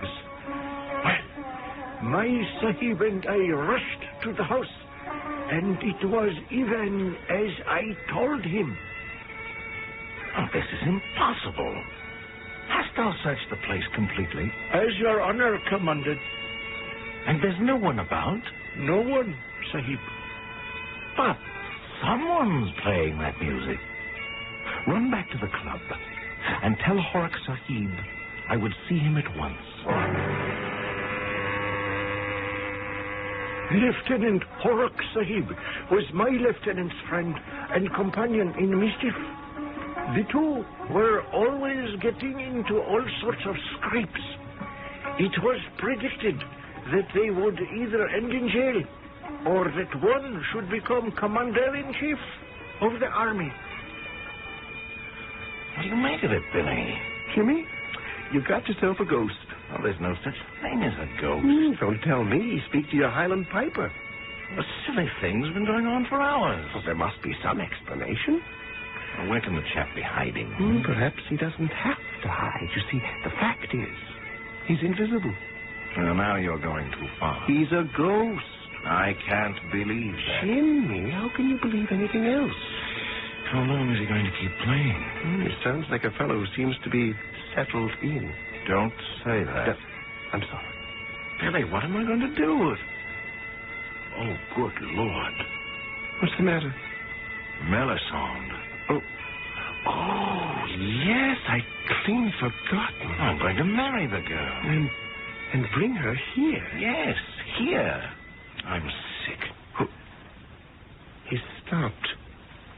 Oh, I hope it's for good. Melisande. Would she live here with me and this ghost? I don't know. Well, if she loves me enough, she'll just have to put up with it. Well, I'm not sure it has anything to do with love. It hasn't? No, dear chap. It takes a special kind of woman to tolerate this sort of thing. Do you expect Melisande to walk out on me? I'm just trying to provide for your interests as a true friend should. Because the likelihood is that Melisande will walk out on you. I couldn't blame her. I really couldn't. But if Melisande breaks our engagement, what's going to happen to her? Oh, don't be concerned. If it's absolutely necessary, I'll marry her myself. Oh, thank you very much. Oh, fancy it. Isn't that what friends are for? Ahmed, said I to myself, is that what friends are for in truth? The fair Melisande, they called her. How difficult it is to understand the English. Fair to look upon, a bit too pale, a trifle too thin. But what do the English know of beauty? The very next day... Good morning, Amadine. Thy master is not at home, I trust. No, Mem Sahib. He is with the regiment. Good. I have some work to do about the house. Work? Yes. I shall surprise him, Amadine. And thou must not say I have been here. I intend to measure all the windows so that I may have curtains measured. Oh, we shall transform this place. Did the heaven-born say transform? Yes. Make it a fit and proper place for civilized society. Why, just look at the place. No end of a mess. And the smell. The smell, Mem Sahib? Of guns and oil and saddle leather. Oh, we shall tidy things up and have them ship-shape in absolutely no time at all. If the presence will permit, Tesser Sahib is quite fond of his guns and saddles. Is he indeed? And therefore it follows that these must be carefully greased and oiled in order that they may be preserved. Is that a fact? The grease and the oil, by Mem Sahib's permission, do, by the very nature of things, have an odor. Ah, but thou hast said, Amadine, by the Mem Sahib's permission, and the Mem Sahib shall give no such permission. Oh? No. He can store the smelly things in the barracks, or the stables, or wherever. It's no concern of mine, nor of thine, Amadine. No longer shalt thou waste time cleaning foul-smelling guns and polishing malodorous leather. Instead, thou shalt be free to pursue more domestic exercises. It shall be ever as the Radiant One commands. Has this news been communicated to Tesser Sahib? Oh, yes. It was discussed and decided upon. One would have thought Tesser Sahib would sooner give up his right arm than to expel his precious riflery and saddlery. Ah, Medine, it was a sacrifice he had to make on the altar of love. Am I to understand that Mem Sahib said in her voice that shames the nightingale, choose betwixt me and thy saddles and thy gun? It was exactly what was said, and graciously did he agree. How not? And thou, too, wouldst have done the same thing for one that had captured thine own heart, Amadine. If the Mem Sahib will permit, I should not... Wait, thy time wilt come, and she will tie a noose about thine heart, and for the love of her shalt thou, too, sacrifice all. But I see that thy master has not lived up to his agreement. The guns and the saddles still disgrace these rooms. Now then, Amadine, gather these smelly things together and place them in the stable. A pipe? Look thou outside, Amadine. Do the Scottish Fusiliers parade today? If the Mem Sahib will permit, the music does not come from without. It does not? No, it arises from within. From within? Have we a piper in the house? It is even as the Mem Sahib says. A piper? How intriguing. Here, in the house? Where? If it should please the Sublime One, everywhere. Everywhere? What dost thou mean, everywhere? With the Resplendent One's permission, he is right here. Who is right here? The one who has imprisoned the souls of the unburied dead.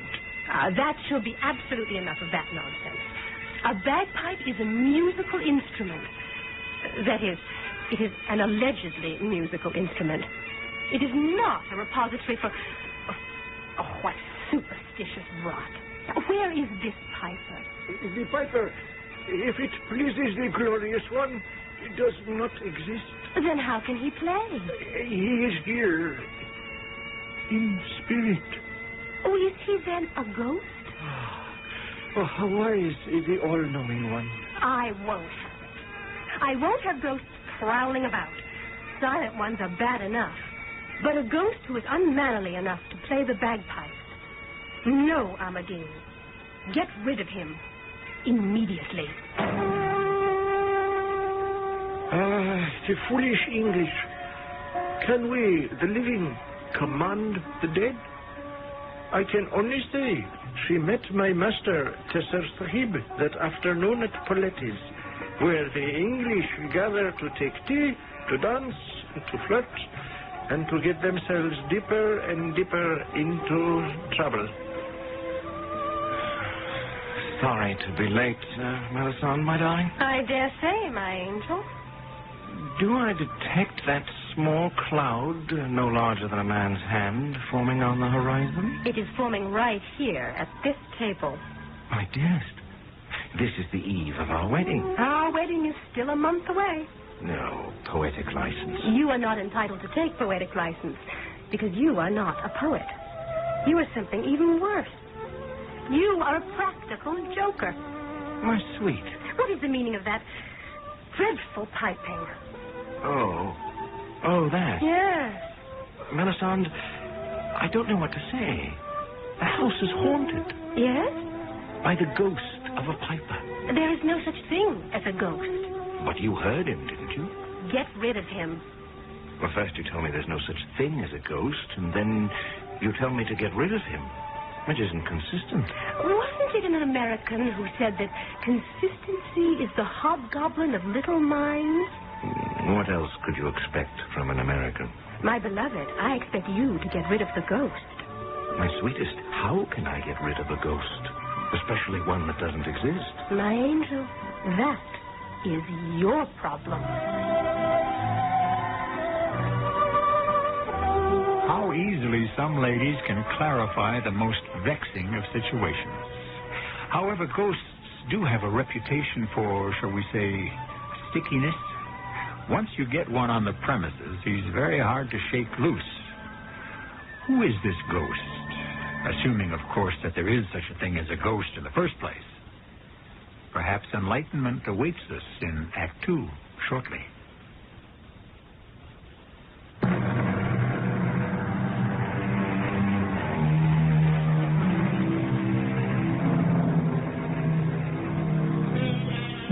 You've heard it said, love me, love my dog.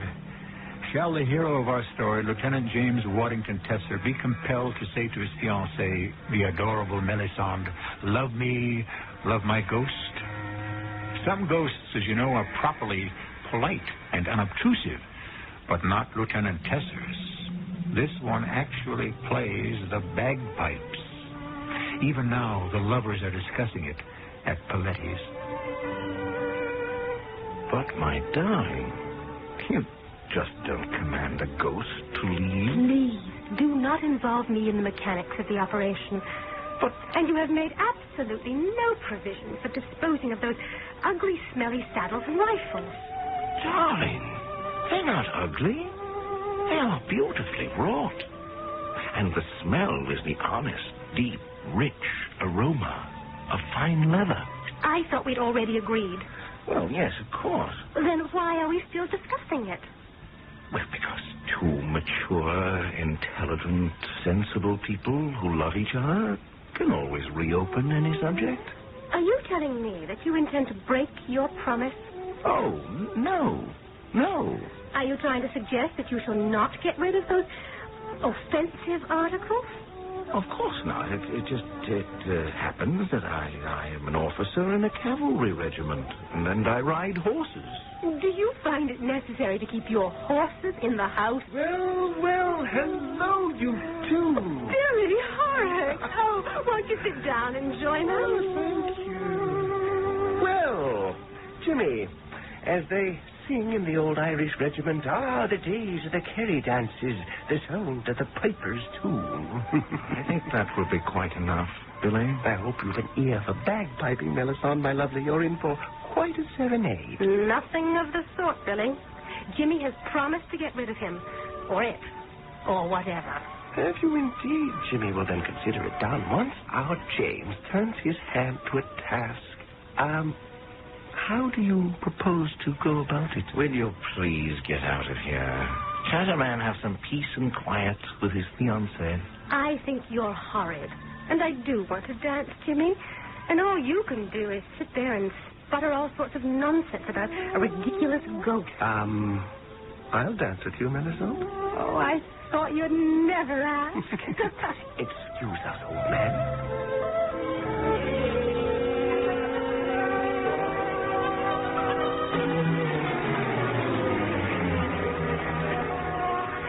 I see our guest is still with us, Ahmadine. I hear thou hast been looking for me. Yes, Sahib, there is news. Oh, no, I couldn't stand any more news. The Colonel, Sahib, has sent orders. Orders? Yes, he said Lieutenant Tesser, Sahib, is to report to him at once. Oh, the devil he does. Why would the Colonel want to see me? What have I done lately? I can't think of a single thing. At once, eh? All right. Say a prayer for me, Ahmadine, to whichever of thy gods would be appropriate to the situation. Sahib, I shall have to pray to all of them. Lieutenant Tesser reporting as ordered, sir? Yes, right, sir. I understand roughly married, yes, sir.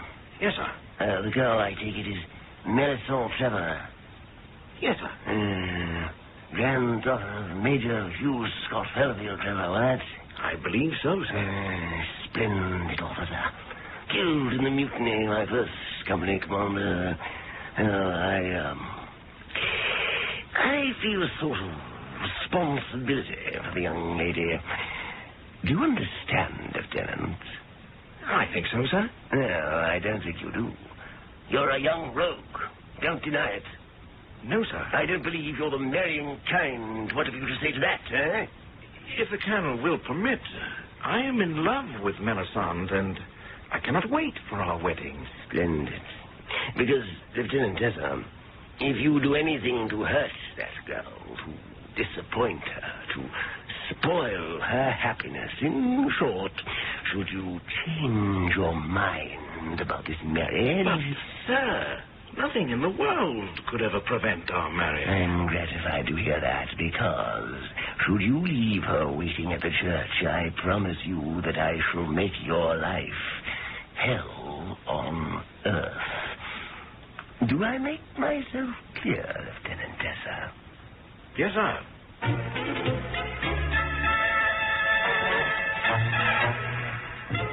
My darling. Well, my dearest, are we setting a pattern? I was delayed. Obviously. Does this mean I can always expect to be kept waiting? This was all being done in your interest.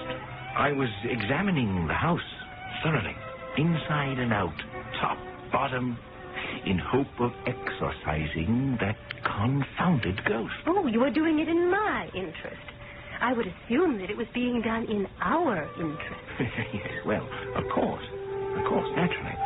I find absolutely no trace of a tangible or intangible being of any sort, form, or shape.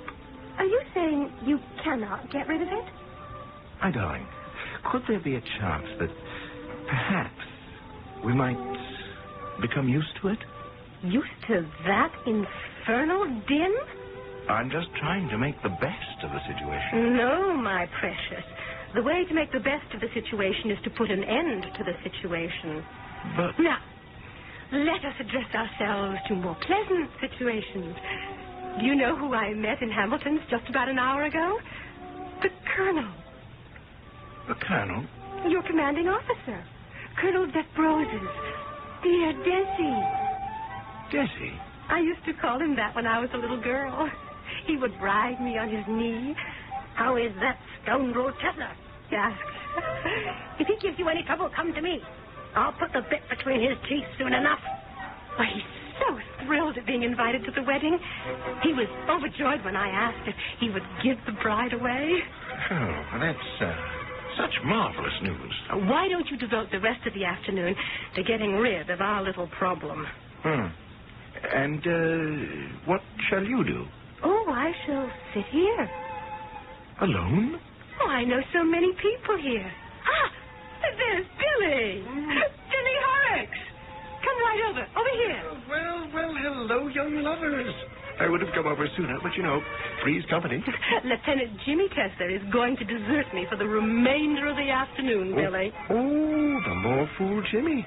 He must come to some sort of understanding with that mysterious Scottish piper. Have no fear, Jimmy. I shall take excellent care of Melisande for you.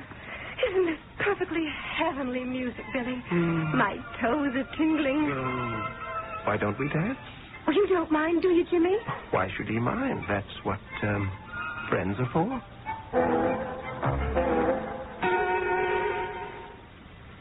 Ahmadine, come here. What is the wish of the protector of the poor? What dost thou make of this confounded serenade?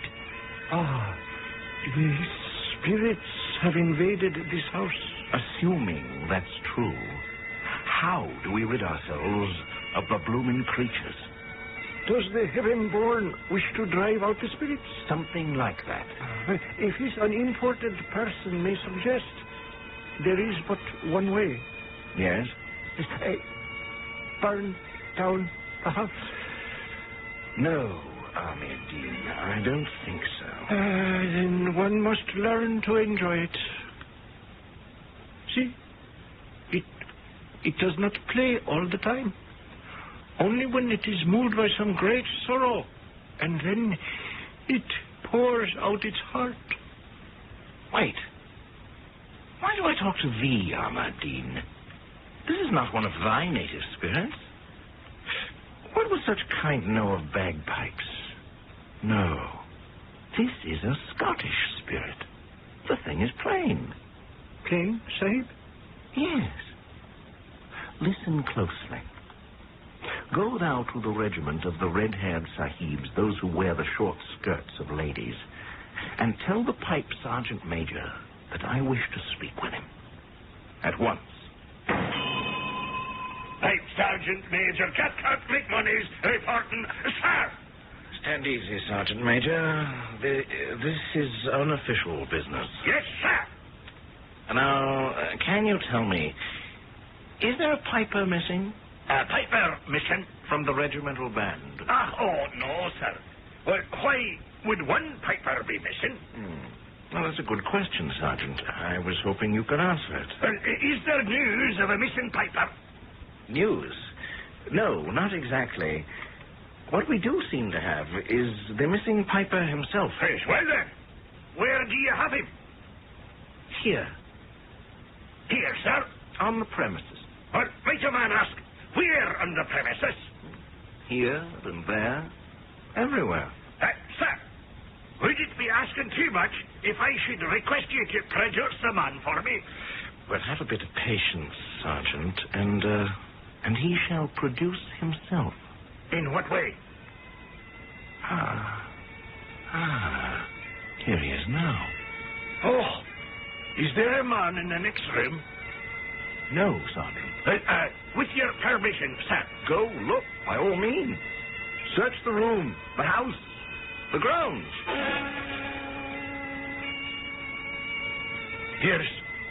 There's no one here. My point exactly, Sergeant. And yet, 'tis plain, 'tis a pipe. Yeah, a pipe. Who can it be? Well, No, it can never be. But who else? What are you saying, Sergeant? Stewart, man. 'Tis Jock Stewart. The Stewart himself. Oh, listen. That's all I've been doing, is listening. Stewart. 'Tis his very own pipes. The ones he made with his own hands. Oh, yes. He was the greatest of us all. A poor fella. Poor fellow? He died. In battle? Oh, no, sir. Much worse. I've a broken heart. Oh, yes. This is the song. I remember he played it. 'Tis called I Shall Die for You. Oh, beautiful melody. You mean there is a melody? You know what they say. Scottish airs are not for English ears. He stopped. Oh, poor Jock. Probably overcome by his tears. But why has he come here?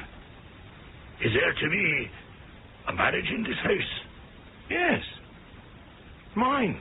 Ah, well, he has come to warn you. Warn me? Of what? Of the faithlessness, the fickleness of a woman's love. Well, very good, Sergeant, very good. Now, let him consider that I have been warned, and let him go away. No, sir. You see, he feels it so deeply. He was betrayed by the lady he loved. Well, why can't he leave me alone? He wishes to save you from making this terrible mistake. Yes, but it isn't a terrible mistake. We love each other, Melisande and I. What am I going to do? Reconsider your approach in marriage. What's to consider? I'm in love. And if Jock Stewart, or whoever this mad, dead Scotchman is, doesn't leave this place in peace, my fiancée will break our engagement. Now you see it. This is what Jock Stewart has in mind.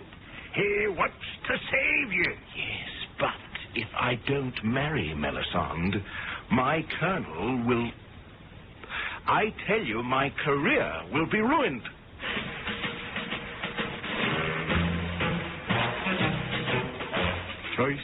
Choices, decisions. Ghostly pipers, fidgety fiancés, querulous colonels. How are we to sort all this out? And to top it off, we're in India. Mysterious, unfathomable, inscrutable India, where sometimes the practical answer is the one that makes no sense at all. We shall return shortly with Act 3.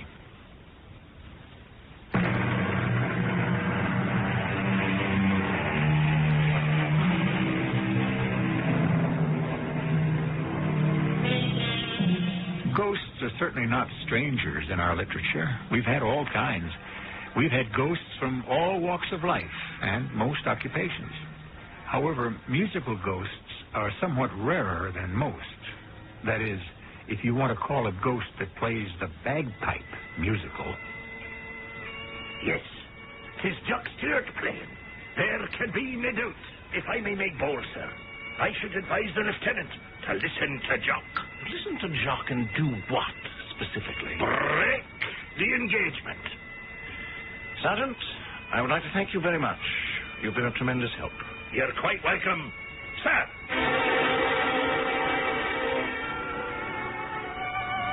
My darling, I've been looking for you. Angel, where else would I be on an afternoon except here at Paletti's? Yes, of course. Then it's settled. Settled? What is settled? The affair of the ghost. I assume it must be, or else you will be back at the house taking care of it. Well, we do seem to have a problem. Oh? The ghost seems to resist all attempts to evict it. Jimmy, darling, have you ever asked yourself why? Why? Why what? Why the thing has seen fit to, well, let us say, concertize in your quarters? No, we no longer need to call it a thing. It's been identified by the pipe sergeant of the Highland Fusiliers as a certain Jock Stewart. Indeed. Mm-hmm. It seems that this Jock Stewart is dead.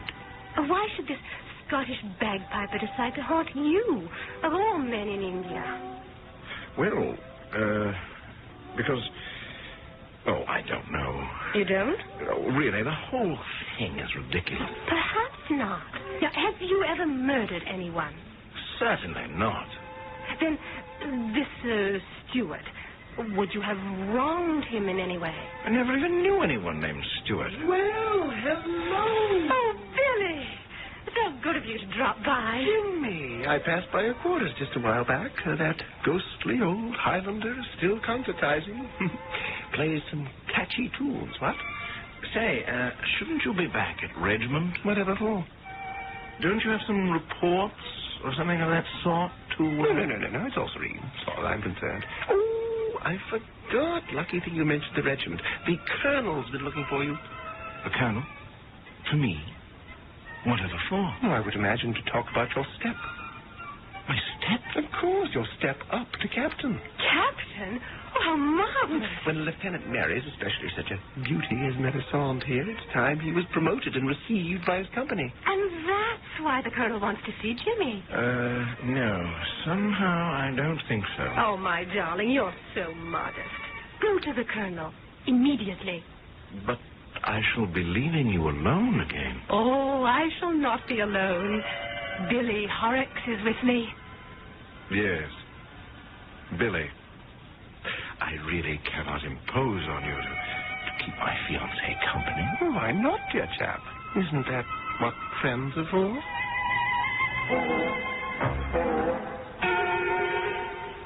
Deva, what have you been doing to your fiancée? Doing, sir? You haven't been treating her shabbily, have you? Why, no, sir. She looks a bit peaked to me. Well, sir, that's to be expected. Is it? Yes, sir. As the wedding day approaches, the parties do feel a certain strain, and I suppose it shows. It doesn't show on you, Lieutenant Desson. Well, sir, that's the way it goes. I said you were a rogue, Tessa. Yes, sir. Good enough soldier, but the kind of scoundrel who should never marry. It occurs to me that since you might be somewhat afraid to break this engagement yourself, you may be giving your fiancé cause to break it for you. Oh, no, sir. I warn you, Tessa. Permit me to say, sir, no warning is necessary. I think it is, Lieutenant Tessa. I do not intend to be left at the church with an abandoned bride. We all know exactly where we stand. Do we not? Yes, sir.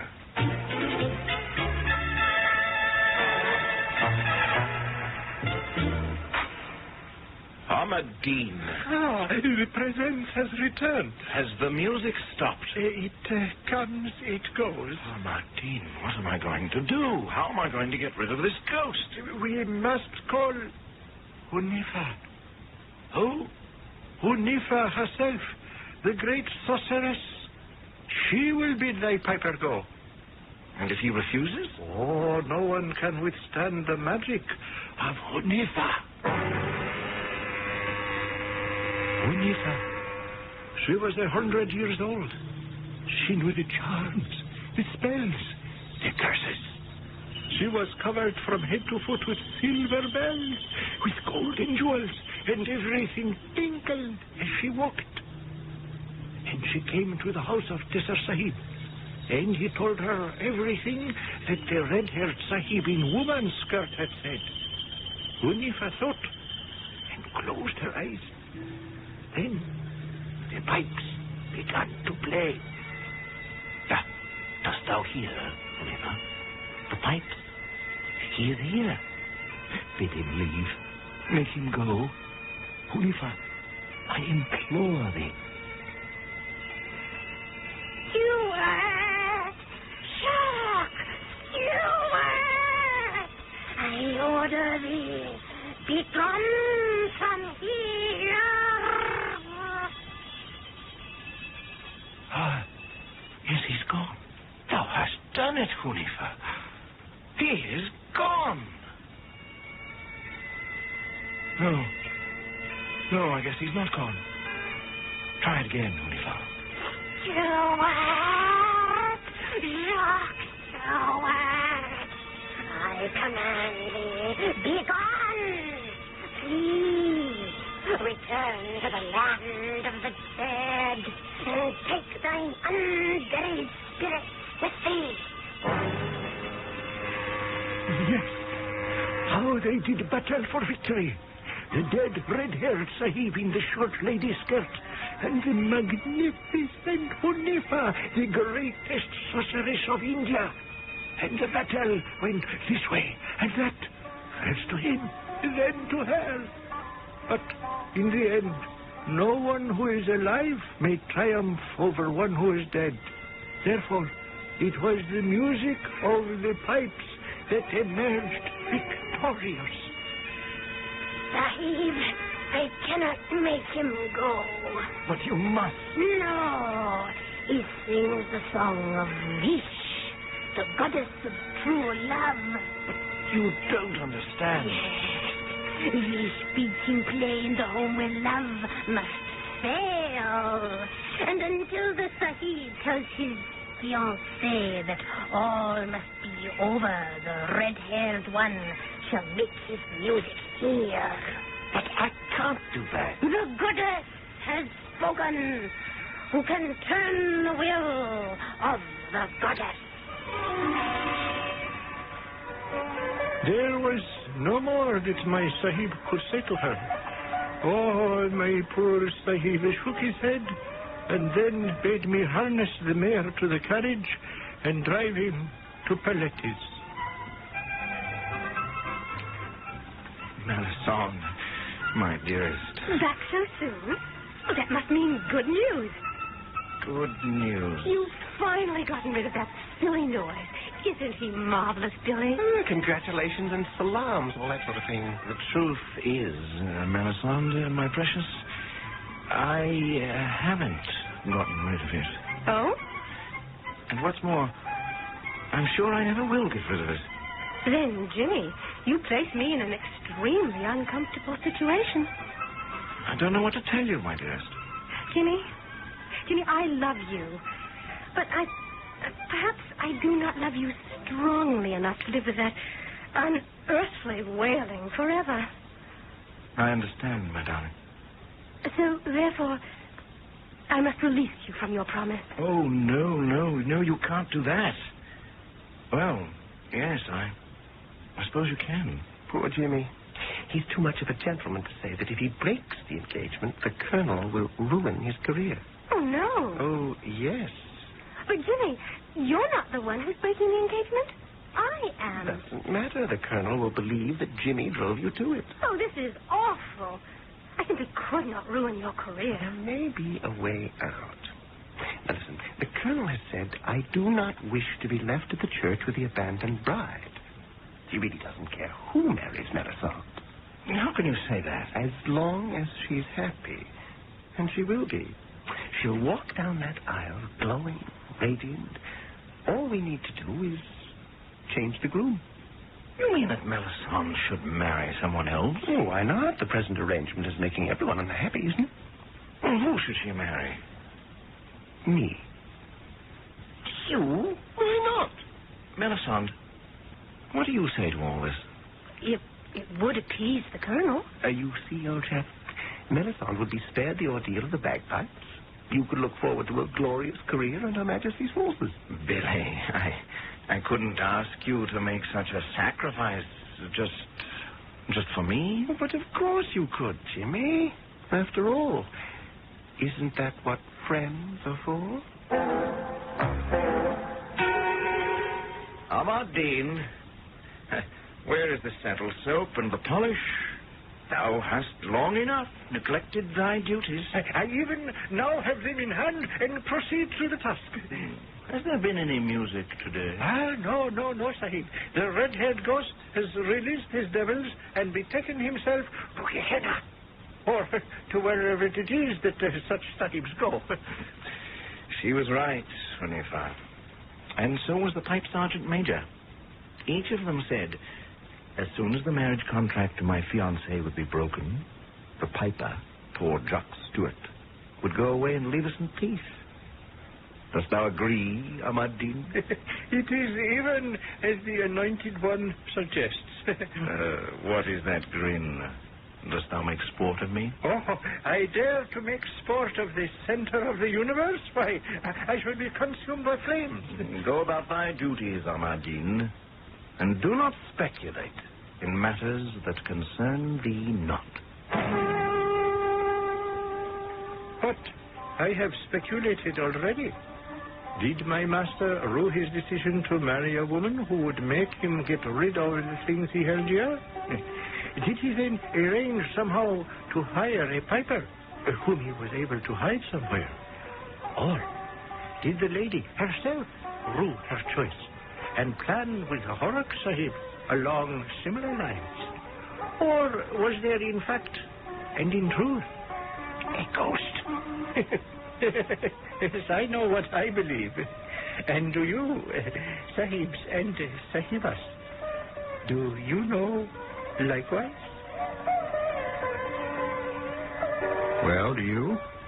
It was Mr. Kipling himself who said that anything can happen in India, and that everything does. Was it Lieutenant Tesser who arranged a plot? Was it a ghost piper? Perhaps. And this would be in keeping with India. Was it both? I'll be back shortly.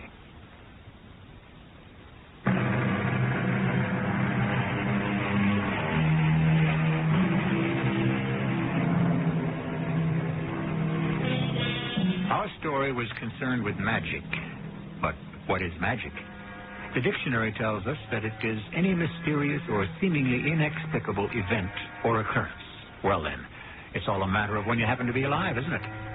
One century's magic is another century's commonplace. Think of the wireless, the airplane. Sooner or later, the mysterious will be stripped away from anything and everything that defies explanation, even ghosts. Our cast included Tony Roberts, Diana Kirkwood, Russell Horton, and Earl Hammond. The entire production was under the direction of Hyman Brown. And now, a preview of our next tale. I want it. It's had quite a few owners. I'd have to inquire about the asking price. I want that house. Mr. Steers, naturally I'd be pleased to make the sale. Do you mind telling me why you're so set on buying this particular house? I want it. Well, frankly, Mr. Steers, that house has been, well, sort of a jinx. Everyone's enchanted with the house when they first see it, but once they've moved in, they take a dislike to it. They tell strange tales about strange goings-on. Like what? Oh, sobbing at night, restless footsteps on the stairs. Oh, I know, those are the standard complaints when a house has the reputation of being haunted, but everyone who's lived there said the same thing. This is E.G. Marshall inviting you to return to our Mystery Theater for another adventure in the macabre. Until next time, pleasant dreams.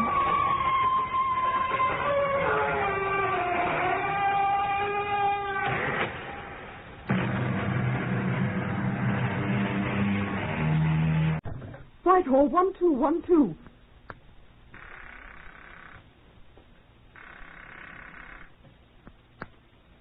This is Scotland Yard.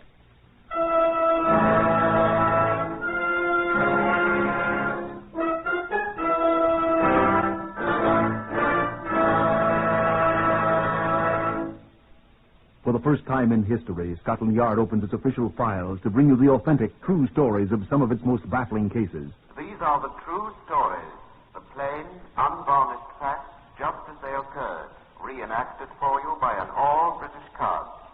Only the names of the participants have, for obvious reasons, been changed. The stories are presented with the full cooperation of Scotland Yard. Research on Whitehall 1212 comes from Percy Hoskins, chief crime reporter of the London Daily Express. The stories for radio are written and directed by Willis Cooper. Here is the man in charge of Scotland Yard's famous Black Museum, Chief Superintendent John Davidson, to brief you on case number 504 MR701. Good afternoon. All the exhibits I have charge of here at the Black Museum are not in themselves horrible or gruesome. I admit that several of the exhibits in this case, number 504701, are so dreadful that we reserve them for the use and study of our own people exclusively. Policemen are notoriously a strong-stomached lot. But this one that I brought with me is not such a one. Look at it. It's a woman's earring. The pair couldn't have cost a great deal. Handmade, I think, by some village jeweler in France many years ago. Can you make out the design? Crudely carved representation of a left hand holding a heart and what seems to be a flower. The other one of the pair was similar, I'm told, by those who've seen it, except that it was a right hand. This is the only one left of the pair. Retired Chief Superintendent Cedric Pickard is a little older today than he was then. Hey, Cedric? I was a brand new inspector then, John. You still remember all the details of this case, though. For 35 years, I've been trying to forget them, John.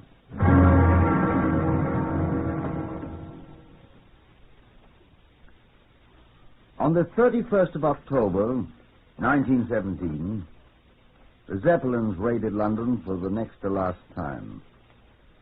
About 8 o'clock on the morning of November the 2nd, some 32 hours after the air raid, I received a call from E Division of the Metropolitan Police in Bow Street. I hastened there at once. They had 4 things to show me. 1, a badly blood-stained sheet. 2, a large jute bag labeled Argentine La Plata Cold Storage. 3, a stout cord which had been tied round the bag. 4, torn bit of pasteboard on which was scrawled in pencil the words Bloody Belgium. Most curiously misspelled. There was a civilian there, too, a squatty man with a cast in his left eye, wearing a remarkably dirty cap. He stood up and I looked at him.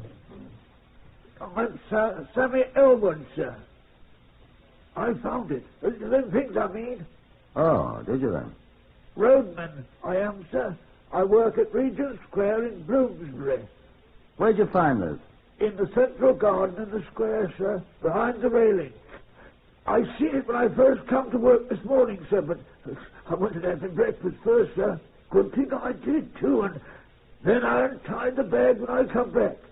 I run for a policeman right away, sir. Why'd you run for police? The bag, sir. There was a lady in it.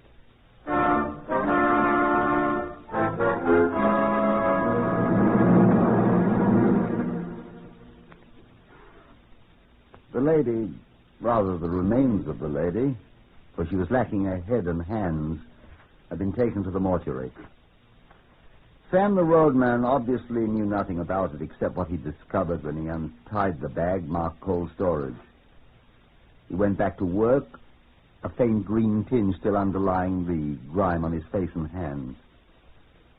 I examined the evidence.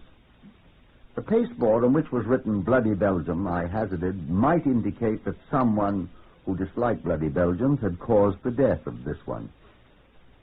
The bag, I decided, should go to the laboratory for examination. I looked for laundry marks on the blood-stained sheet. There was one down in one corner. I telephoned it in to the Criminal Records Office and started for my office at New Scotland Yard. The telephone was ringing as I came in. Yes? Inspector Pickard here. Sergeant Toland here, sir. We found out about that laundry mark, sir, the one you phoned in. Good. It belongs to a Mademoiselle Albertine de Rocher. Belgium? Don't know, sir. Address 50 Munster Square. That's over east of Regent's Park, sir. That's very good, Sergeant. I'll run over there at once. Care to come along with me? Why, if I can get permission to leave here, sir. Get your hat. I'll take care of that. Accompanied by Sergeant Monty Toland, he was a much better man on a case than on a CRO telephone, and they knew it. I proceeded to Munster Square, and we were admitted to Mademoiselle de Rocher's two-room flat by the landlady, an old Frenchwoman with a moustache. Bed's overflown up. Oh. Sheet seems to be missing. No sheet here. Look under the bed. 1, 3 pairs of shoes. No sheets under here. What are you looking at, sir? Is that blood? There on the pillow. Looks like it. And here, sir, on the blanket. A lot of it. I wonder. Sir, there's somebody at the door. Landlady. I can speak a sort of French, sir. Alors, madame, entrez. Alors? Come on in, the keyhole's drafty. Pardon? Come in. Ask her if she knows where Mademoiselle de Rocher is. Mademoiselle de Rocher... She is gone. She speaks English. Oh, oui. Where's she gone to? Je ne comprends pas. Où est-elle? Oh, she is gone since samedi. Saturday. Oui, she goes for to see her sister in Nottingham. Nottingham. Oui, oui, Nottingham. What's her sister's name? Ça, je comprends pas. Comment elle s'appelle la sœur? Je sais pas. She doesn't know, sir. She go away to hide in the abri when the Boche come in the air raid. Underground, in the tubes, vous savez? Elle ne revient pas. Nottingham. Tu compris? What time does she leave? À quelle heure est-elle partie? Presque minuit. Near midnight. Samedi. Saturday, yes. She didn't come back, huh? No. Nottingham. Nottingham. Oui. Ask her who might know her sister's name in Nottingham. Madame... Il le sait. Cet homme-là, là-bas. What man, madame? The man in the picture there? Oui. Ça, c'est Langlois, son bon ami. Langlois, il sait. It's Langlois, her sweetheart. He might know, she says. Where is he? Je sais pas. C'est lui. Where is his home? Hein? Oh, Charlotte Street, numéro 101. 101. Langlois, Étienne Pierre, Petite Boucherie. Rue Charlotte, numéro 101. What'd she say? She says his name's Langlois and he lives at 101 Charlotte Street. I know that. What else did she say? She says he has a small butcher shop there.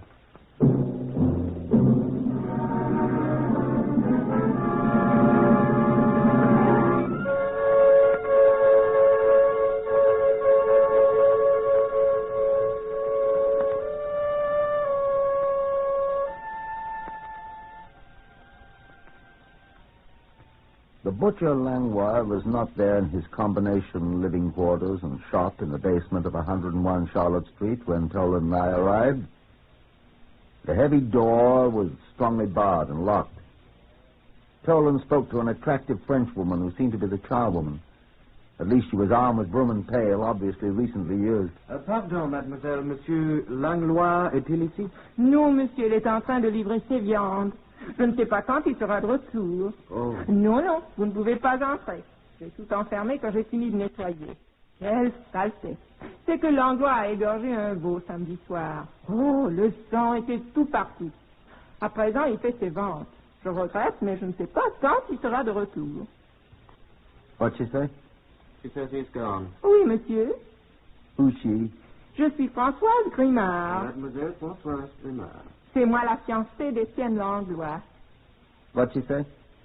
She's the sweetheart of Langlois, she says. How many sweethearts has this fellow got? Oh, I don't think we'd better ask her that, sir. Mais qu'est-ce que vous dites, voyons? What'd she say? She wants to know what we're talking about. Madam. Mademoiselle. You tell us, Owen. Dommage que je l'ai raté. Je vous remercie, mademoiselle. Come on, sir. Au revoir, mademoiselle. À la bonne heure, messieurs. Goodbye, madam. Mademoiselle. Oh, right. Wonder how much she knows about this affair.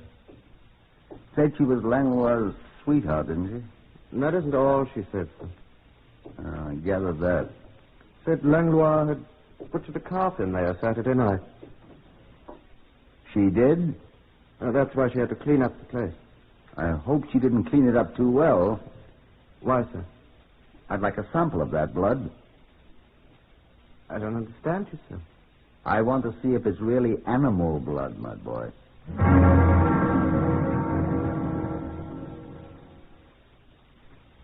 I posted 2 detectives at the Charlotte Street location to keep a close but inconspicuous watch on the home butcher shop of Etienne Pierre Langlois to report the butcher's return. Toland and I went back to the Munster Square address where Albertine de Rocher had lived. The mustached landlady assured us she knew nothing more of the affairs of Mademoiselle de Rocher. She did, however, add that Monsieur Langlois had put in an appearance there after the Desroches woman had left. Ask her when, Tolan, I said. Quel jour, madame? Dimanche. Sunday. What did he want, madame? He had food for the cat. Mademoiselle Desroches asked him to do so. Was he alone? Huh? Était-il seul? Oui. How long was he here? 15 minutes, peut-être. 15 minutes. I know. He fed the cat? Comment? The cat. Cat. Did he feed the cat? Eat. No. Why? That's what he was here for, wasn't it? Le chat est perdu. The cat's what? Perdu. He has run away. Well, what did he do with the cat food? Oh, he take it away with him. Why didn't he leave it here? Je ne sais pas. Was he here alone in this room all that time? Oui. Did he take anything from here when he left? The food for the cat. That all? Je ne sais pas. I don't know. You sure? Monsieur, if he takes something from this flat, it is hers, not mine. Comprenez? I don't know. Aussi, he is her sweetheart, you say, n'est-ce pas? It is all right if he takes something. I don't know. Not my business. A sheet seems to be missing from the bed. I don't know. Je ne sais pas absolument. I see. Well, that's that. Seems to be, sir. Well, thank you, madam, and goodbye. Goodbye, monsieur. Oh, I knew there was something else I wanted to ask you. Oui, monsieur. Do you know a woman named, what's her name, Tom? Who's that? The woman who told us about Langlois. Oh. Françoise Grimard. Ah. Know her? No, I have never heard of her. Nowhere in all London is the art of thrusting one's nose into other people's business at lower ebb than in Soho, with its enormous foreign population. Our uncooperative landlady was a conspicuous practitioner of the ancient injunction, live and let live. As Tolan and I approached 101 Charlotte Street, half a mile away, Detective Sergeant John Mullins, one of the men I'd posted to watch the Langlois establishment, called to me. Hey, Inspector. Who's that? Oh, it's you, Mullins. Yes, sir. Been looking for you, sir. You went to your office at the yard, and I... What's up? He's come back, sir. Langlois? Must be him, sir. He looks like a bloody butcher. He came up and unlocked the door of the place and went inside. He's still there? Must be. We haven't seen him come out. Good. The woman came up and knocked at the door, sir, about 10 minutes ago and was admitted by him. Young? Well, not so young, Sergeant, but very handsome, I'd say. What'd she say? We couldn't hear her, but she's there now. At least she hasn't come out either. She's telling him all about the two policemen who were asking questions about him this morning. I'll take my oath.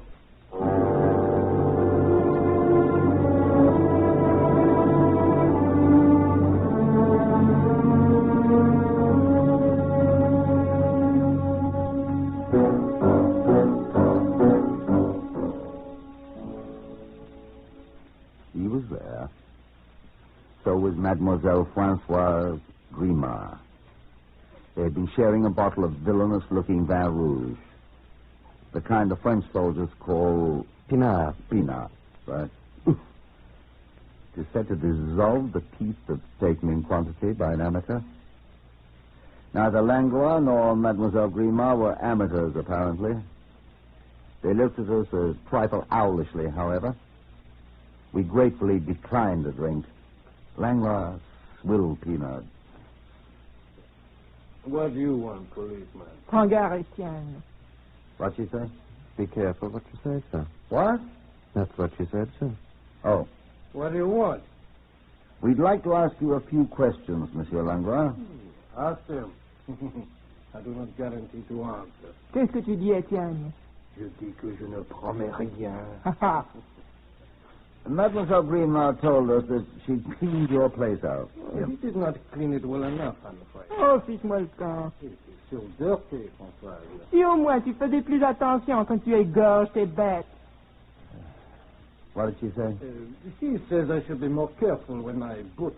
C'est vrai, François. You do your butchering in here? Sometimes, monsieur. Mais écoutez, Tais-toi, François.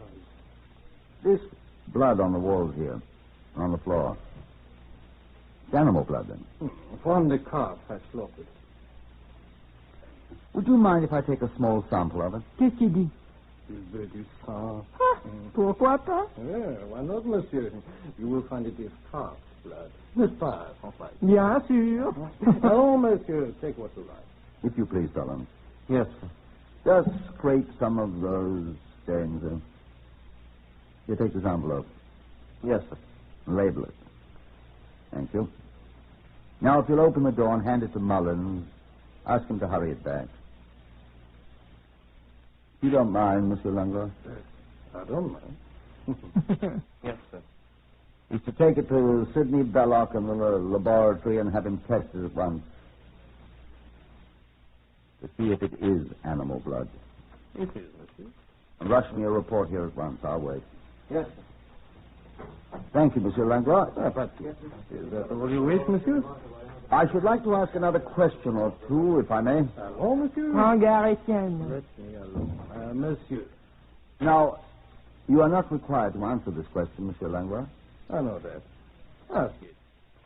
You, knew Mademoiselle Albertine de Rocher, did you Albertine not? Durocher, la vachette salope. Françoise. Oh, Albertine Durocher, alors oui, la connaissez, moi aussi. Petit terre. Elle qui voulait manger Étienne, cette cochonne de la rue. Givre, Françoise. Oh, elle ne reviendra plus ici, celle-là. Enfin, c'est toi. Oh, essaye. Elle reviendra plus jamais Enfin, ici. c'est toi. Ferme ta gueule. Eh oui, il la connaissait. Moi aussi. C'est toi, François. Elle nous tracassera plus jamais, celle-là. I take it the lady did know her. She certainly did, sir. What did she say? Well, Albertine Durocher. Now, excuse me, monsieur. I think it is better you go from here. Monsieur Langlois, I have several more questions I would I'm like. sorry, monsieur. I will not answer them. Well, you don't have to, of course. I am sure that you will see that the matter of Mademoiselle Albertine Durocher is a very painful one for Mademoiselle Guillemard and myself. François. Oh, alors. Alors, tais-toi, François. Oh, Albertine Durocher. No, monsieur. I have answered enough. I know the British law, too, monsieur. You may not enter my dwelling without a warrant if I wish you not to. Nor must I answer questions unless I so choose. You have no warrant. I choose not to answer any more of your questions. I ask you to go away from my house. Uh-huh. The door, monsieur. Oh, attends, espèce de crétin. A thwarted policeman is a sorry sight. We shambled down Charlotte Street in the general direction of Scotland Yard. And the small measure of self-respect we detained in our retreat to its sheltering walls was quickly stripped from us by Sergeant Mullins, who met us on the stairway to my office. I was just starting out to find you, sir. Yes, Sergeant? That bundle of blood you sent me back with, sir. Yes? Laboratory says it's animal blood, sir, not human at all. Toland and I went home. But a night of even troubled sleep helped. I found obtaining a search warrant not too difficult, and armed with it, Toland, Mullins, and I returned to Charlotte Street. Langlois greeted us with a tolerant smile, I think you'd call it, if you were a novelist. It was the blood of an animal, was it not, Inspector? Yes, it was, Monsieur Langlois. Yes, yes.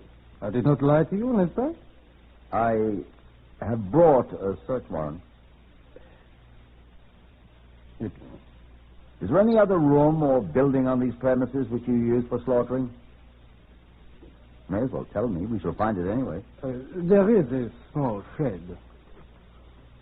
Out this door, monsieur. But I have not used it for many months. Out this door, monsieur. Wait. Go ahead, Mullins. You know what you're looking for. Right, sir.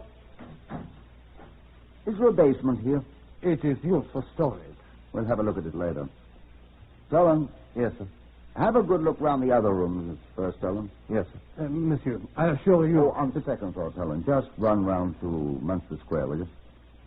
Is that not where the Mademoiselle Durocher lives, Just monsieur? run round there, will you, and see what Tom Bennett's found out. Yes, sir. If his report isn't ready, wait for it. And come back here at once. Right, sir. May I ask? There's a pathologist over there with some portable laboratory equipment, monsieur. Mais je ne comprends pas. He's over there looking at some blood stains. Now, if you don't mind, I'll start in this room. Is this an abattoir too, monsieur? It is my kitchen. It was a most dingy kitchen. A most filthy kitchen. I inspected it carefully. Greasy saucepans, well-scrubbed butcher's knives, moldy pails of rubbish, stinking half-empty tins of decayed food, and under the ancient sinks a pile of stained linen. The third item I picked up was a blood-stained towel. Animal blood, too, I asked Langlois. He didn't reply. And then something fell out of the folds of the towel onto the floor. I picked it up. What's this, I asked. It is an earring. It belongs to Françoise, to Mademoiselle Grimard. An earring, I said, and dropped it into my pocket. Just ask her about that. I will give it to her, monsieur. Thank you. I'll just ask her to identify it when she comes in. Where is she, by the way? Oh, is it? I don't know. You'll find her. Did you say this is animal blood on this towel, monsieur? From the calf which I slaughtered. Dear me, how did an earring ever get in here?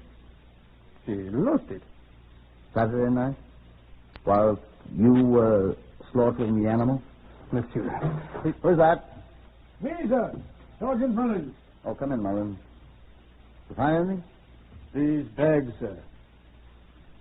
Jute bags. What's it say on them? You read it, Langlois. Argentine, La Plata, cold storage. I have dozens of them. Curious. The same kind of sack the body was in. Well, let's keep them, Mullins. Now, who's that? Oh, here you are, sir. Then it says the stains are animal blood, sir. He's certain. I wonder how animal blood got in Mademoiselle de Roche's room. I wonder. Monsieur, I must speak to you. Eh? Very well. Tolan, you and Mullins go down to the cellar and see what you can find. Got a torch? Yes, sir. Go along. Now, monsieur. Wait, monsieur. There's nothing down there. Get along. Monsieur, I confess. Go on. I did not kill her. Oh? I went to feed the cat. I found her dead in her room. She had been attacked. Oh, blood. I'm reliably informed that is animal blood, monsieur. I was frightened. The concierge, the landlady, she knew I was there. I might be accused of murder. It is possible. I brought the body back here. That blood out there in the kitchen, that is human blood, her blood. I put her in the sack, but I did not kill her. I did not, I tell you. And in the night, I got my horse and trap, and I drove to Regent Square with the body, and... What did you do with the hand and the head? We found the head, sir. Oh, no! It's in a calf downstairs, sir, with a hand. Can't identify it, sir, but there's an earring in one ear. The other's been torn out. If we can find it... Who's that now? Come in. Good morning, Mademoiselle Grimard. Qu'est-ce qui se passe ici? Et vous? On vous a mis à la porte hier. Et tiens, réponse, si veux-tu. Mademoiselle, do you recognize this earring? C'est à elle. C'est celui qui s'est accroché au torchon. What'd she say? She says it's the one that got caught on the towel, sir. Why, it's the same as the one down in the cellar, sir. On l'a trouvé. Ils ont découvert sa tête. She says they found it. They found the head. Albertine. Oh, c'est lui qui l'a tué. Arrêtez-le. Professor, she is the one. No, she murdered her. My love, mon amour, mon amour. Stop. Dolan. So she'll understand it. Huh? Etienne Langlois, I arrest you on a charge of willful murder. I arrest you for the willful murder of Albertine de Rosa. I warn you that anything you say will be taken down in writing and may be used in evidence.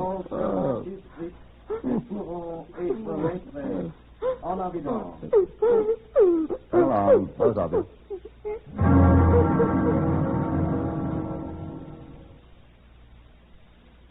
At the trial at Old Bailey, it was proved that Albertine de Rosa, instead of going to the air raid shelter when the alarm was given, had instead gone to the home of her lover, Langlois, who was entertaining Francoise Grimard. A quarrel ensued, and the de Rosa woman was struck on the head and killed. We found the murder weapon, a cleaver owned by Langlois. The only fingerprints on it were those of Francoise Grimard. Langlois had gone to the dead woman's flat in Munster Square the next night with a container of animal blood in an attempt to make good his hastily conceived story. Then, realizing he must do better than that, he resorted to the practice of his profession. His handwriting matched the bloody Belgium written on the pasteboard with the body. It was a joke, he said, to foil people. It didn't. Etienne Langlois and Francoise Grimard were hanged at Wandsworth Prison in May 1918.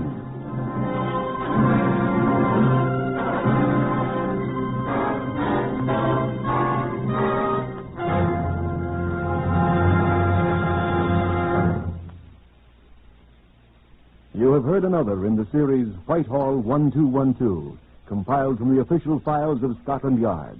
Research is from Percy Hoskins of the London Daily Express. Whitehall 1212 will not be heard next Sunday, giving way to a special broadcast of the Masters Open Golf Tournament from Augusta, Georgia. But we shall return to you at this time 2 weeks from today.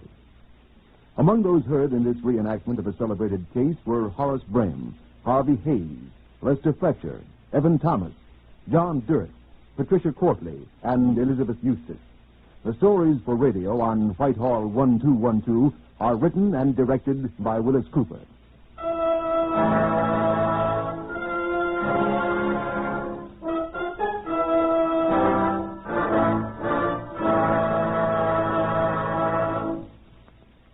3 chimes mean good times on NBC. This evening, The Big Show stars Judy Canova, Fred Allen, Jan Murray, Vivian Blaine, Portland Hoffa, Johnny Johnston, and your glamorous hostess, Tallulah Bankhead, with Meredith Wilson directing The Big Show Orchestra and Chorus. Then, later this evening, Theater Guild on the Air co-stars Lily Palmer and Rex Harrison. Then, tomorrow afternoon and every weekday afternoon, be sure to hear the new dramatic series, The Doctor's Wife. Yes, morning, noon, and night for the best in radio entertainment. Stay tuned to NBC. Remember, tonight, Theater Guild stars Rex Harrison and Lily Palmer on NBC.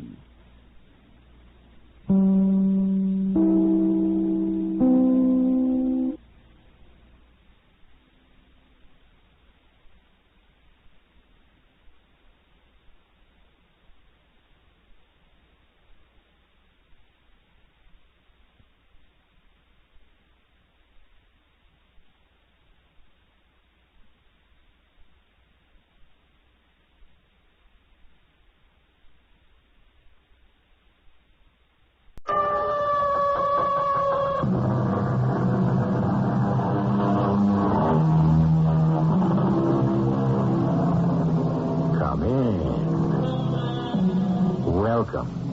I'm E.G. Marshall. Slander, whose edge is sharper than the sword, and whose tongue outvenoms all the worms of the Nile. From which we can see that Mr. Shakespeare did not look kindly upon slander. And yet, what would we ever do without it? With what would we fill our newspapers, our news broadcasts? What a world.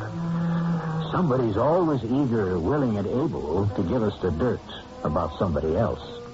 And we can't wait to hear it. How much money do you think she made, Captain? I don't know. How much money would a cleaning woman take home? This one took home just over $100 a week. On that kind of salary, how much money do you think she gave to charity? I don't know. Not an awful lot. How about $10,000 a year? What? and sometimes even more.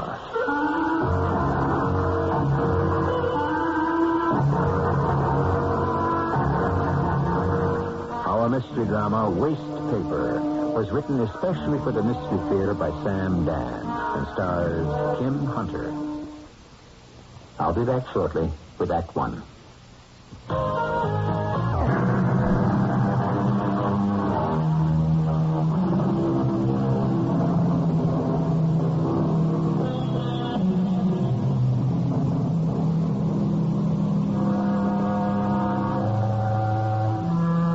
As long as crime is regarded as wicked, it will always have its fascination.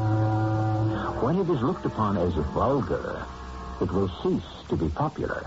It was Oscar Wilde, I think, who said something like that. And so, the major preoccupation of our society seems to be crime. After all, what fills most of the space on today's front pages? So let us proceed with our story, which begins in the office of Roger Williams, the captain of detectives. Send Melrose in here. Captain Williams here. No, nothing. Blank and zero. Yep. Bear with me. I'm putting one of my best people on it. You sent for me, Captain? I have an assignment for you, Detective Melrose. Did somebody lose a dog? Why, Melrose, you're with homicide now. Oh, did somebody kill a dog? I have a nice little case for you. Mm-hmm. A little something tucked away someplace where I can't do any harm. Now, Melrose, I have a homicide for you. A homicide? See? It happens. Finally, your very own homicide. What kind of homicide? It's not a page one homicide. Naturally. Don't say naturally. Already the morning paper has called for details. Make sure they spell your name with 2 L's, and so your career is launched. What are the details, Captain? The lady's name was Martha Malone, age 52. A woman? Well, yes, I thought you might be more comfortable with a woman. Why? Well, you're a woman, aren't you? Yes, Captain. Oh, Mrs. Malone was a widow. She worked as a cleaning lady. She was murdered last night. Here are the details on the sheet. And now, Detective Melrose, it's all yours. He means well. They all mean well. I suppose they can't help it. They were raised that way. Well, at least he gave me a case. Well, he had to. I guess he wanted to be able to say, look, in my division, women detectives are right out there in the field. So, what have I got here? A cleaning woman killed. Why, how, and by whom? How is easy. A .32 caliber bullet through the heart. That was in the medical report. She worked for a firm called Novelties Incorporated.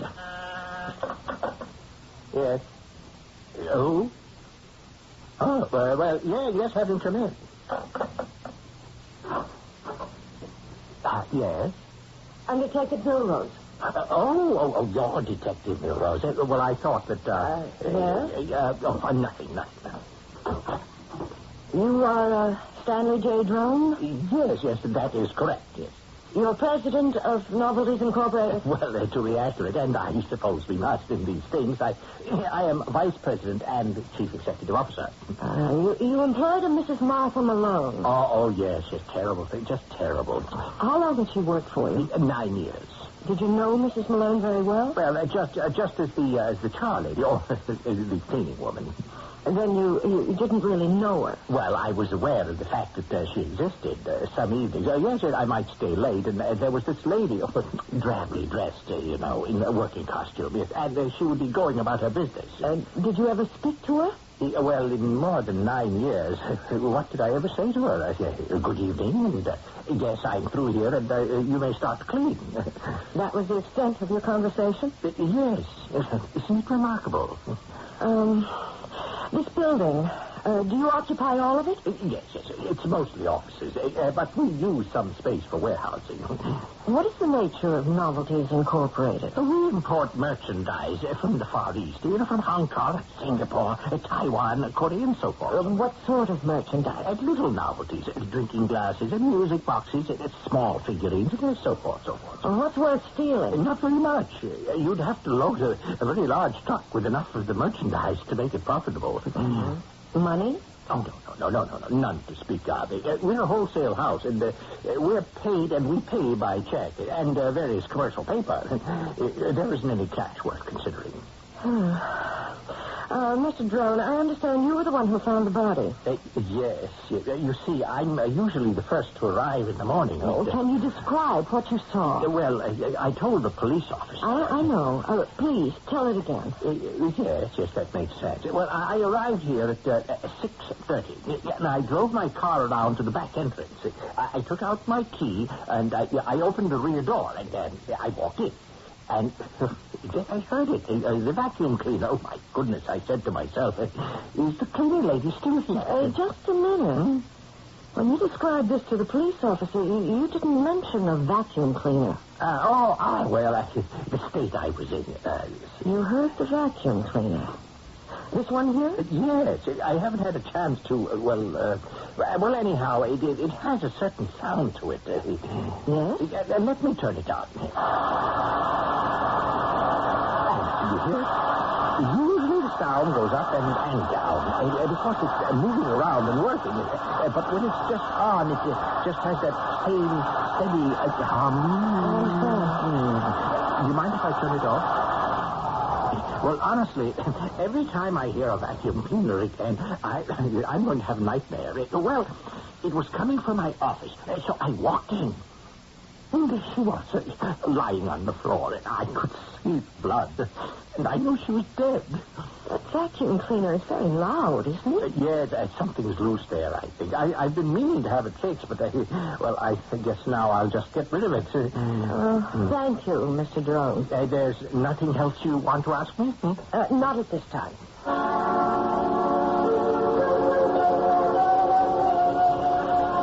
Yep, you ready to type it up? I haven't even begun, Captain. Well, what have you been doing all morning, Milrose? I spoke to Mr. Drone, her employer. Oh, and what could he tell you? Well? He's not a witness. You understand that, don't you? Oh, yes. All he did was find the body. There are no witnesses. Yes, but... Milrose, all we've got is a dead old lady. She was only 52. And we've got the bullet that killed her. And that's all. We've got no place to go. But why was she killed? We may never know. That's what happens so much of the time. These things just fade away. You haven't answered my question. Why was she killed? Somebody came to burglarize the place. Mr. Drone says there is nothing of value to be stolen. Okay, but the thief doesn't know that. He's just freelancing along. He blunders into the poor cleaning lady. Maybe she screams. Maybe he panics. And he shoots her. I don't think so. You don't? He didn't blunder into her. Well, how do you know? The vacuum cleaner. It could be heard all over the building. What vacuum cleaner? Drone says when he opened up, he heard the vacuum cleaner. It must have been going on all night. Or are you telling me the thief shot her and then turned the vacuum on? Why would he do that? The answer is he didn't. No, he knew she was there. He could have avoided her or backed away and called it off. No. He killed her deliberately. Maybe. But he could have confronted her to ask her, where's the safe, or some question like that. He'd have had to make her turn the vacuum cleaner off. With that racket, you could hardly hear yourself think. No, Rose, you're introducing a complication. And so I have to ask you the question you've been asking me. Why was she killed? I don't know. I want to find out. I'll give you one more day. One more day? Police work has become a matter of logistics and production. We must invest our resources where we have the greatest chance of a tangible return. It was hard to admit it, but he was right. On any given day, there can be 2, 3, 4, as many as 5 or even 6 murders in a city the size of ours. And they keep piling up. Some of them you know you can never solve. It's like Casualties in wartime, you try first to save those with the best chance of recovery. Listen, Detective, don't become personally involved with your cases. Don't allow them to become part of you. Sometimes you just have to let them go. I still have a day. I know you feel a deep sympathy for this poor old lady, but without facts, evidence, and material we can hand to the prosecuting attorney, there'll be nothing we can do.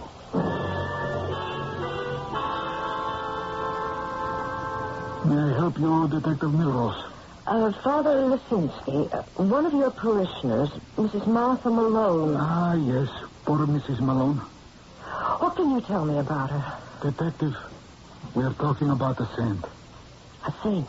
Of course, she was one of the many millions of charitable, warm-hearted people to whom religion was a vital, dynamic, and living thing. Do you know of any reason why anyone should wish to kill her? Kill her? Oh, no, never. Not deliberately. You say she was a good woman? She lived to do charity. Charity? Yes.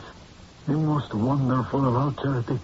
That charity which is done quietly, without ostentation, without thought of reward or approval. Oh, can you tell me about this charity, Father? While she lived, she imposed silence upon me. But now that she has gone, the world should know who she was. Who was she? Oh, a soul of kindness and generosity. She donated thousands of dollars each year. Thousands? How many thousands of dollars, Father? Oh, she would give 6, 7, sometimes 10,000. I see. She would bring me the money at intervals during the year, and she would say, Father, use this as you see fit. Pay a poor family's rent. See that the poor youngster may have tuition for college. And one year she actually gave you $10,000? Yes. Actually, it was last year. $10,000? Oh, and it did so much good. So much good. Yes, I'm sure of it. Sorry to bother you again, Mr. Drone. No, please. Yes, anything I can do. How much did you pay Mrs. Malone? I have the figures right here. Her take-home pay was, well, it would average $113.09 a week. Oh. Would you know if she had another source of income?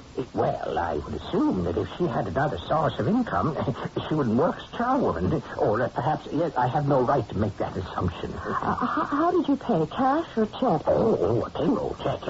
Our policy is to have very little cash on hand. Well, she would have to go someplace to cash the check. Yes. I have one here. It was canceled by the Citizens National. I see. Thank you very much, Mr. Drone. Captain, she was taking home $113.09 a week. That's $5,880.68 a year. And do you follow this? Where's it going? She paid $122.40 a month for rent. That's over $1,400 a year. Well, why is it important to know this? And then there were food, clothes, medical bills, car fare, and all the rest. So? So you would think she could barely make it through the year. Maybe not at all. All right. So last year, where did she get $10,000 to donate to charity?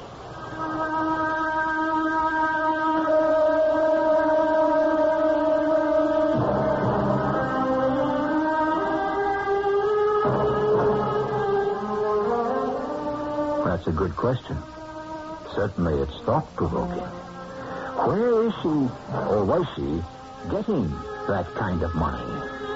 Her employer insists that there's practically no cash to speak of in the Novelties Incorporated building. But obviously, the place is a gold mine. We'll do some prospecting when I return with Act 2. Introduce yourself to a remarkable nasal spray that lasts... Annual income, £20. Annual expenditure, £19. Result, happiness. Annual income, £20. Annual expenditure, £21. Result, misery. That made very good sense when Mr. Dickens wrote it. Spend less than you make. But we are confronted by a poor lady who only made some $6,000 a year, and yet was able to donate $10,000 to charity. How did she do it? I don't know. Did she have another source of income? We don't know. Money in the bank?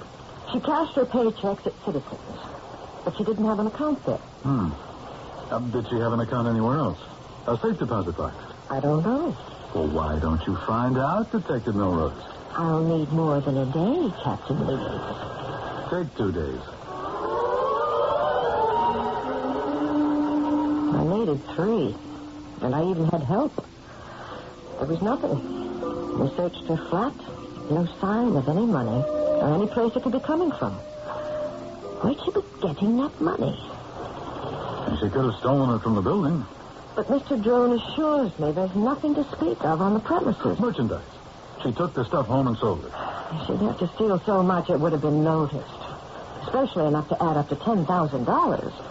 Well, now, Detective, you've reached that point. What point? Where you come up with a theory. Oh. Well, you better have one. You see, I assigned you originally because I figured it was a day's work and into the files. But you came up with that vacuum cleaner. So that knocked out the surprise sneak thief angle. Now we find out she was a lady of means. So, A, why was she working as a cleaning woman? And B, where was she getting that money? But I don't have any theories yet. Well, the chief inspector's going to want a theory. Do you think you can have one by the end of the day? By the end of the day? Well, it doesn't have to be right. Just make it sound plausible. Theory.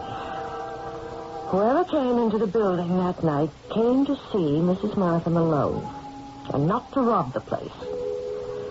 Whoever it was, he or they didn't come to discuss anything at all with her, because he or they didn't bother to shut off the noisy vacuum cleaner.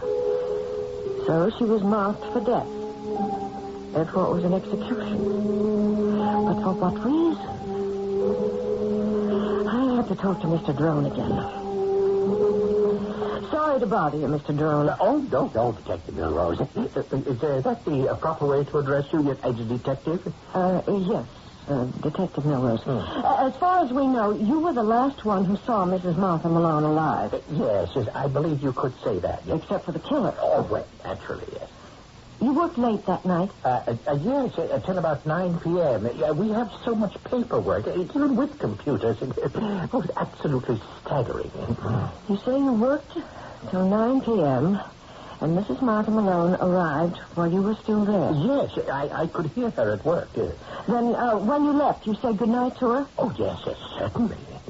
There was no one else in the building? No one who had any legitimate business here. You didn't see or hear anyone? No one. Uh-huh. How did you leave the building? How? Well, there are 2 doors, one front and one rear. Yeah, by the rear door. Was the door locked? Oh, yes. We locked both doors, the front and rear, at 6 o'clock. And the front door, when you left, was that locked also? Yes, I always check it before leaving. It's a reflex action, you might say. So you opened the rear door and locked it after you left? Yes. So then, as far as you know, Mrs. Martha Malone was all by herself in a locked building? Yes, you could say that, yes. Who carries the key to the building? I do. Anyone else? Mrs. Malone did, yes. And no one else? No. When Mrs. Malone came to work, I assume she filled out an application. Oh, yes, I have it here. Whom does she list as next of kin? Yeah. Or a person to be notified? Well, let me see. Nobody. No one at all? Oh, yeah, you can see the space. It's empty. Do all your employees have insurance policies? Oh, yes. You'd be surprised what I have to pay in this so-called free. Did Mrs. Malone have one? Oh, absolutely. Whom did she list as beneficiary? One moment. Yes, here it is. Father Stephen Lisinski of St. Mary's Church. Thank you, Mr. Drone.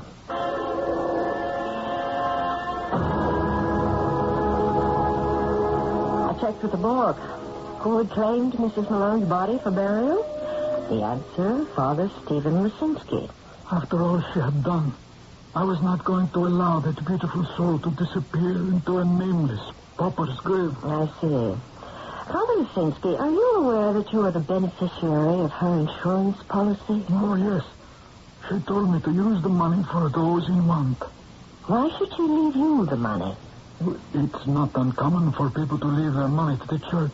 Yes, but she left it to you, personally.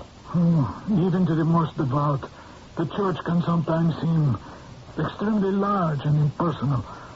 I was someone she could talk with, relate to. But didn't she have a family? Well, she never spoke of anyone. She gave me what for a poor working woman would be a considerable sum of money. Yes. And I would say to her, Martha, are you sure you're not neglecting your own? And she would answer, the poor, everywhere, are my very own. Does she have any friends? She kept her own counsel. We have many activities in the church here, social affairs. I did want her to become involved, but she would always answer, I am not a mixer. Her name was Mrs. Martha Malone. What about Mr. Malone? I don't know. She never spoke of him. And that's all you can tell me about her, Father Lisinski? I'm so sorry. I wish I could be of greater assistance. Excuse me. Yes. Oh, I don't know about that. As a matter of fact, I'm not sure we can count on it anymore.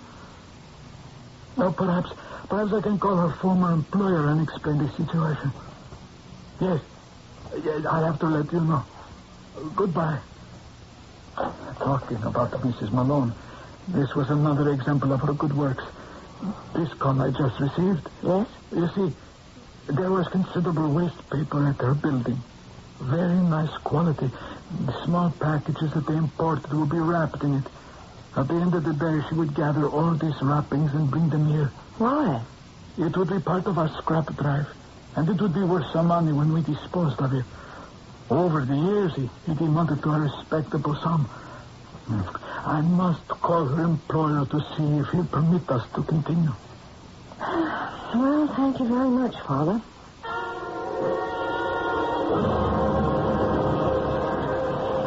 So, here we are, Detective Rose. Where are we, Captain Newlands? At that point where we must face the files. You mean this case is about to be closed? I'm afraid so. No. Why not? This woman was murdered. So were 9 other people since her body was discovered. But obviously somebody was out to kill her. I've already bought that. How can we just drop it? We're not dropping it.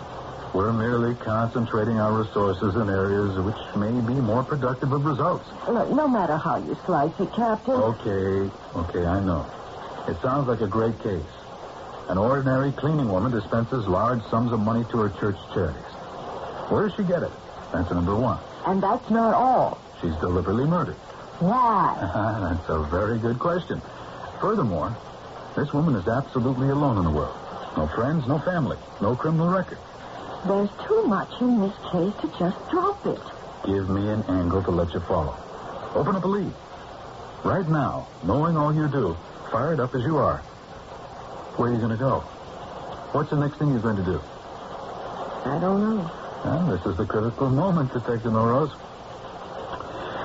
All right. You need a break. Something has to happen. Some kind of insight, some kind of clue. You simply have to get lucky. I know that. All right. Let me see if I can help you. Give me Jerry Marks at the Journal Herald. Yeah, hold on. I could use a break. I don't want to let it go. Yeah, I know. But a couple of more important people have been killed this week. More important? Well, more noteworthy, more newsworthy, of more interest to the community at large. Oh, yeah, Jerry? That old cleaning woman that was killed last week. She wasn't old. Yeah. Well, could you run a picture of her? There's a good shot from the morgue. Yeah, sure. I know that nobody cares. Yeah, I know it was last week's murder. Look, let me put it this way. Why don't you do it? Because I'm asking you to.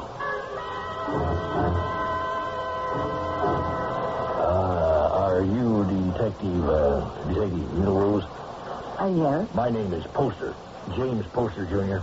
Yes, Mr. Poster. You're the person in charge of the Malone murder thing? Yes? Well, it said in the paper if anyone had any information. Do you have any information, Mr. Poster? Well, Poster? You're the person in charge of the Malone murder thing? Yes? Well, it said in the paper if anyone had any information. Do you have any information, Mr. Poster? Well, I saw the picture in the paper and I recognized it at once. I couldn't be mistaken. It was Martha. She was 10 years older, but the face, that beautiful face. Did you know her? Did I know her? My life hasn't been the same since. Oh, all right, Mr. Poster. What can you tell me? I think it's the same Martha Malone. Martha Malone, who had to be the world's greatest account supervisor. Account supervisor? Yes, at Poster and Pine. We only happen to be the 14th largest advertising agency in America, which for all practical purposes means the world.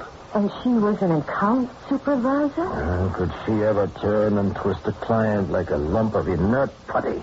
And that's what she did. She was in advertising. My dear detective, she was not in advertising. She was advertising. And she made money. Money? My goodness. Well, why did she leave? Why did she become a cleaning woman? Well, I didn't know she'd become a cleaning woman.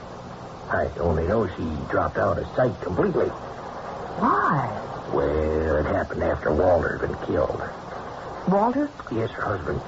It's just one of those terrible, unfortunate things. Yes? Well, one of her accounts was a company that made small sporting airplanes, and her husband was an enthusiastic amateur pilot. He was killed while he was flying one. Oh? Yes, and unhappily, there had been talk of some defective components in the manufacture. Yes? Well, you see, she insisted in all her copy that the planes were perfectly safe. Oh, I understand. Yes, and the day after he died, she said to me, I have been punished. I've led a life filled with falsehood, and now I shall do penance for the rest of my days. She was a very dramatic person. Did she say anything else? Yes, she said, from now on, I'll devote my life to hard labor and to charity. I'll give up everything I used to live for, all the vanities of the world. Next day, she was gone. Just like that? She vanished without a trace. Emptied her bank accounts. Sold everything. I never saw her again. She was a wealthy woman? Well, aside from her salary, she must have had several $100,000. And she gave it all up to become a cleaning woman. But why was she murdered? What did poor, wonderful Martha Malone ever do to anyone?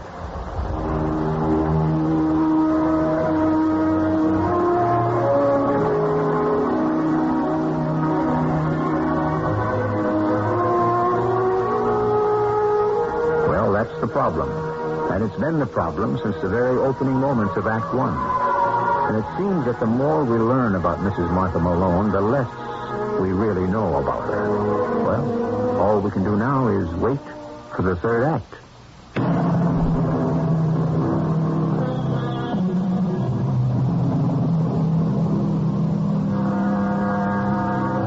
The wonder is not that so few murders are solved, but that so many are. When the motives are obvious, when the witnesses are present, there is basically no problem.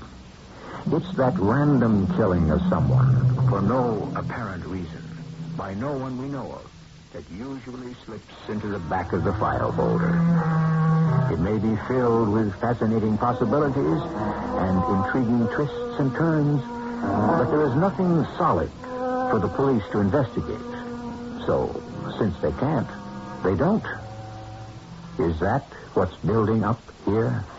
All right. You've got an angle. That airplane outfit she was doing the advertising for. Maybe somebody who lost someone had it in for her. Oh, in the first place, the average person wouldn't blame her, but the company. I'll check it out anyhow. I did. There was a defective part, all right. But only her husband was killed. Yeah. Well, Detective, how do you feel? Don't take me off it. I won't. You have a whole new world to play with. Her past life, the glamorous lady. Did she have any enemies there?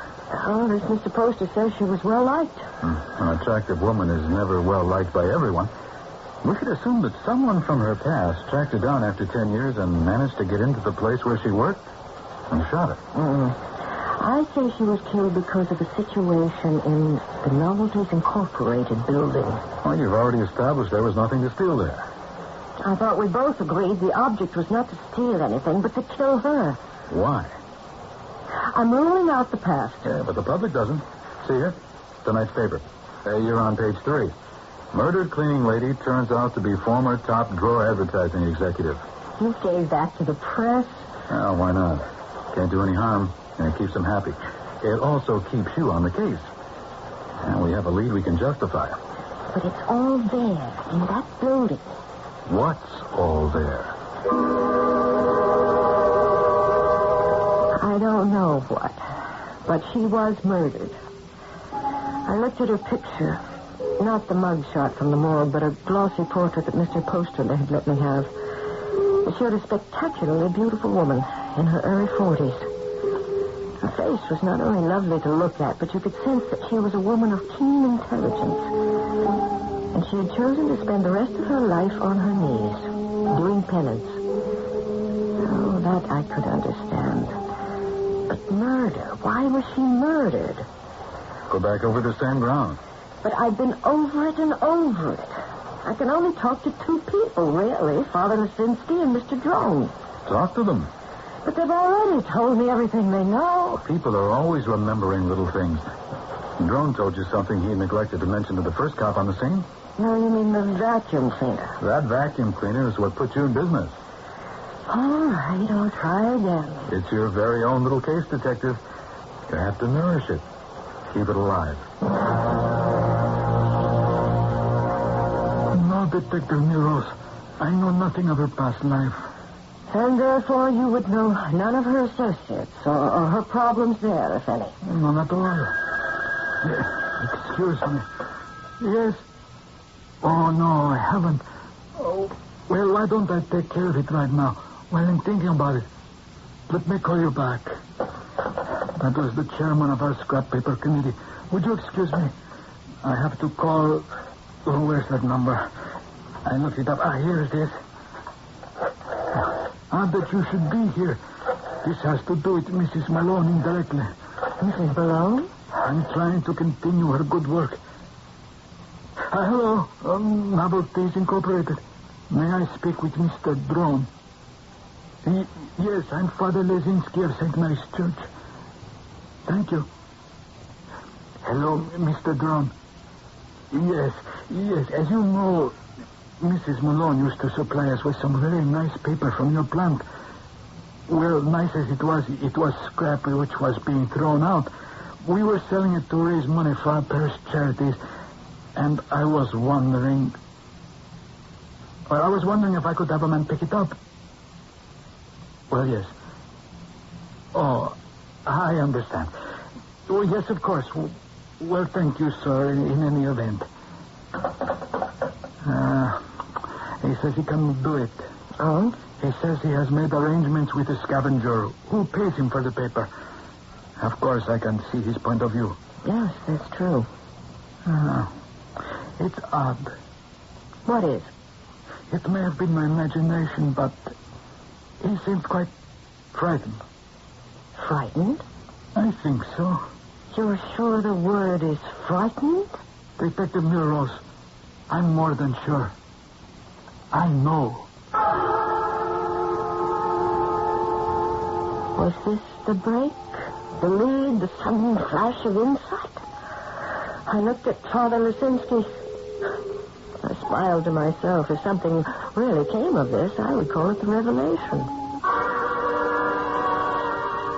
I hope I'm not imposing again, Mr. Drone. No, Detective Milrose. I'm glad to be of help. I understand that Mrs. Malone used to collect the waste paper and donate it to her church.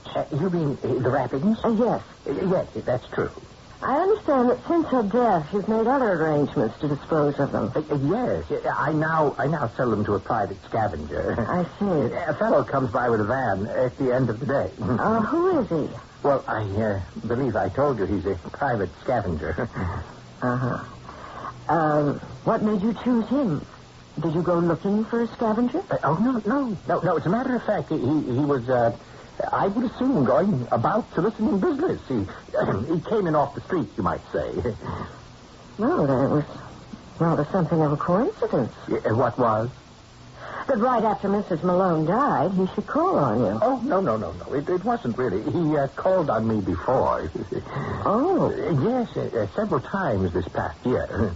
Well, why didn't you sell him the paper then? Well, I was going to. It certainly made sense, don't you know? It would be the same as throwing money away. Well, so why didn't you? Well, I had called Mrs. Malone into my office to tell her that she could no longer have the waste paper. And what did Mrs. Malone say? Nothing. You see, and I couldn't tell her. You couldn't? Why not? Well, every time I was about to, there was a look on her face. What sort of look? Well, I don't know, but I was afraid of that look. Why? Because it was the kind of look that seemed to go right through you. As if it could read every secret in your head, don't you know? Oh. So the next time this scavenger, came around to solicit the business, I just told him I'd made other arrangements. That my cleaning woman was donating the waste paper to her church drive. Well, what did he say? Well, he didn't say anything. When did this discussion take place? Oh, well, I'm not sure. It must have been 2 or 3 weeks ago, yes. What is the scavenger's name? It is A.J. Scoop, carting service. Thank you very much, Mr. Drummond. Oh, yeah, if I can ever be of any more help, Detective. Yes. Oh, here, in your wastebasket here. This is some of the wrapping paper. May I have a few pieces? Oh, why, of course. Thank you again, Mr. Drummond. Well, what have you got? Well, I thought I might have something. This paper. Well? He imports little novelties and knickknacks from the Far East. This is what they're wrapped in. Everywhere I turn in this case, I come up against waste paper. She was collecting it. Somebody else wants to collect it. So I had the paper sent to the lab. Why? Well, suppose they're smuggling drugs. There might be some traces. Were there? No. Well, there might be an espionage angle. Photos, messages in invisible ink of some sort. Man? No. You want some help? Sure. Feel the paper. Smooth it out.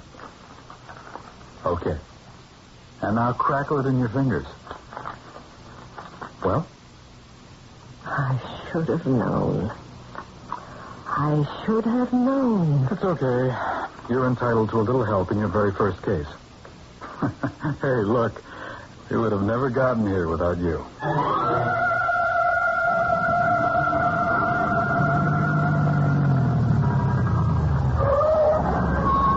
Yeah, that's the pickup van. And here's the address. A.J. Scoop Cart. Carting, we know what you're doing, Captain. Oh, there seems to be quite a few people there now. Yeah, we're probably able to bag everyone. You sure you want to go in? It's my car, Captain. All right, let's go. Everett, Harry, follow us. Joe and Max, take the back and sides.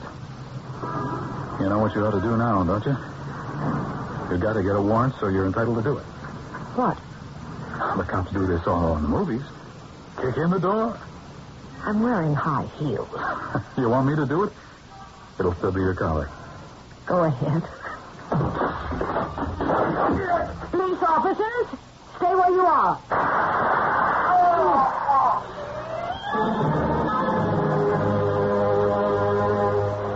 There you are. Page 1, the Herald. Page 2, the Record. Your first story. Detective Gertrude Milrose was responsible for the line of investigation that led to the arrest of a major counterfeiting ring. I had a great deal of help, Captain. The case was broken when Detective Milrose discovered that the paper used to wrap the novelties, which was imported from the Far East, is a very distinctive grade of Chinese rice paper. which is ideal for use in counterfeit bills. It is, by sheer coincidence, a closest match to the genuine paper used by the Treasury and is almost impossible to obtain. And that was why she was killed. Waste paper. Just because of some waste paper.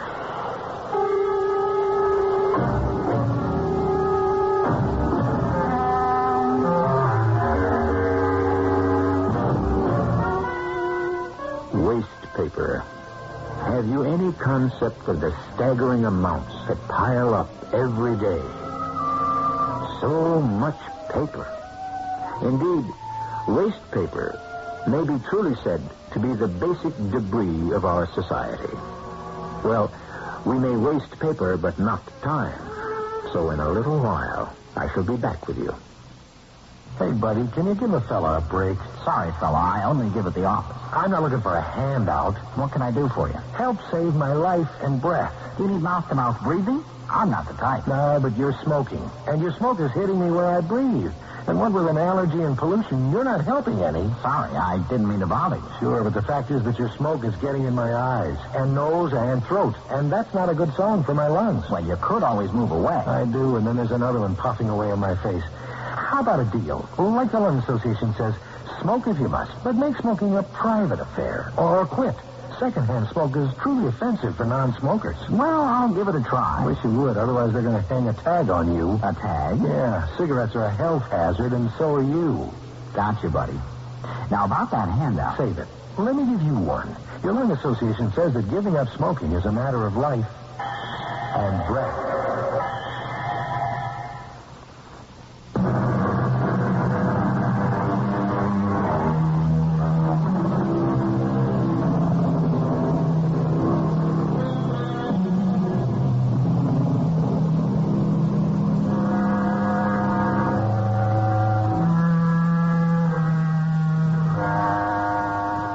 So many murders, so few solutions, and well, we know why.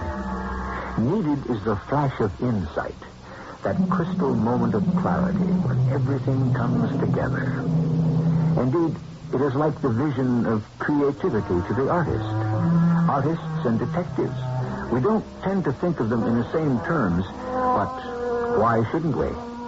Without that certain something called inspiration, for all their hard labor, they are doomed to remain in the dark.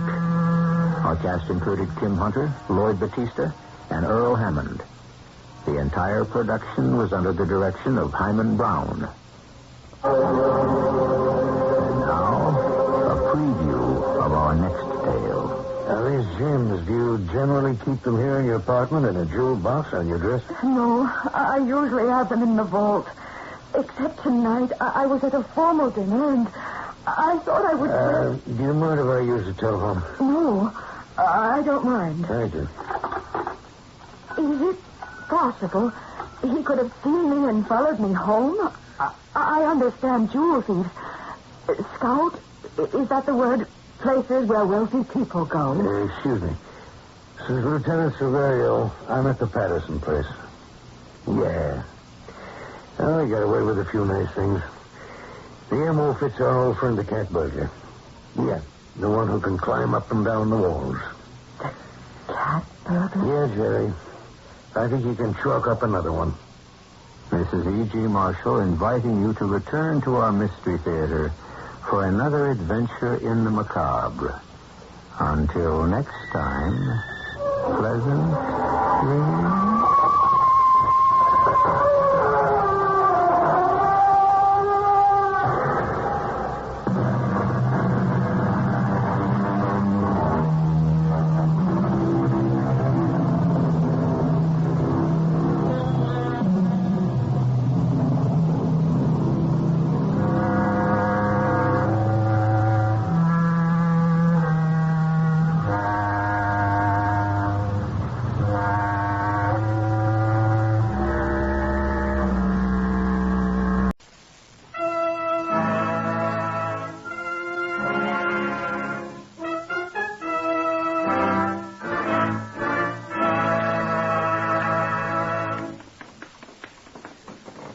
Whitehall, 1212.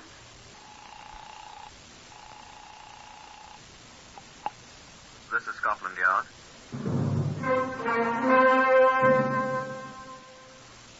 For the first time in its history, Scotland Yard opens its secret files to bring you the true stories of some of its most celebrated cases. These are the true stories. The plain, unvarnished facts, just as they occurred, brought to you by an all-British cast. Only the names have, for obvious reasons, been changed. The stories are presented with the full cooperation of Scotland Yard. Research for Whitehall 1212 is from Percy Hoskins, chief crime reporter of the London Daily Express. The stories for radio are written and directed by Willis Cooper. Now, this is the voice of the custodian of Scotland Yard's famous Black Museum, Chief Superintendent John Davidson. Good afternoon. This is a man's handkerchief. I doubt you've ever seen a handkerchief so stained with blood. I don't believe I have. I just like to touch it. They should really wash these things, shouldn't they? If the young man who owned it had washed it, he wouldn't be where he is now. No, I don't know exactly where he is, but I've been led to believe it's an unpleasant place. His body is buried, as Mr. Justice Coburn said, within the precincts of the prison in which he had been confined. That was Pentonville Prison, where a great many murderers are buried. Now, here is Chief Inspector Godfrey Allen Rouse, who had most to do with the case number H42426. Yes, I've been on duty all night. No, I've had no adventures at all, except an interview with a sad, fat man who accidentally set his bed on fire, and whose landlady was annoyed with him. I don't believe the poor man has smoked cigarettes in bed since.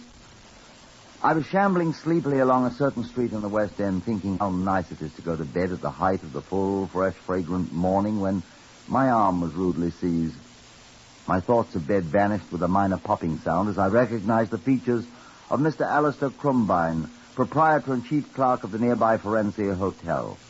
I gathered from Mr. Crumbine's gobbling that someone was violently dead in his hotel. Sighed and followed him. There, a functionary conducted me by means of a frighteningly creaky lift to the top floor of the Forensic and preceded me into a room, the door to which was standing open. Across the neat bed lay the body of a dead woman, appallingly battered about the head and upraised arms. She was a thin, middle-aged woman, and there was no sign of blood on her. She'd been carefully washed off, although the bed linen was spattered freely. There was no sign of a weapon, and the room, except for the carnage on the bed, was quite tidy. A door leading to what I assume was a private veranda was closed, locked, I afterwards found, from the inside. The functionary and I stood and looked silently, and then I heard the lift creak again, and Mr. Alistair Crumbine was there. Who is she, I asked Mr. Crumbine. She's dead, isn't she? There's no doubt she's dead, is there? I reassured him, and he burst into lamentation. Oh, my poor hotel. What's my poor hotel going to do with people getting murdered in it? What's to happen to me? What happens to your guests, Crumbine? She's a guest, isn't she? Who is she? Oh, the poor lady in my hotel. She's dead. Yes, she's dead. Who is she? Eh? Who is she? It's Lady Madge Johnston. She's dead. I knew of Lady Johnston.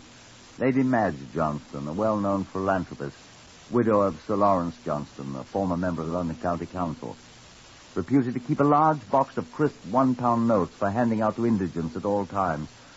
What are you doing, Alistair? The box of money is here, all right. Mean there is a box of money? Look. You may believe it or not, but there was a great Schweppes ginger beer case still bound with iron straps under the bed, and it was absolutely running over with fresh, crisp Bank of England pound notes. Who? Wonder if it's all there. Wonder if he took a fistful. Who? Chap that did her in. I wonder who did it. In my hotel. When did it happen? The maid found her when she brought up a cup of tea at 7 o'clock, like she always does. Darjeeling tea she always drank, the poor thing. Nasty strong stuff. At 7 in the morning. Yeah. And then the maid came and woke me up, and I hurried home at once. Had a seizure, she said. Elsie Weed from St. Louis, USA. Who? The maid had a seizure. Did she say anything? Only that she was going home. I know, a seizure. Anybody else been here? I don't think so. No. Who was that man who brought me out here? He's been here. Oh, Fellows, the porter. He operates the lift. He here? Eh? Was he here? Oh, he must have been, mustn't he? Has he any ideas? What does he know? I'm afraid I didn't ask him. Get him. I want to talk to him. Oh, yes, of course. Get him. Yes, of course. Fellows! I say fellows! Isn't there a bell on that lift? Oh, yes. Well, use it then. Oh, he'll hear me. Fellows! So will everyone else in the hotel. Oh, do you think so? You'll have everyone up at the place here, and I don't want them. Ring the bell. Oh, yes, of course. He'll be here at once. Where does that door lead? What door? Oh, to the veranda. Wonder if he got in that way. Don't open the door. Oh, don't be careful. You'll fall. Be careful. What on earth happened here? Oh, I should have told you. Oh, I hope you didn't fall. Only you're still there. There's no floor on the veranda. What? We have the carpenters here, you know. They're making a few changes. Some new floors in the verandas. A man could break his neck here. It is quite a fall, isn't it? Where are these carpenters? Have they got ladders? Ladders? Yes, of course they've got ladders. How do you think they get up here? Do you suppose it was a carpenter that did it? Oh, but they all go home at night. They leave the tools and... I say, she might have been struck by a hammer, mightn't she? Let's see.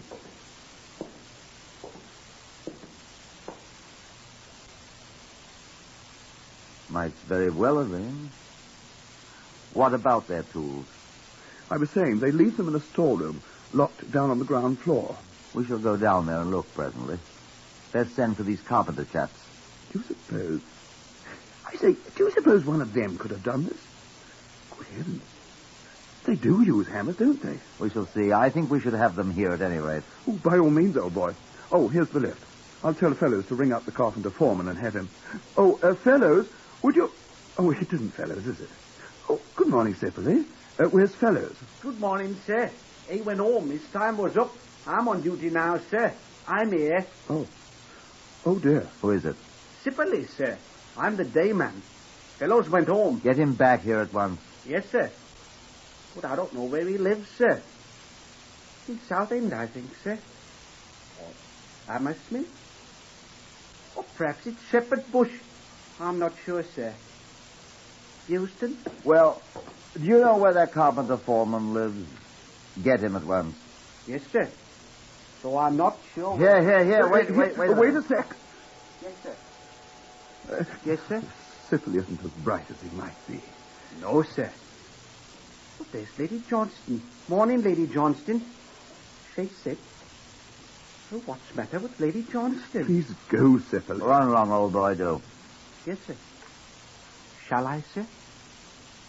Oh, is something wrong with Lady Johnston? She hurt?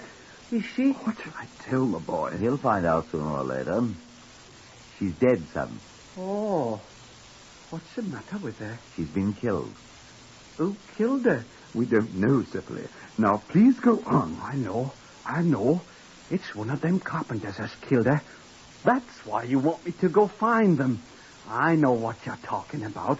I know. Be quiet, Sipperly. Huh? Well, who did then? Tell me who did. Tell me. Now, go on, Sipperly. Yes, Mum. Sir. Poor Lady Johnston. I know. I heard him talking in the night. Well, indeed. Do you have many like that? Poor Sipperly. Still, the boy may be right, you know. About what? About the carpenters, of course. Why? Well, who said she was battered to death with a hammer? A hammer's a carpenter's tool, isn't it? A weapon. I said she might have been beaten with a hammer. She might have, I said. Well. Are there no other hammers in your hotel? The carpenters have the only ones. They're the ones who did it. They must be. They did it. No, wait till we get them here. Don't you think so, Chief Inspector? I don't know. Well, then, who could have? I don't know that either. You wait till we get them here. You'll see. Look here, old chap. Eh? Just run along to a telephone, will you, and ring up Scotland Yard. It's Whitehall, 1212. Tell them there's been a killing here and ask them to send some people. Send who? Whom? They'll know whom to send. And tell them I'm here too, will you? And I want someone to relieve me. Yes, sir. What'll I do then, sir? Then I suggest you go talk to Sipperley. Perhaps he and you can think up some good ideas together. I'm your man. Oh, poor Lady Johnston. Whilst Crumbine dashed down the stairs, which also creaked abominably, I sat myself down with Lady Johnston's corpse to think. These are the things I thought of. A, the good charitable lady had been killed in the night. Whoever did it had, with the good lady, made a great deal of noise. Note. Who heard the noise? And when? Did they recognize any voices? Someone who was familiar, or had become familiar with arrangements at the Forensic Hotel did it. Else, how had he known about Lady Johnston? How had he got in the room? That door to the outside of the veranda had been locked. And the veranda 5 floors above the street is no floor anyway. How did the intruder get in? Or had he not had to get in? Had he been inside all the time? And what had the night porter been doing? Suddenly, I must have a little talk with that night porter, and I remembered his name, Fellows. The man who had been relieved by the boys Sipperley and gone home to Southend or Hammersmith or Shepherd's Bush or perhaps Euston. The night porter would have a lot of questions to answer, I could foresee. Lady Johnston said not a word to me, but grinned horribly. There were a couple of spots on her face the person who had washed her up had missed. "Excuse me, milady," I muttered, and went to look at the outer door. The key which had locked it was still in the lock where I had left it. The inside, mind you. I opened the door. The floorless veranda yawned above those 5 stories to the street. Could a ladder, I wondered? Carpenters use ladders. I must see if that foreman carpenter or his mates had been reached yet. I closed the door, locked it. Went out and rang for the lift. After a moment, it started up. Well, I reflected, that would at least save time. I could ask Sipperley some of the questions that plagued me. Perhaps he might know something. I waited as patiently as I could. At last, it hove in sight. "Hello, Sipperley," I said. I could see Sipperley staring up at me. "Hello, Sipperley," I said. Why, you remembered my name, sir. Thank you, sir. Hardly anyone remembers my name, sir. Joseph Adoniram Sipperley, it is, sir. From Blackpool, way up in Lancashire, sir. I don't know your name, sir, though. Well... Oh, no, don't tell me. I'll find out. Poor Lady Johnston, she didn't remember my name either. She always called me boy. I hate being called boy, don't you, sir? Yes, sir. Do you want to see Mr. Crumbine, sir? He's on telephone. He's calling the foreman carpenter, sir. Mr. Morris, like you said. Only he can't get Mr. Morris on the telephone. And so he called Fellows. Fellows is the night porter, sir. And he lives in Kennington. Not Southend or Hammersmith or Shepherd's Bush. Or Euston. No, Kennington. Mm-hmm. Kennington isn't far away, and Fellows will be right here in a minute, and maybe you'll know who killed poor Lady Johnston. She was so nice. But she always called me boy instead of my right name, Joseph Adoniram. Don't you feel dreadfully sorry about her? I'll take you to the cellar, sir, whilst Mr. Crumbine's on the telephone. This is the cellar, sir. There. Nothing down here. Storeroom, sir, where we keep the guests' trunks and boxes and everything, sir. Excuse me, sir, I beg your pardon, sir. Excuse me, sir. I'm always bothering the guests, sir. Mr. Crumbine tells me, and... Look here, Sipperley, you're not bothering me, and besides, I'm not a guest. Minor. Well, sir, I want you to know that I'm really not such a simpleton that Mr. Crumbine thinks I am. Now, look here, Sipperley. He thinks I'm not quite bright, sir. But I'm bright, all right. And I have the equivalent of a high school education, sir. Oh, really? Oh, yes, sir. I know algebra, sir, up to binomial theorem, sir. And I'd wager Mr. Crumbine doesn't know that much about algebra. And I know Latin. Quousque tandem abutera Catilina patientia nostra. That means, how long, O Catiline, are you going to continue to try our patience? And I know Kipling quite well. My father was a great student of Kipling. Excuse me, sir. There's a widow in sleepy Chester who weeps for her only son. There's a grave on the Parbank River, a grave that the Burmans shun, and there's Suba da Prag Tevori to tell how the deed was done. That's the grave of the 100 Head. I know it all, but excuse me, sir, I forget so much. I think that's why Mr. Krumbine thinks I'm not quite bright. I can't remember things. I tried for me trade test in the war, sir, but right in the middle of the examination, I forgot. I've forgotten what I forgot, but they made me go away. That's the room there where the carpenters keep their tools. Wouldn't you like to look at it, sir, while Mr. Krumbine's on the telephone? Well, goodbye, sir. I wonder if he heard anything last night. Or has the poor beggar forgotten it? Well, I suppose we'll never know. Poor kid. Hello, Chief Inspector. How did you get down here? The lift. Oh, simply take you to the wrong place. I'm going to sack that fellow. Oh, no. This is quite the right place. Did you get your people? The carpenters? No. But they'll be coming in. The fellow? Yes, he's on his way. Turns out he lives in Kennington, no distance at all. What do you mean about the right place? You want something down here? I thought I'd have a look at this place where the carpenters store their tools. You do think it was a carpenter, did it? Where's this place? Just a step.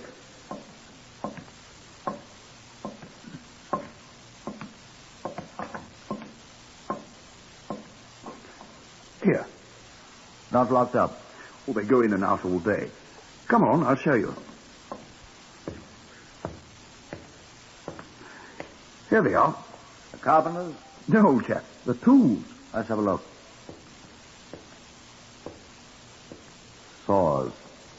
Whatever these things are. Planes. Levels, drill braces. Miter boxes. Hammers. I say, let's have a look at these. Suspicious, eh? Suspicious, eh? Yes. Well, let's have a look. Looks all right. So it's this one. There's only three. Three what? Hammers. Hammers. Matter. This one's clean. Beautiful. These carpenter chaps. I mean it's clean. Oh. You mean... Like the old lady was. Carpenters don't usually wash their hammers, do they? Well, I don't know. I'll tell you, they don't. Look at the others. See? Sawdust, rust here, paint. I see, but I know. Maybe it's new. I don't know. But I don't think so. Well, have you found them, the weapon, gentlemen?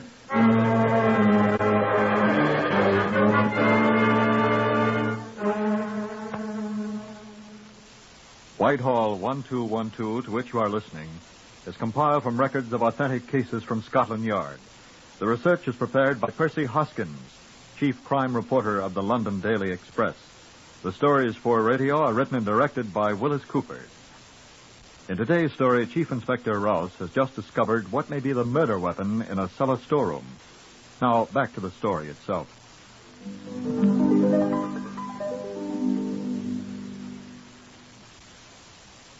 The people from Scotland Yard for whom I had asked, photographers, fingerprint men, all the rest, including a relief for me, had now arrived, and I sent an earnest young constable back to the yard with the extraordinarily clean hammer, with instructions to take it to the forensic laboratory people for a thorough examination. I sat down in the corner of the cellar with Alistair Crumbine and Fellows, the night porter, and held grave discussion. Good thing you got me before I got in the bed, sir. Why is that, fellows? Once I got my eyes shut, sir, you'd never woken me up till Monday, sir. Good heavens. Is today Sunday? As ever was, sir. We all ought to be in church singing hymns or praying or going on like they do, sir. As I say, sir, it's a good thing you found me sitting there eating the last of my liver and onions and my Sunday night shirt, or I should never wake up until 8 o'clock Tuesday night and Monday being my night off, sir. At which time you'd have been sacked, because you're due on the job at 6:30, my dear fellows. I'm sorry, sir. That's why we weren't able to reach those carpenters. All at Nonconformist Chapel, sir. Well, you can arrest them Monday, Chief Inspector. Why should I arrest them? Well, it was their hammer that Lady Johnston was murdered with, wasn't it? We don't know that yet, you know. Wait till I hear from the laboratory. Have to be certain you know, sir. You know what Sybil has been saying, sir? Oh, that nonsense. What's Sipley been saying? If you listen to everything Sipley's been saying. What's Sipley been saying? He says he recognized them, sir. At least 3 or 4 times he told me, sir. What's Sipley been saying? Oh, a lot of nonsense. What, fellows? Well, sir, Excuse me, Mr. Combine. He's been hearing voices. Voices? Voices? What kind of voices, fellows? Well, may I tell him, sir, what Sybil has been saying? If you want to make a fool of yourself. I believe him, sir. That lad wouldn't tell a lie. Hasn't brains enough to tell a lie. Well, what's he been saying about voices? He's been hearing him, sir, nearly every night for a week. What sort of voices, fellows? Sybil, let's have him in here and ask him. He's gone, sir. I met him when I came in. I sent him out for some coffee for all these Scotland Yard fellows. Oh, thank you, sir. We're all very grateful. Wonder where all my men are. All over the place. Well, sir, Sybil has been telling me he sleeps here at night, sir, in the other end of the cellar. That 3 times, I think it is, he's been waked up and by strange men's voices whispering. He's balmy. Now, wait, sir. I thought I heard them myself. And Sybil and me we've gone hunting for them all over the hotel. Find them?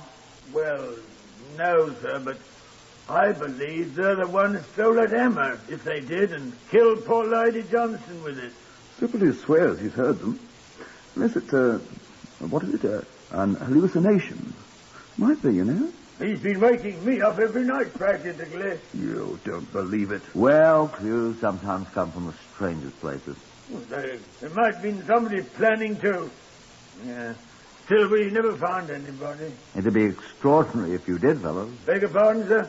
It isn't that simple. But, sir... But it's interesting enough to make me want to know more, I can assure you of you that. You see, sir? Oh, nonsense. The man's daft. Well, we'll see. And at that moment, the earnest young constable I'd sent to the laboratory with the too-clean hammer arrived. Well, Constable, I said? Yes, sir. They've examined it. There's a preliminary report, sir. I was being a little too Sherlock Holmes. No, sir. Eh? No, sir. Why? Well, should I be for these gentlemen, sir? Eh? Oh, Crumbine. Well, it's your hotel, and fellows. Perhaps we may find your whisperer. Sybil, sir. Speak up, Constable. Well, sir, first the laboratory said the hammer looked too clean to be true. Huh. It was. It had been wiped clean. Exactly what I said. Yes, sir. Mm-hmm. Well, when they started to examine it under a low-power microscope, sir... What did they find? A drop of blood. A blood stain, sir. Well. Yes, sir. Under one of the claws, here, where the cleaning rag missed it. The type? A-B, sir. Wonder what type Lady Johnston's is. We got a sample, sir. That's what took me so long. What type? They're identical, sir. This is the weapon she was killed with. Constable... There's something else, sir. What's that, Constable? Well, sir... Will you gentlemen excuse me for a moment, please? Oh, yes, of course. Well, Constable? I stopped by the CRO, sir. The Criminal Records Office, Well, that's quite right. There should be a check made of every person concerned and every crime investigated, of course. I had them checked, sir. Good. Here. Both these people? Yes, sir. Let's see. Better turn your back to them, sir. Yes. Combine and Alistair. No record. Well, I'm glad of that. Yes, sir. Read the other. Fellows George, no record. Well. The other one, sir. Sipoli, Joseph Adoniram. Oh, no. Read it, sir. I needn't need to more than glance at the card. Sipoli, Joseph Adoniram, had been convicted twice. Once for robbery, once for causing grievous bodily harm. Both felonies. Was not quite right.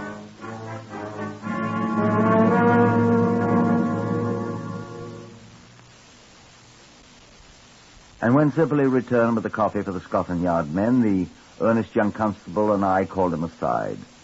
In Sipoli's own room, we showed him the card containing the notation from the Criminal Records Office. He looked at me with something of a sneer, and his voice wasn't the same.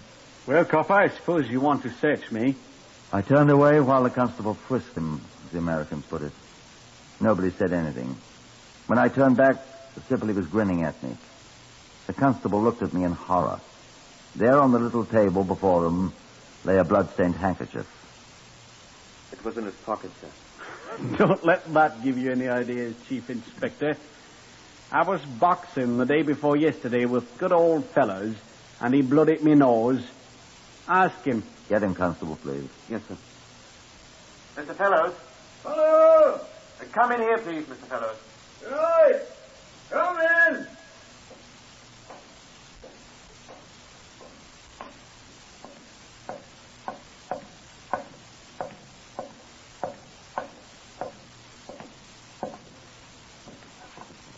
Ask him.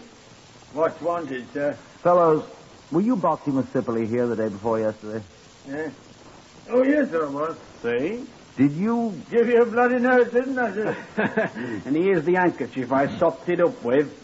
You've been carrying that wretched thing about in your pocket all this time?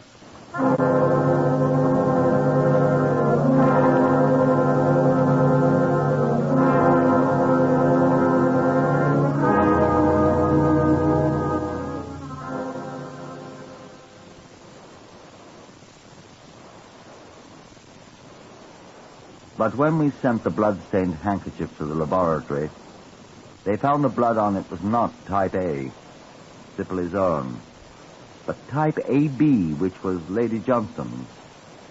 Confronted with this anomaly, Sipperley made a statement. Yes, it's her blood.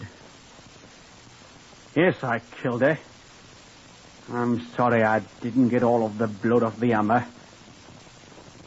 I made up the story of the people whispering, so if I couldn't blame it on the carpenters, there'd be somebody else. You'll find the handkerchief I used for my bloody nose on floor of my room under the rug by my bed. I just pocketed the wrong one. They both looked alike. It's no good, I give up. I murdered the old fool. Why? I'll tell you why.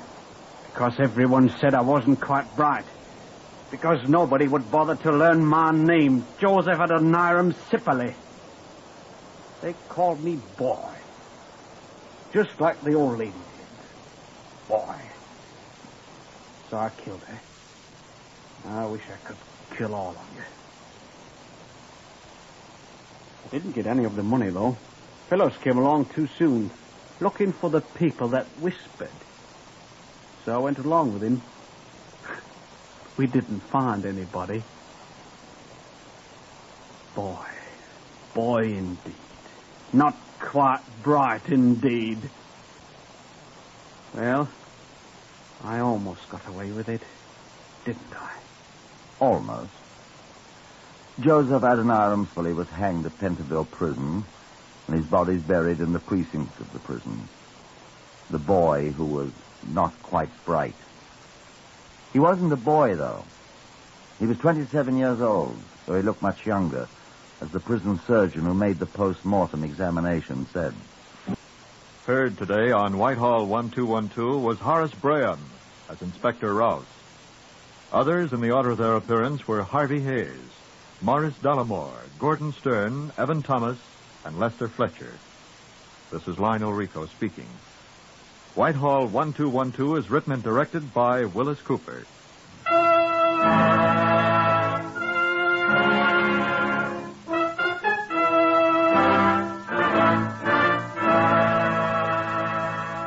This is NBC, the National Broadcasting Company.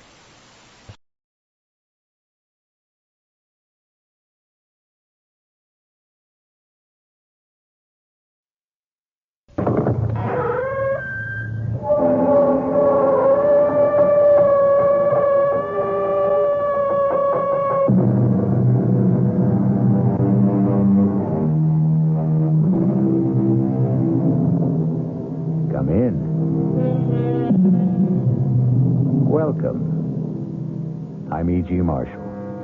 Welcome to the sounds of suspense, to the fear you can hear. I have a story for you about a writer of books. We all know what it is to read a book. We all read, sometimes to learn, sometimes to pass the time, sometimes to experience a life unrelated to our own, and sometimes to surrender ourselves to the fantasies of a person we have never met and will never meet.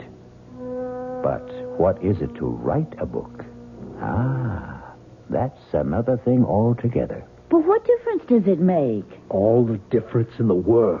Well, it's not as if it were real. It is real. Don't you see that? Well, I mean, it's not real life. It is real life. It's a life more real than yours or mine or any life that anyone will ever live. Well, how can you say that? It's just a book.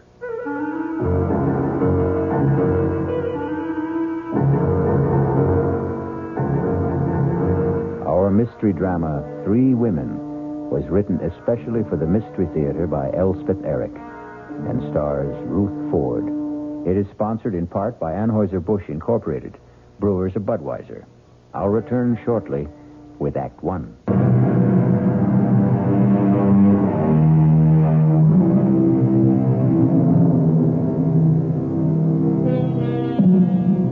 What is a book?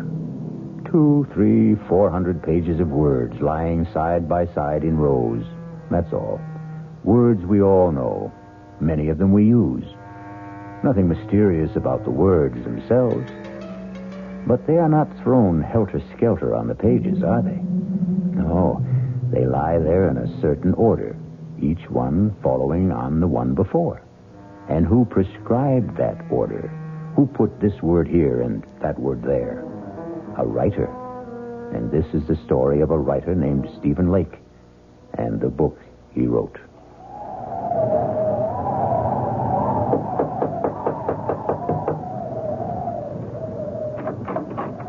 Yes?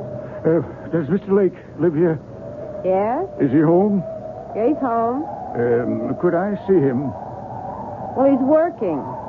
Could you tell him, please, it's Mr. Higgins to see him? Higgins? I'm a publisher. Look, could I step inside? It's terribly cold out here. Yeah, I guess so. He really is working, isn't he? I mean, I hear him, his typewriter. You're a publisher, you say? Yes, that's right. If you just tell him... You can go on up. Up? Yeah, up that ladder. That's where he works up there. Oh, thank you. You get to the top, just bang on the trap door. Well, yes, thank you. Bang hard so he'll hear you. Yes, all right. He heard you. Mr. Lake, I'm Albert Higgins. Albert Higgins. Not from... Yes, from Higgins and Hart. All right to come up the rest of the way? All right. Well, I should say. Can you make it? Can I help you? I think I can. Yes. There we are. I can't believe it. Mr. Albert Higgins. Very same. This where you work? Yes, it's the only place I can get away. I live with my wife and my mother-in-law. That was my mother-in-law who let you in. Well, it's nice and secluded up here, anyway. May I take your coat, Mr. Higgins? Oh, thank you. No, actually, I think I'll keep it on. You're cold. Well, it's awfully cold outside. Well, I think it's even colder in here. I get where I don't notice it. You have a stove, I see. Yes, but sometimes I forget to put wood in. Just a second, I'll get it going again. That's a real old Franklin stove, isn't it? Genuine article. I haven't seen a Franklin stove in years. Well, they're great, if you remember to keep them lighted. Please sit down, Mr. Higgins. All right. Well, now, I'd better explain what I'm doing here. I'd sure like to know. My secretary handed me your manuscript just as I was leaving the office for the weekend. We have a little ski lodge up here, my wife and I, right up the road from you, as a matter of fact. Yes, I think maybe I've seen it. Right off Route 7, about a mile north. Yes, that's it. Well, I was coming up by myself, and on the train I read your book. When I got to the lodge, I read it again. I like it a lot. Except for one thing. What's that? You've made one grievous error, Mr. Lake. Or may I call you Stephen? Call me anything. What's the mistake? You've killed off the most attractive character in the book. You mean Clarissa? You can't do that, my boy. Why, 9/10 of the book's appeal is the charm of that girl. She's another Scarlett O'Hara. You can't spend 200 pages making us fall in love with this marvelous creature and then, poof, just like that, have her die on us, go out of our lives. Well, you just can't do that. But I have to. Well, you don't have to at all, Stephen. You've written a marvelous book. I want to publish it. All I want from you is 10 new pages, the last 10. Write me 10 new pages at the end and let Clarissa live. I can't. Now, Stephen, that isn't asking much. It's everything. I can't do it. She has to die. She has to. Why does she have to die? Because if she doesn't die, I don't know what'll happen to me.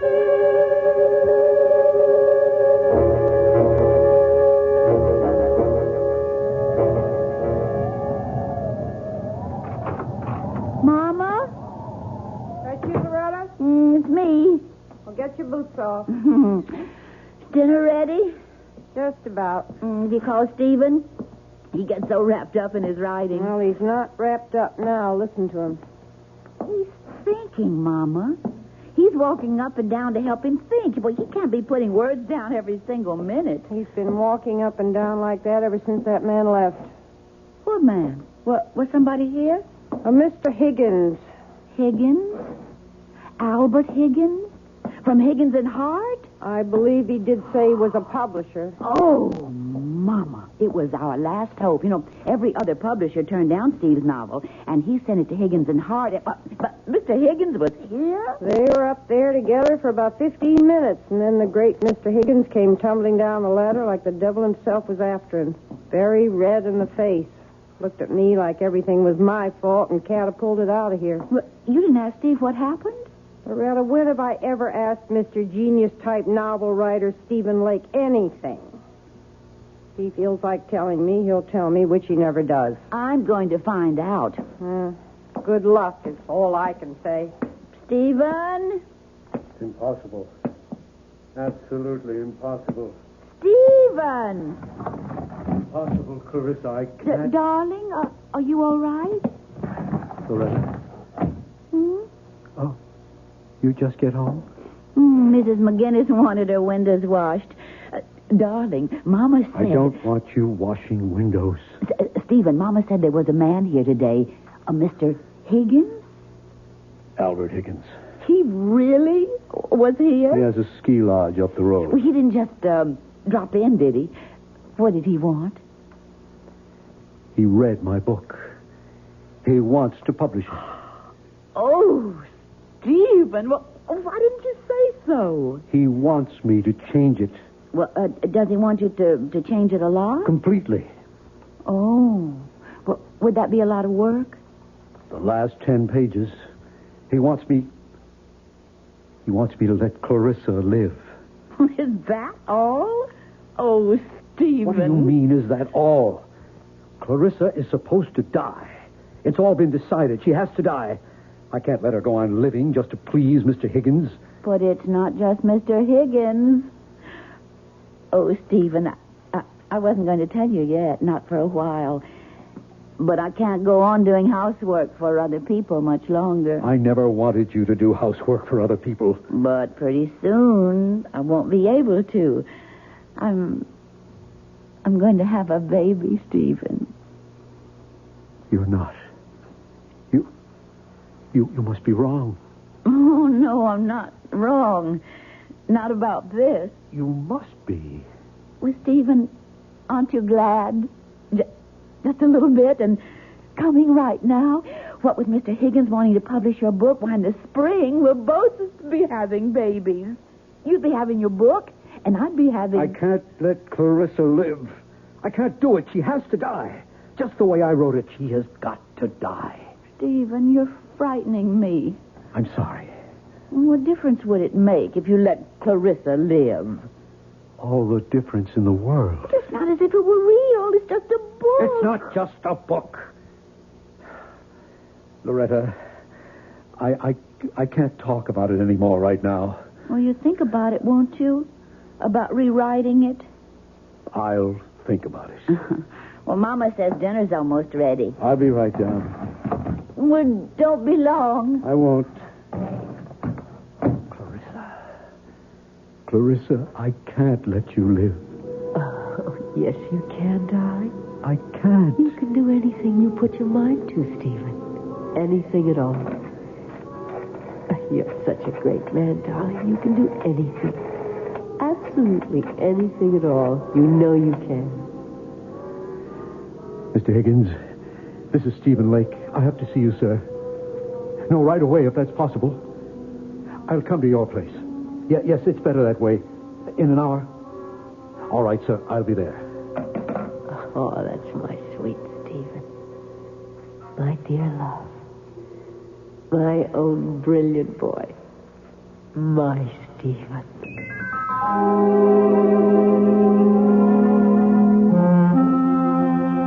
I'm glad you called me, Stephen. I must say I was a trifle perturbed at your outburst this afternoon. It seemed such a little thing I was asking, to kill off a character like Clarissa in the last 10 pages when you've spent the entire book constructing her magnetic personality. It's not right. I have to do it, sir. But it's cheating, leading your readers up the garden path. I'll tell you something which perhaps I shouldn't, but anyway, I discussed with my wife the possibility of a sequel to this book, using the same central character. Clarissa? It's a shame to waste a character like that on one book. There should be another, and perhaps another. How can we do that if you kill her off at the end of your first book? Mr. Higgins, I've been writing for 7 years steadily. I've never sold anything. 6 years ago, I got married. My wife, Loretta, has been working as a domestic all these years, and her mother goes out every day to do other people's laundry. I haven't brought in 1 red cent in all that time. But now you will. Lots of red cent. The house we're living in, that's an abandoned 1-room schoolhouse. We bought it a year ago with every cent we had in the savings bank. $400. At a county auction. The room where I work used to be the place where they stored supplies. We got the Franklin stove from a junkyard. If you want the truth, we stole it. Young writers never have it easy, Stephen. My wife has never complained, never once. She's scrubbed other women's floors. She's washed their dishes and dusted their furniture and scoured their bathtubs and polished their silver. Well, in view of all this, I should think you'd jump at the chance to have your novel published. I do jump at it. I am jumping at it. Only, I can't let Clarissa live. She's got to die 10 pages from the end of the book. But that's unreasonable. Don't you think I wanted her to live? Don't you think I kept her alive as long as I could? You think I wanted to kill her? I had to. I can't for the life of me see why. Because I'd fallen in love with her. Oh, come now, Stephen. Deeply, hopelessly, irrevocably in love. Now, my boy, I've been a publisher a long time. I've talked to dozens of authors. They all fall in love with characters they've created. It happens all the time. Clarissa isn't just a character. Well, of course she is. She didn't exist before you created her, did she? She exists now. Good heavens, man. She came out of your mind. She has no life except the one you gave her. Maybe she did come out of my mind, but now she's got a life of her own. Well, in a manner of speaking, of course she has. And I want to prolong that life, Stephen. I predict great success for Clarissa. And for you.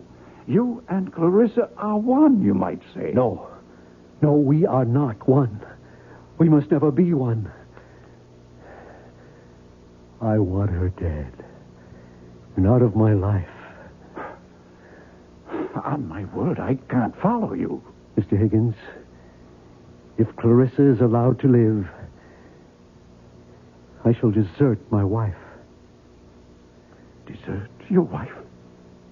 My wife is going to have a baby. Well, then, why on earth would you desert her? Because I love Clarissa. I love her with the kind of love I never knew existed. A love that has more power over me than I have over myself. I can't fight it. I can't escape it. It haunts my waking hours and my dreams as well. Those last 10 pages of the book weren't easy to write, Mr. Higgins. But I had to write them. I had to free myself somehow from a love that was destroying my soul, my life. I don't think you're quite sane, Stephen. Neither do I.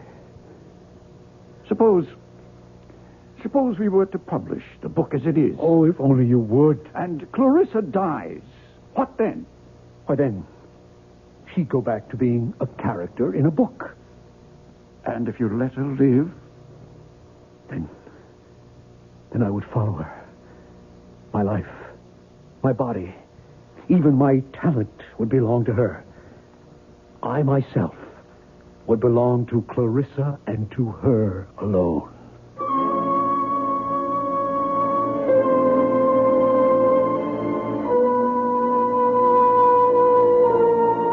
Everybody talks about love, but nobody does anything about it. Now, here for the first time, we have a man who wants to do something. He wants to kill the lady. It may not be the perfect solution, not one to be universally recommended. Still, it's something. We'll be back shortly with Act Two. It was an American writer who said it, and not so long ago. Novelists, whatever else they may be, are also children, talking to children in the dark. Listen with me now to the second act of Three Women. Stephen is talking to Clarissa, a character he created in one of his books, In the Dark. Clarissa, I can't let you go on living. But I want to, Stephen. Of course you want to. We all want to. But I want to so badly, and it's your fault, Stephen. Why is it my fault? Because you gave me such a wonderful life in your book. I enjoy it so much. I can't bear the thought of giving it up. Neither can I. Neither can I. To have had a life like that and then to die 10 pages from the end of the book. I know. When the book is published, you'll be dead. I don't see why, Stephen. I really don't. Because till now it's just been you and me and this room and words on paper. But after the book is published... What will it be then? It'll be something that sells for $7.95. $1.50 in the paperback edition. My goodness, you're counting on a big sale, aren't you? Just hoping. But it won't have a big sale if you kill me off, sweetheart. It might. What was that? Who came in? Probably my mother-in-law. She gets home early to get dinner ready. Will she come up here? I don't think so. She hardly ever does. Oh, then let's talk some more about how much you love me. She is coming up here. Oh, bother. Well, we'll talk some more later. I am not going to let you kill me off, Stephen. It's too cruel. Just a minute.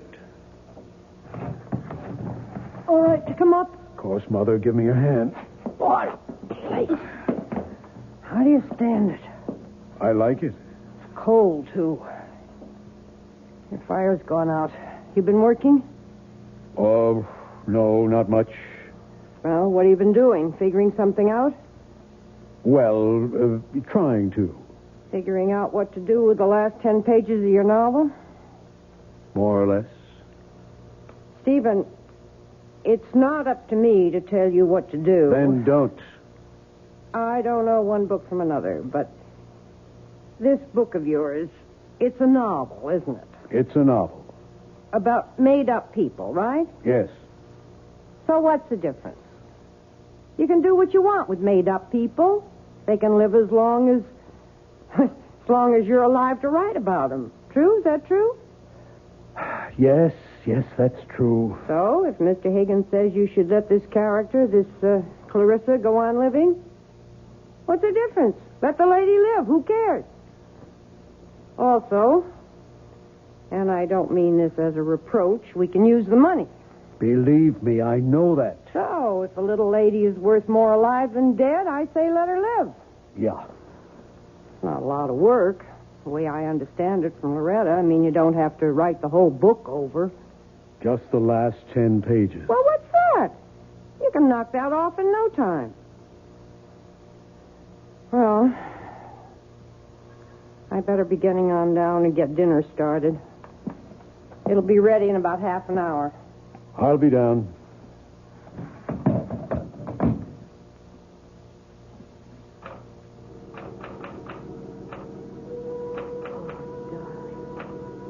darling, yes. Yes, sweetheart. The cold hand I held, wet with my tears. Oh, Stephen, that's beautiful. Stirred ever so little. The fingers moved faintly in mine. Oh, Stephen, yes.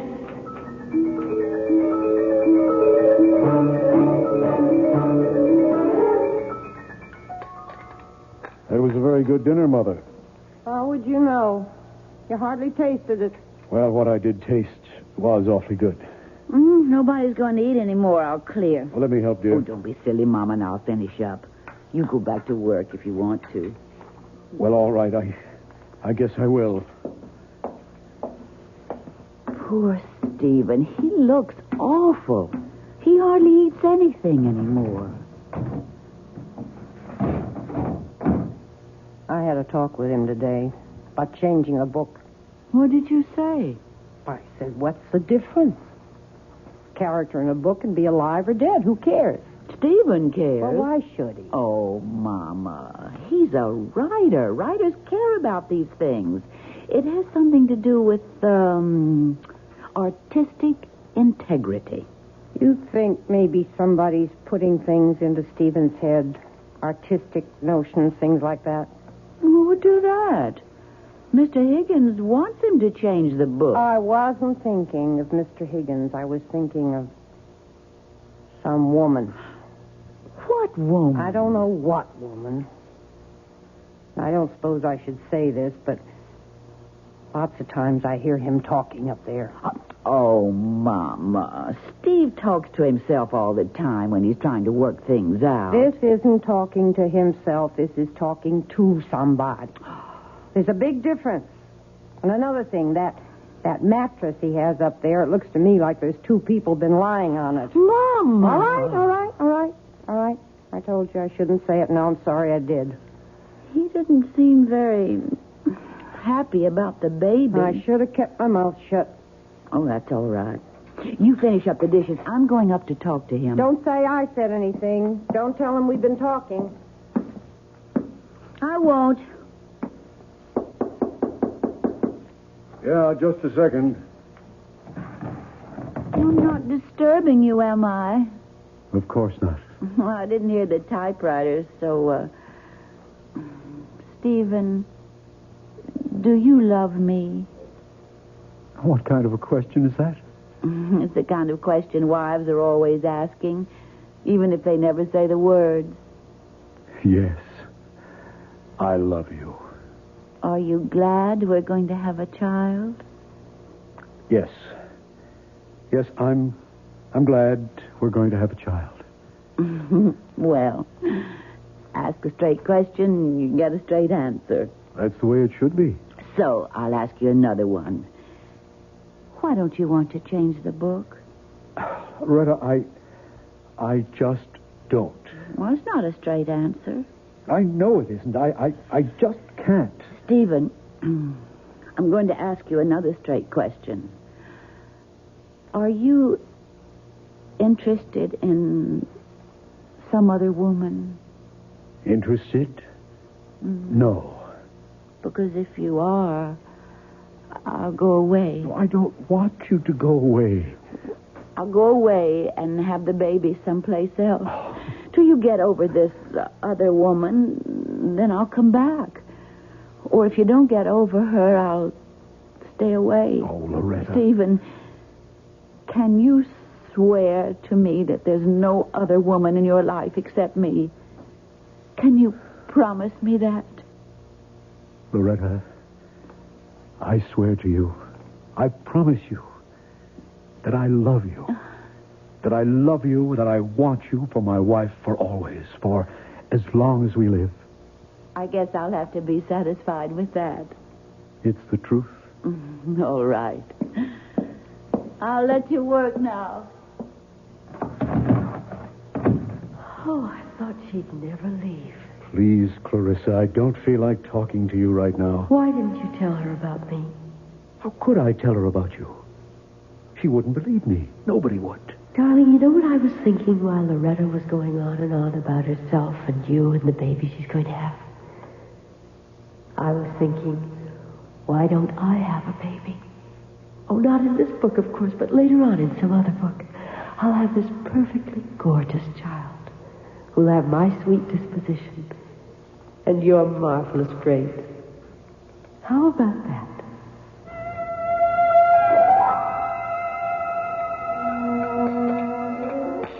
Mama, I asked him if there was somebody else. Another woman. Oh, well? He said he loved me and wanted me for his wife for as long as we live. Oh, I still hear him talking up there, and it certainly sounds to me like he's talking to somebody. Oh, Mr. Higgins, come in before you freeze to death. Winter's closing in on us. It sure is. How are you, Mr. Higgins? Fine. I thrive on the cold. Mrs. Lake, your husband's in, I hope. He's up there, working, I guess. Has he talked to you about, about Clarissa, keeping her alive? He just says he doesn't want to. All right to go up and see him? Oh, I'm sure it is. Good luck, Mr. Higgins. Thank you.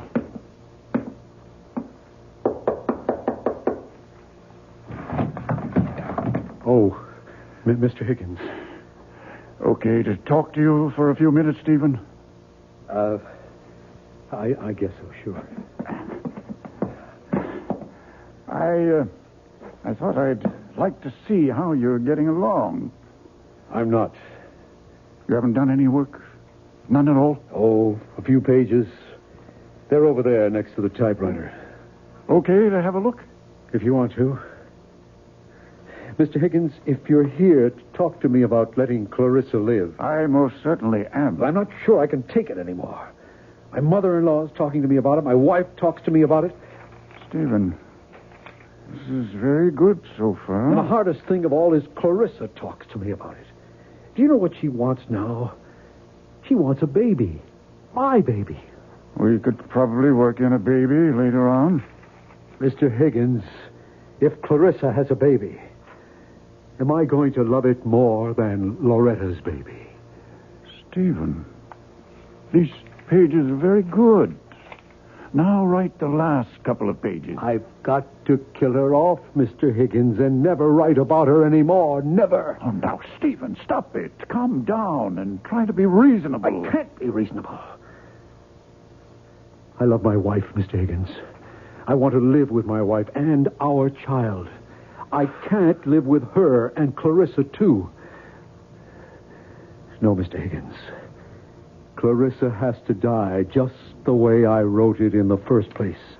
If she dies in this book, then I can't write about her anymore. And if I don't write about her anymore, she won't exist. Stephen, I won't publish the book if Clarissa dies. I've put it to you straight. Don't you think you owe it to your wife, to your mother-in-law, to yourself, to make this little concession? Concession? What will happen to them if you don't? What will happen to them if I do?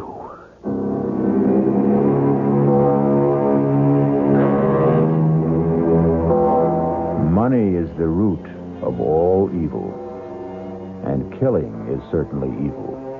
Yet, here we have a man who wants to kill and is letting himself be talked out of killing for money. It leaves us with the perplexing question, what is evil? Maybe we'll find out when we return shortly for Act 3.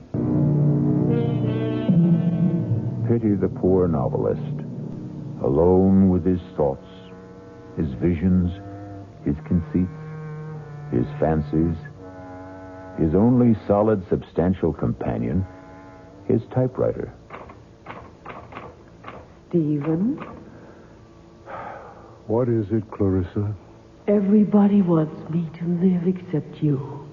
I know. And you're the one who loves me. I know. Nobody else even knows me. Except from reading the book, and that's not really knowing. Clarissa, I wish you'd let me work. How am I doing? You're living. Oh. Just barely, but you're living. I thought I was. Because I was feeling so warm and loving about you. I know the only reason you're keeping me alive is for the money. You can't fool me, Stephen. If there was a way to kill me and still make the money, I bet you'd take it. There ought to be a way. Clarissa, you've given me an idea. Oh, it makes me very happy if I've given you something. You've given me everything. It's about time I gave something back to you. Mr. Higgins, Stephen Lake. Yes, I have an idea. I have to talk to you about it right away. Can I come to your house? Well, that's all right. I have snowshoes. I'll be there in, say, half an hour. Thanks, Mr. Higgins. What kind of an idea have you got? Never you mind. I'm coming with you. I don't want you tagging along. I want to tag along. Where are my snowshoes? Right there. Now, what's this big idea you have to tell Mr. Higgins? None of your business. Is it about me? As a matter of fact, it is. So then it is my business. Stephen, you're not going to kill me off, are you? I thought that was all decided. Are you?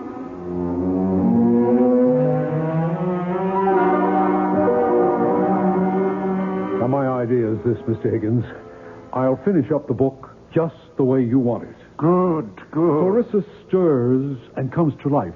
Whatever it was she was dying of, she only went into coma, etc., etc. I'll work it out. I'll give you the book in a couple of days, maybe by tomorrow. Good. Then, if you still like it... Oh, I'll like it. It's yours. Only, I want it in my contract that whatever money the book makes goes to my wife. I want her to get all the proceeds. But it's your book? Why, I just happened to write it, that's all. And writing it... I nearly ruined my wife's happiness and my own. I don't want any money for that. Stephen, it seems to me that you're simply feeling guilty about your feelings for Clarissa. I am. Guilty as hell. And about the other books, the ones after this one. You're not going to tell me you don't want any of that money either. I want somebody else to write those things, not me. You're joking. Mr. Higgins, I've got to get Clarissa out of my head. And the only way to do that is to put her into somebody else's head. Let somebody else keep her alive, not me. Well, I suppose we could find a ghostwriter, but at least let me have those last 10 pages with Clarissa alive. Mr. Higgins, you'll have them. Tonight.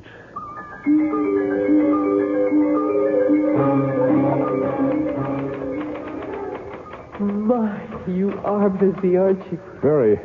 You're working on the new ending to the novel, aren't you? That's right.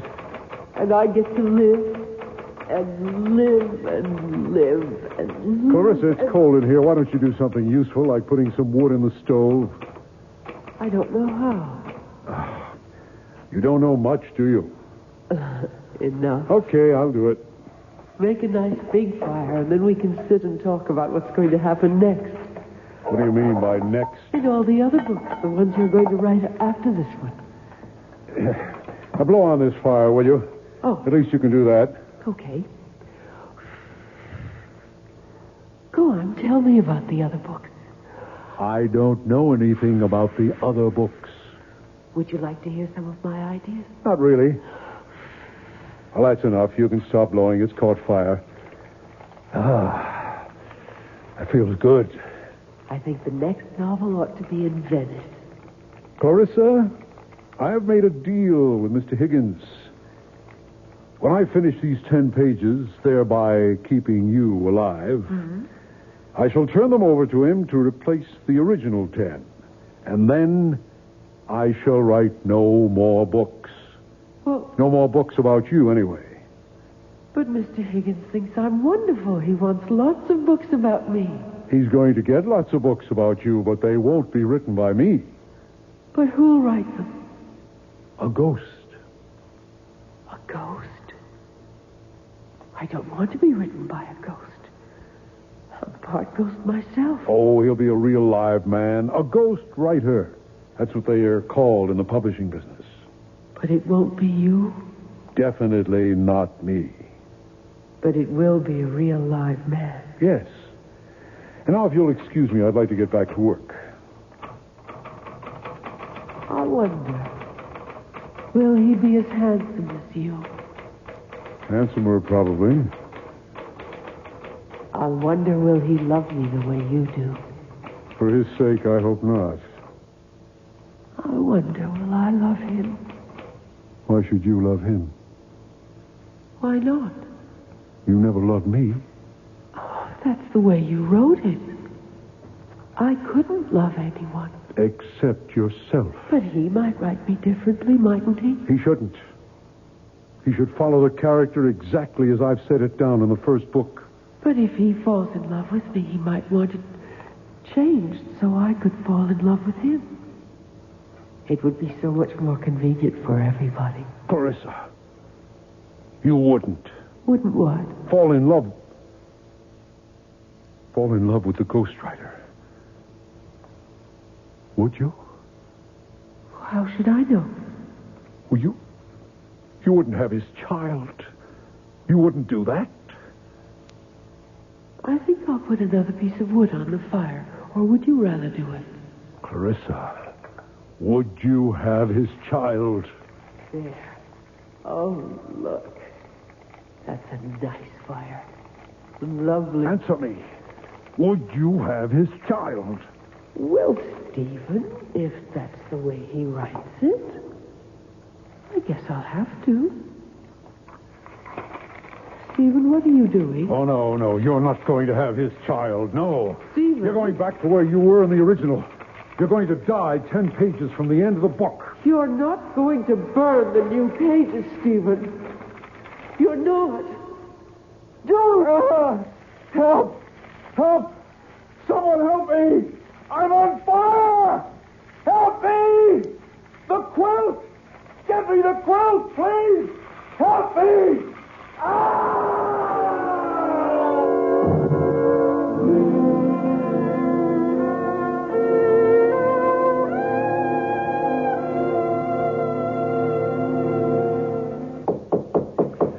I'll get it, Mama. Mrs. Lake. Mr. Higgins. It's Mr. Higgins, Mama. Oh. I haven't seen you since the funeral, Mr. Higgins. Thank you for the beautiful flowers. May I come in for a minute? Why, of course. Come in. Would you, like a cup of tea, Mr. Higgins? I was just about to put the kettle on. Thank you. No, Mrs. Lake. I haven't wanted to intrude before this on your grief. Such a terrible accident. Mama and I can't figure out how it happened. You know, Stephen knew that Franklin stove so well. He'd used it for years. And then... It was like it sort of blew up in his face. Mrs. Lake, he was working on the new ending for the novel when it happened. At least I think he was. Well, I don't know for sure, Mr. Higgins.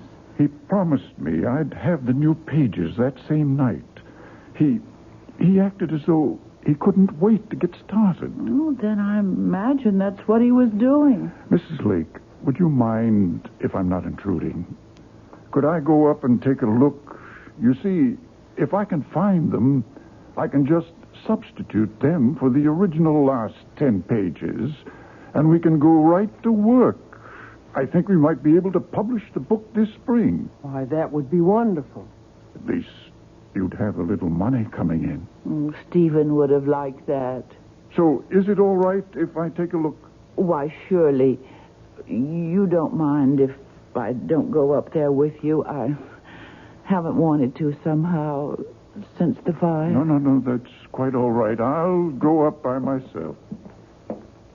Trapdoor's not locked, Mr. Higgins. Make it all right? Yes. Thank you. Fine. Oh, I suppose I should have cleaned up that place, but I just couldn't. No hurry. When the time comes, I'll do it. It never entered my head to look for those 10 pages. No, they're mine. Mama, if he finds the pages and publishes the book, and if it's a success, that'll be nice, won't it? Mrs. Lake. What is it, Mr. Higgins? You found them? I found something.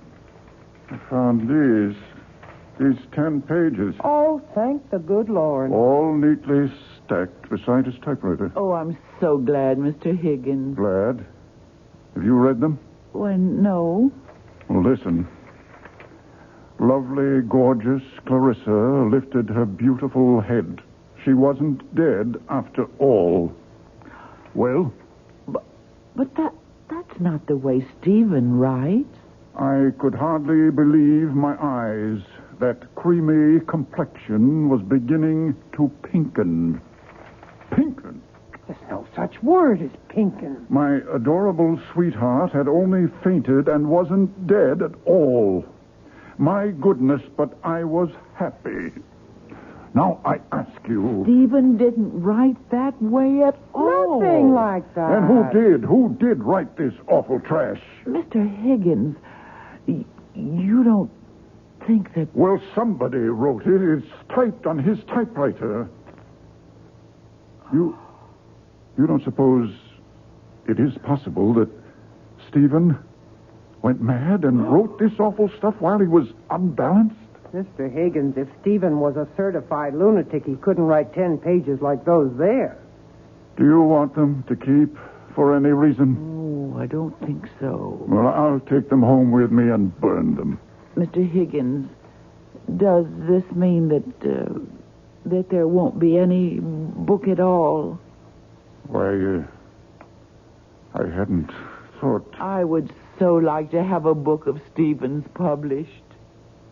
Tell you what we'll do, Mrs. Lake. We'll go ahead and publish the original version, the one where Clarissa dies. You say something? No. Sounded like a ghost, kind of.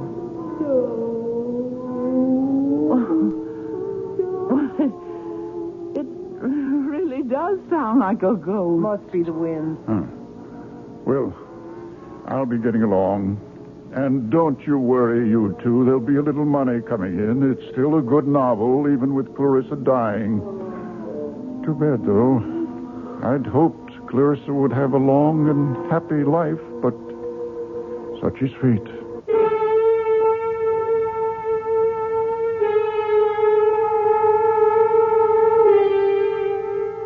And the moral of the story is... What is the moral of the story? How's this? Lie if you like, but never believe your own lies. Or, the man who fools himself is a fool indeed. Well, something like that. You figure it out. I'll be back shortly. The gift of youth is ours for just a little while. Fame is capricious, and money slips through our fingers. Health is a godsend, subject to recall. Even the benison of love can elude us, or it can wither in our hearts. But the blessings of imagination, they belong to us forever and ever.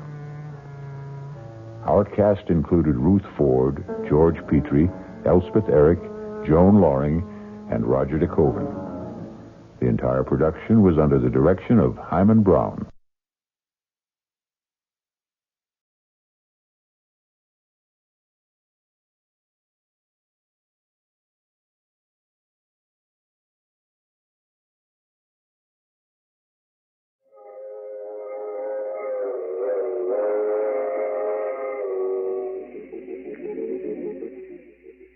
The Mysterious Traveler.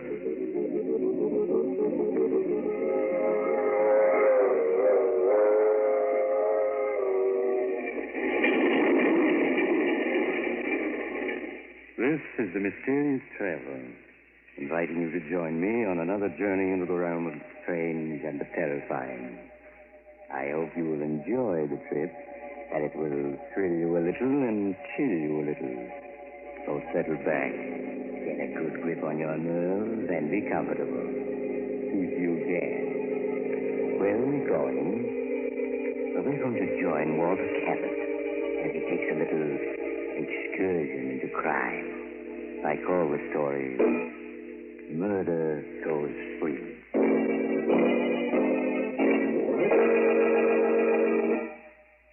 Late one years ago, as I was walking along one of the main streets of a large city, I was stopped by an elderly man who seemed unusually agitated. Pardon me, sir. May I speak with you for a moment? Of course.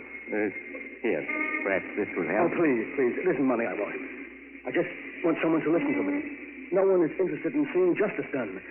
No one. Well, I should be glad to hear what you have to say. You will listen to my story? Yes. I want to confess something that's on my conscience. I've confessed 100 times, 1,000 times. Yet no one will believe me. You must help me make them believe. It all began that day in my office when Martin, my son, came in to see me. Hello, Dad. How are you? Oh, Martin. I'm glad you're here. I want to talk to you. Oh? Sounds as if I've done something you don't approve of, Dad. Did you read the gossip column in this morning's Daily Ledger? Oh, that. Why haven't you told me about this woman, Diana Winters? Well, I'm sorry, Dad. I just didn't think it was important. You've always told me about your other friends. Are you ashamed of Diana Winters? No, of course not. Why should I be? Martin, you know as well as I do that her reputation is, well, spectacular, to put it kindly. Those stories about her are all lies. I'm not taken in by gossip, Martin. I happen to know that this Winters woman is just plain no good. Dad, I won't have you talking about her like that. Martin, you don't love this woman, do you? Yes. Yes, I do. Martin, you must give her up. Dad, I'm old enough to make my own decision. Can't you see what she's doing to you? She's just a predatory gold-digging... Stop talking about her like that. All right, son. That's the way you feel about it. You'd better go. All right. Goodbye, Dad. Oh, Martin. My son. Oh, perhaps that's... Come in. Oh, it's you, Norman. Hello, Walter. What's the matter with Martin? Just past him in the reception room. He appeared to be quite upset. We've had a quarrel. Oh? It's the first one we've ever had. Was it about that bit of gossip in this morning's Daily Ledger? Yes. Imagine Martin's name linked with that of a... Martin will be all right. He'll get over it. No, he won't. I can't stand by and watch him ruin his life. I've got to do something. I wouldn't if I were you, Walter. You've got to let Martin make his own decisions. He's no child. Oh, you're a fool, Norman. You expect me to watch the only person who means anything to me get hurt? No, I suppose you won't. What are you going to do? I'm going to have a talk with that woman, Diana Winters.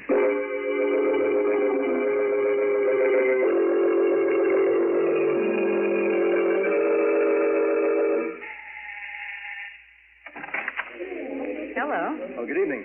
Are you Miss Winters? Yes. Won't you come in? Thank you. My name is Walter Cabot. Oh. Walter Cabot. I see. And I have a word in private with you. Really, I have guessed, It Mr. Cabot. will only take a few minutes. Well, all right. Come this way. Thank you. No bother us in here. I hardly know how to begin, Miss Winters. And let's be frank, Mr. Cabot, and save ourselves time. You've come here to ask me to give up your son, haven't you? Yes. Well, then you may as well know that you're wasting your time. I love Martin, and I won't give him up. I know better. Since we're being so frank, I'll get to the point. How much do you want to let Martin go? Are you insinuating that I now, just come, Miss Winters. There's no need to put on an act for me. How much? Really, Mr. Cabot, you know, you're far more interesting than your son. Shall we say, 100,000? 100,000? Yes, 100,000. If you love your son, surely he's worth it. I haven't anything like that amount of money. Oh, I'm sorry. Do you believe for a moment that Martin has any money? Oh, no. But he will inherit $250,000 from his mother's estate in a few months. Oh, so you know about that? Hmm. Yes, of course. What other reason would you have for leading Martin on? None that I can think of. What if I were to tell Martin of our conversation? He wouldn't believe you. You can't do this to him. I'm afraid I must be getting back to my guest, Mr. Cabot. Now, wait, please. Please listen to me. Martin is everything I have. If I had the money, I'd gladly give it to you. But I haven't it. Oh, so sorry. Women like you don't deserve to live. Will you please leave at once? If you don't give Martin up, I'll kill you. Oh, get out, do you hear? I'll have my friend throw you out. I'm warning you. Stay away from Martin, or I'll kill you.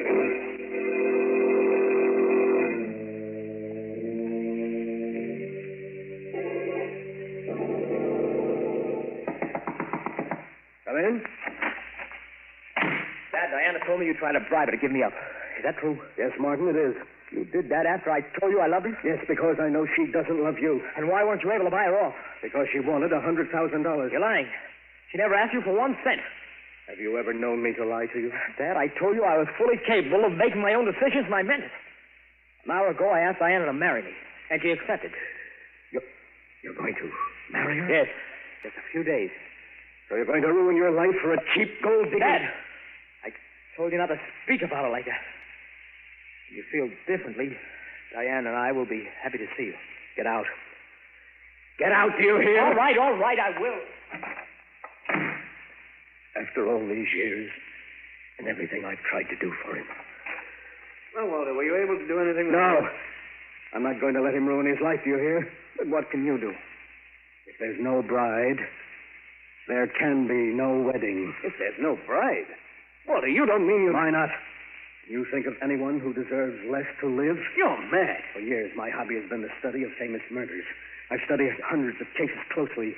In each case, I was able to pick out the flaw that prevented it from being a perfect crime. And then one day, I began to work out a perfect crime for myself. Walter, what are you saying? I was merely doing it for fun, just as some men do crossword puzzles. But, Norman, I did hit upon a way to commit a perfect murder, and now I have a motive. You must stop talking like that, Walter. There's no such thing as a perfect crime. You're wrong, Norman, and I'm going to prove it. Walter, can't you see that what you want to do is insane? It's far better that Martin marry that woman than for you to become a murderer. No. If Martin were to marry that woman, it would be the end for both of us. At least this way I can be certain that his life won't be ruined, and that's all that counts. As for the police, Norman, they'll never catch me. Never.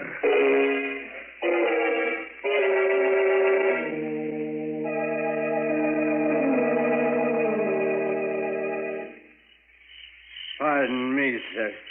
Can you tell me the name of this horrible place? There ain't nothing horrible about Valley Springs, stranger. 1,242 people think it's Mighty Pine Village. I've never seen an uglier place. What do people live here for? Been drinking, haven't you? Well, I'm warning you, mister. You'd better stop insulting this village, or I'll run you in. I'm the village constable. Oh, so you're going to get rough, eh? Well, take this. Hey, I'll learn you to push the law around. You're under arrest for drunkenness and disorderly conduct. You and me are going to see George Hutchins, Justice of the Peace.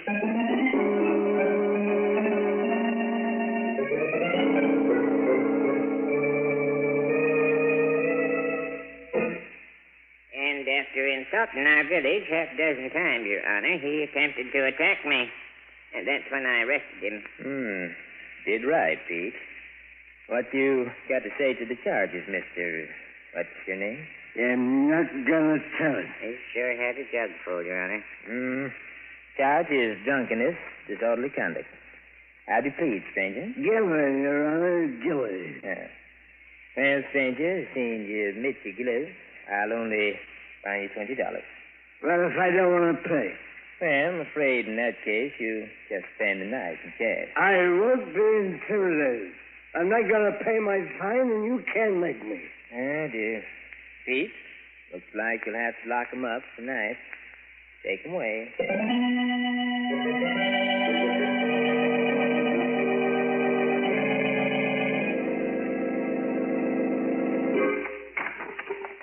Well, stranger, now you can see what the inside of our jail looks like. It still ain't too late to pay your fine. Don't you want to pay it and sleep in a nice, soft bed? No, I like it here.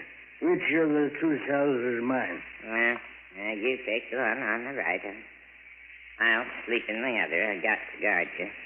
Go ahead, get in so I can lock the door. Just as you say, Constable. Now, I don't want to hear anything out here till morning. I'll have enough trouble sleeping in here without you bothering you. I'll be so quiet, Constable, you won't even know I'm here. We dream.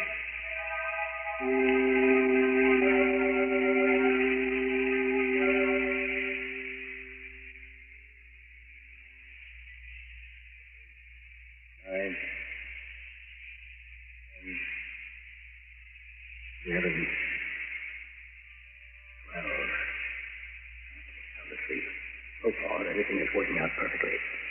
Where did I hide that skeleton key? Oh, yeah, here it is. Mustn't wake up the constable or it'll spoil everything. Easy now, easy. There, it's unlocked. I knew this old place would be perfect for my plan. Now, if only the door doesn't creak as I open it. Softly.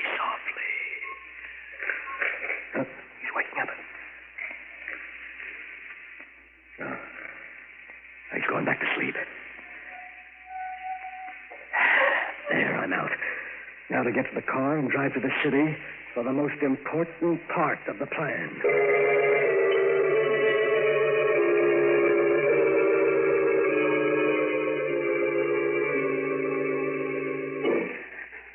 Who's there? Who's there? Perhaps if I turn on the lights, Miss Winters. You. Yes, Martin's father. What do you mean by breaking into my apartment? What do you want? What do I want? You remember what I said to you the other night? Oh, what you said? Oh, no, And I'll refresh your memory. I said I'd kill you if you didn't give Martin up. You wouldn't dare. Oh, but I would.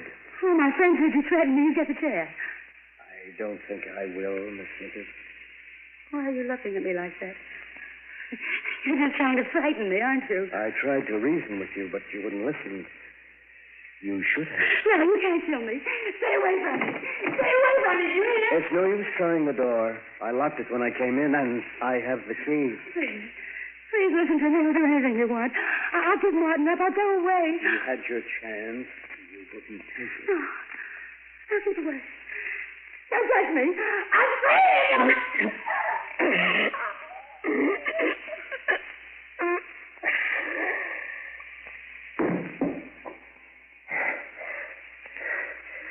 There. I'll just turn her wristwatch back to 12 and stop it. The exact time I was being arrested in Valley Spring, and my son is free. Free!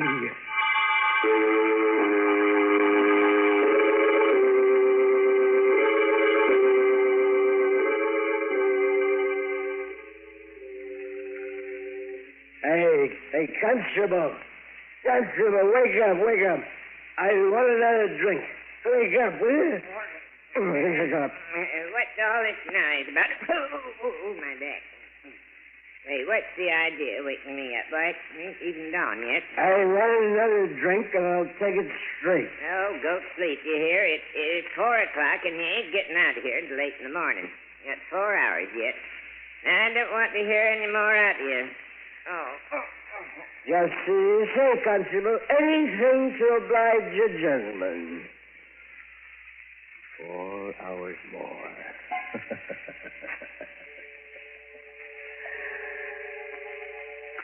Good.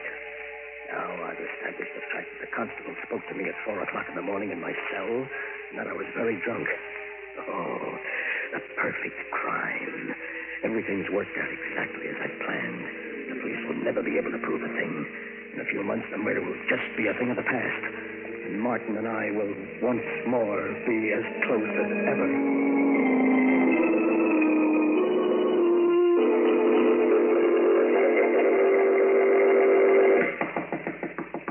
Come in? Oh, hello, Kelly. Well, how's the DA's office this morning? Well, so I finally caught up with you. My partner told me a few minutes ago that you've been looking for me. Looking for you? That's putting it mildly. There's been a 5-state alarm out for you for the past 24 hours. What? Where have you been the last few days? I've been vacationing at a small resort 100 miles upstate. Kind of sudden vacation, wasn't it? What? Even your partner didn't know where you were. Well, I went there on the spur of the moment. Oh, you did, huh? Yes. And where were you on the night of the 22nd? The night Diana Winters was murdered. Say, I read about that, Kelly. That's rather unusual. Stop stalling. Where were you? Frankly, Kelly, I don't recall where I was that night. I'm afraid I was a little drunk. You're going to have to do better than that for the DA. Oh? Well, I'm afraid I won't be able to. I really can't remember where I was that night. Cabot, I think you're going to wind up in a place you're not going to like. In the chair. Get your hat. We're going down to headquarters. That sounds serious. Well, look, do you mind if I speak to my partner and explain matters to him? That won't be necessary. You'll be able to read all about it in the papers. And believe me, it isn't going to make pleasant reading.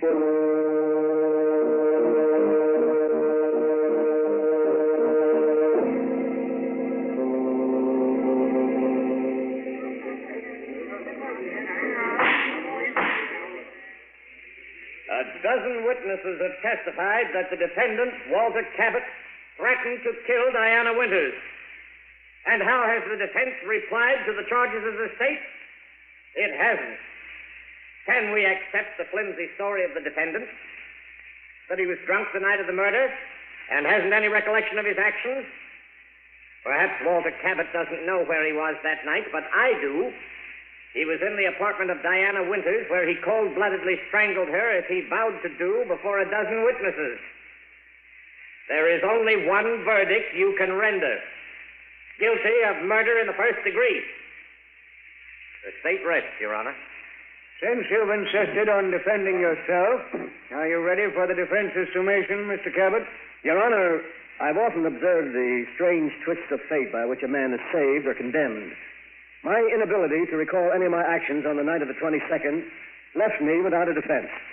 Yesterday, frankly, I regarded my case as being hopeless. Today, however, through a twist of fate, I have received a new lease on life. I'm now prepared to prove my whereabouts on the night in question. I should like to call upon a witness for the defense. You have the court's permission. Thank you, Your Honor. I wish to call Peter Wilk to the stand. Peter Wilk to the stand. Here I am. Raise your right hand, please. You solemnly swear to tell the whole truth and nothing but the truth, help you God? I do. State your name and occupation, please. Peter Wilk. I'm constable for the village of Valley Springs. Mr. Wilk, will you tell the jury exactly what you told me this morning? Well, yesterday, George Hutchins, he's our justice of the peace, and myself were looking at a city newspaper. And in it, we see a picture of a man, Mr. Cabot, right on the front page. It says he's being tried for a murder committed on the night of January 22nd. Well, George and me recognizes him right away as the fellow we locked up in our jail that night on a drunken and disorderly charge.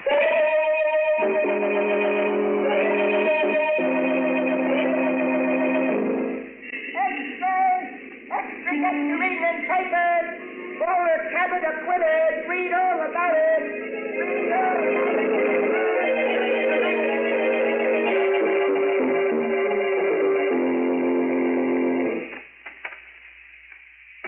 Martin. Hello, Dad. How are you, son? Oh, it's good to see you again after all these months. Oh, Dad, can you ever forgive me for having run away when you needed me? Forgive you? There's nothing to forgive, son. Dad, I know now how right you were about Diana. Oh, you don't know how happy it makes me to hear you say that, son. I've been through a great deal lately, but it doesn't matter now that I have you back. Oh, Dad, I'm glad to be back. I promise you I'll never let you down again.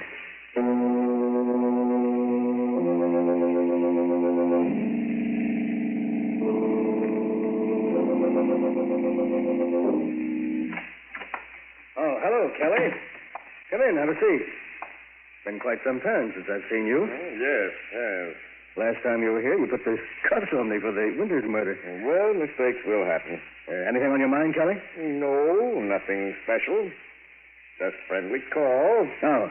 Well, thanks for dropping in, Kelly. Oh, by the way, have you seen the latest edition? I know. Anything of interest happen? Yeah, you might find it interesting. It could mean a client for you. Oh, really? What's happened? Well, here's the late paper. Read it for yourself. Oh, thanks. New suspect held for Winters' murder. Oh, no. Oh, it can't be. Why not? If you didn't kill Diana Winters, someone did. And we've got that someone down at headquarters. But you must be mistaken. What evidence have you got? Evidence? Yes. Oh, well, we can prove the guy we've got was at Diana Winters' apartment that night. What's that? But he was seen leaving just after midnight, after a whale of a quarrel with her. Quarrel? What about? Oh, usual thing. We both know what Diana was. Two-timing gold digger. Yes, of course. She had plenty other boyfriends than your son. Only none of them knew about the others. But yes, that night, the guy who killed her found out a few things about her and bumped her off. No. I don't believe it. I told you he left right after midnight, didn't I? That's right. Well, her watch was found on the floor where she dropped it during that fatal struggle. Stopped just at 12. And that watch is going to hang the guy. We may have been wrong in your case, but this time we have the right man, and we'll make it stick, even though the evidence is circumstantial. Well, I'd better be running along. Good night.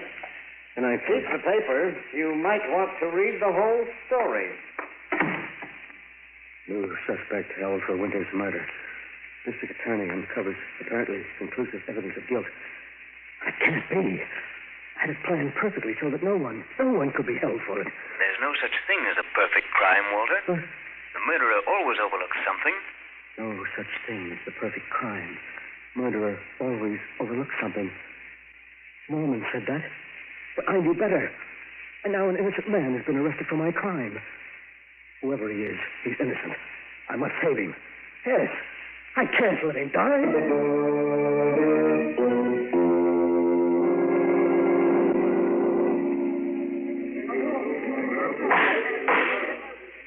Gentlemen of the jury, you have reached a verdict.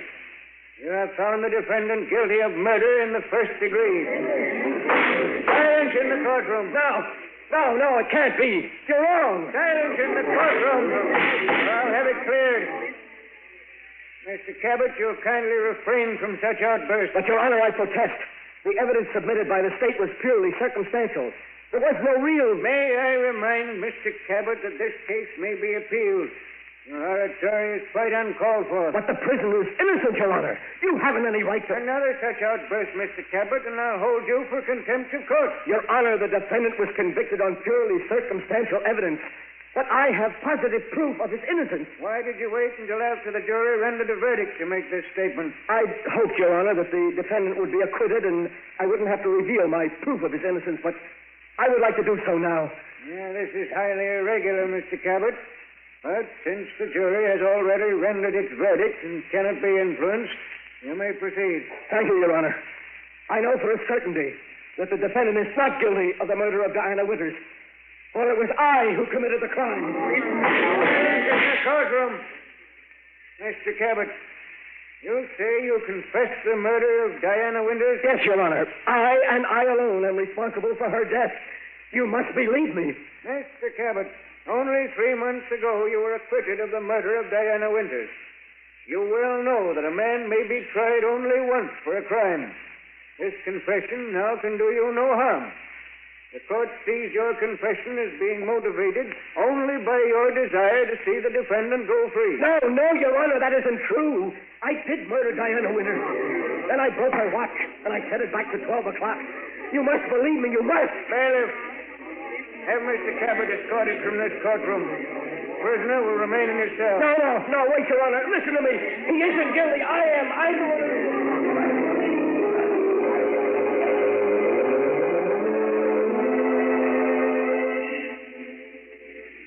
That day in court, I confessed 1,000 times, and yet no one will believe me. No one.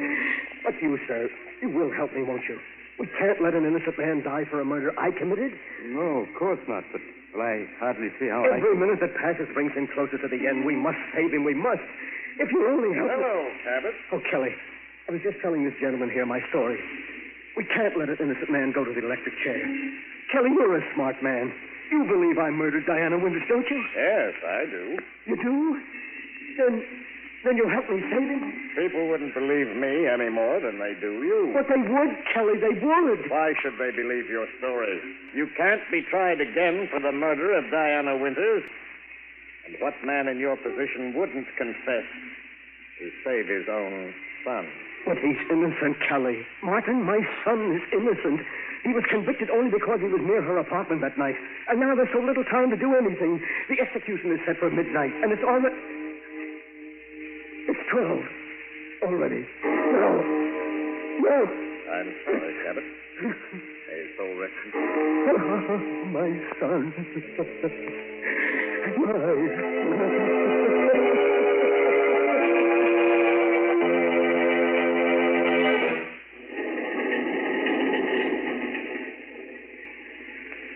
This is the mysterious traveler again.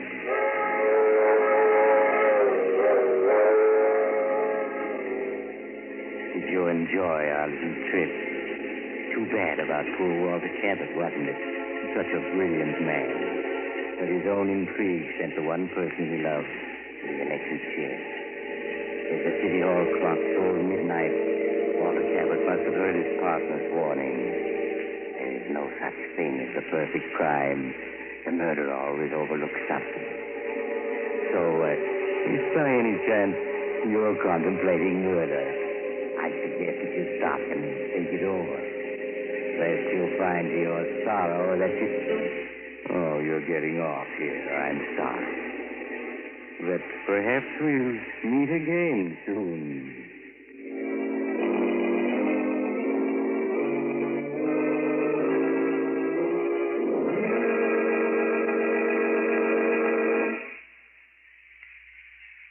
You have just heard Chapter 67, the final chapter of this series of The Mysterious Traveler, Tales of the Strange and Terrifying. In tonight's story, Murder Goes Free, Ed Latimer played Walter Cabot, Tony Barrett played Martin, and Irene Winston played Diana. The Mysterious Traveler is written by Bob Arthur and David Cogan, and original music is played by Henry Silverne. The entire production is under the direction of Jock McGregor.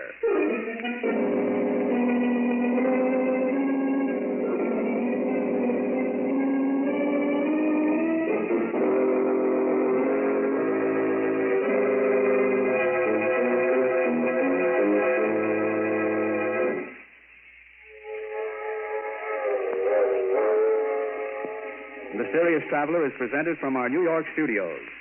This concludes the present series of The Mysterious Traveler. Next Saturday evening at 9:30 Eastern Wartime over most of these stations, Mutual will present a new program, radio's first nationwide audience participation mystery series. It's called Calling All Detectives. We invite you to be with us for Calling All Detectives next Saturday night at 9:30 Eastern Wartime. This is the Mutual Broadcasting System.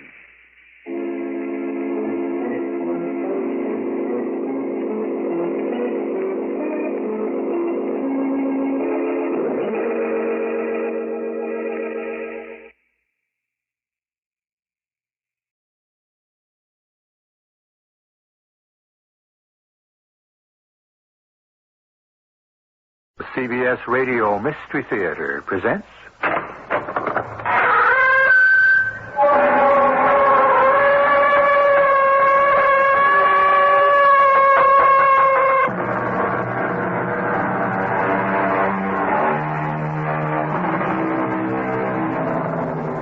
Come in. Welcome. I'm E.G. Marshall with another tale of the macabre. The word has chilling connotations, but that's our stock in trade. Ours is a shadowy, uncharted world of spirits, dreams, and psychic experiences. However forbidding this particular story may strike you, it is based on fact. The phenomenon about to be unfolded occurred in a city in the Midwest. Captain Burgess, chief of detectives, has a puzzled expression on his face. The murdered woman didn't mention his name or describe him, Mrs. Hoy? No, Captain. I remember nothing. My husband should not have mentioned it. You will think us foolish. Dr. Hoy? The Chinese are psychic, Captain. What I told you is true. I listened as Charlene Lee spoke through the lips of my sleeping wife, Chang-Chin. Charlene will lead us to her murderer.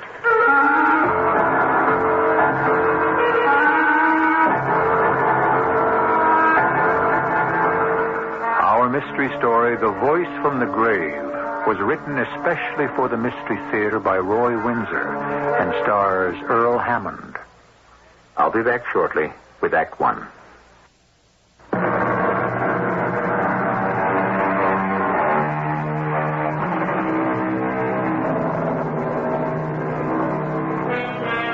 As you have already inferred, the subject of our story is a psychic phenomenon. Although most of us probably admit the possibility of such an experience, I don't suppose that many of us know anyone to whom it has occurred. Medicine accepts the psychic without understanding him thoroughly. One definition is a person, and I quote, apparently sensitive to non-physical forces. Captain Burgess is in his office at police headquarters. And that's the whole story, Ralph? That's it, Captain. We questioned everybody. Cross-examined them over and over until the hospital super, Mr. Gilman, said we were interfering with the staff and get out or he'd telephone the commissioner. Give it up, Norm. It's just another unsolved killing. We got more important things to worry about. Charlene Lee was murdered. What's with you and this Charlena Lee? The brutality of it, left under a mattress with a knife in her stomach and set on fire, was senseless and vicious. Why are you in this business, Ralph? Huh? You're a cop because deep inside your cynical exterior, you want the city to be safe for the decent citizens. Oh, when someone goes crazy, it's our job to arrest him before he does more damage. Now, somebody brutally murdered that Chinese woman, and I intend to get that someone and send him to the chair. We've worked our tails off, Norm. Nothing, as you said. No motive we can find. She didn't earn much money as a lab technician. No sex life. And she lived simple. No real friends except for Mrs. Hoy, the wife of this Dr. Toon Hoy, heart specialist. Mrs. Hoy worked with Charlena. They're Chinese, too. They haven't a clue to why Charlena was murdered. But there is a clue someplace. Now, it's just a matter of digging it out. Excuse me a second. Yeah. Yes, put him on. Yes, this is Captain Burgess. My father. Oh, well, is he alive? Yes, I'll leave now. Thank you, Dr. Hoy. An accident? No, a heart attack. My dad. That was Dr. Hoy. He was very reassuring. Oh, I'm sorry, no. Yeah. Well, I'll be at Oakdale General.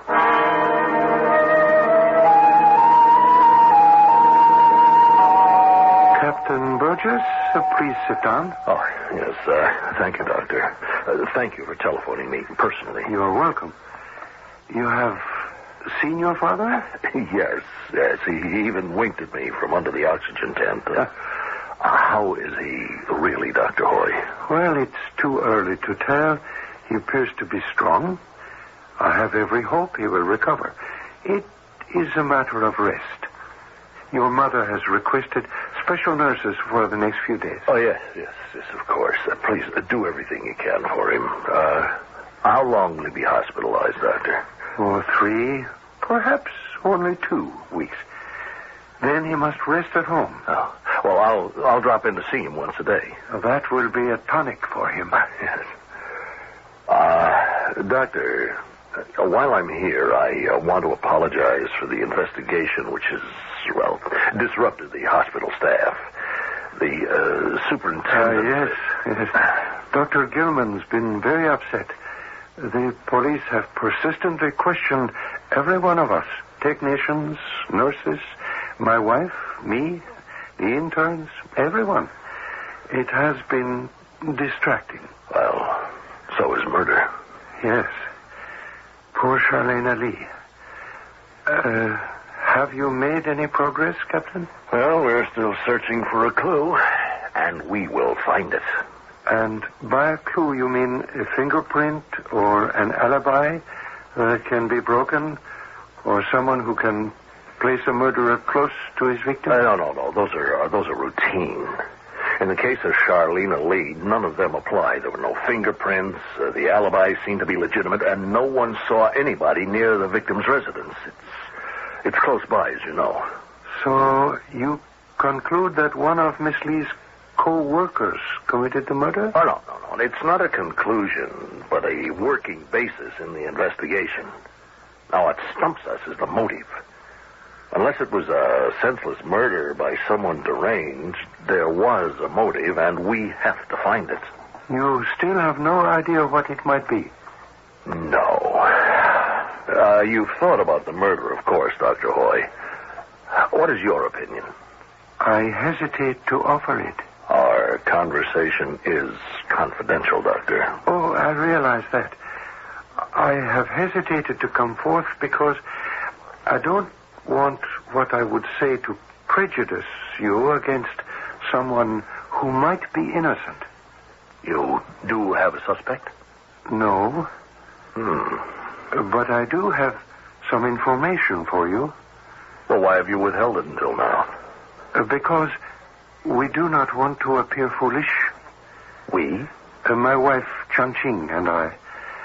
What I am about to tell you is true. The Chinese are a psychic people, Captain. Yes, so I believe. Americans are inclined to doubt it. Still, it is true. The murdered woman, Charlene Lee, has spoken through the lips of my wife when she was sound asleep. It wasn't Mrs. Hoy talking in her sleep. No, sir. The voice I heard come from my wife, but it was the voice of Miss Lee. Oh, that's fantastic. Not fantastic, because it was real. I heard her. I realize that it is hard to believe. What did you hear, Doctor? I wrote down the essence of it. Have a copy of it in my drawer. Here it is. Read it aloud. Yes, thank you. I, Dr. Toon Hoy, heard the following from the lips of my wife, Chung Ching, not in her voice, but in the voice of Charlene Lee, who was murdered. The voice said, "What are you doing? You're choking me. Please, I can't breathe. My ring, my gold pin, no. Singh gave them. The television said, are you insane? Let me go, let me..." And that's it, Dr. Hoy? The words were spoken in horror and anguish. The woman was fighting for her life. It's incredible. It was awful. It terrified me. I shook my wife awake. She was annoyed. She did not remember a single word she had spoken in Charlena's voice. You can understand why I have withheld this from you. I am a doctor, a man of science. It is the weirdest thing that I've ever heard. It's not just thought transference. Miss Lee is dead and buried. I have mentioned this now because in the last few days, my wife has received 2 threatening phone calls. Then someone has seen this piece of paper, Doctor. Who has access to this office? Oh, everyone, Captain.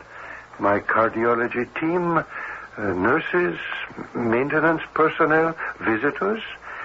I have no idea of who might have opened my desk drawer and seen this transcript. Miss Lee was robbed of a ring and a gold pin, so robbery was the motive. A ring and a gold pin, a television set. That was still in her living room. Singh. Who was Singh? Have you any idea? No, sir. Has this been helpful? Well, I don't know. I appreciate you telling me, Dr. Hoy, but what you said and what I've read just deepens the mystery. Now, we'll sort this out, Doctor. What you heard helps in one way. The man who murdered Miss Lee knows that she has spoken through your wife. That's why Mrs. Hoy has been threatened. Now, what if Mrs. Hoy has another psychic experience? Yes, and mentions the murderer's name. I'll assign a bodyguard to your wife. Oh, she will find that most disagreeable. She won't even know she's being protected. Well, thank you, Doctor. This has been very helpful. I hope so. Now, it's a lead. It's not evidence, but it is a lead. Sure would be crazy to catch a killer with a voice from the grave.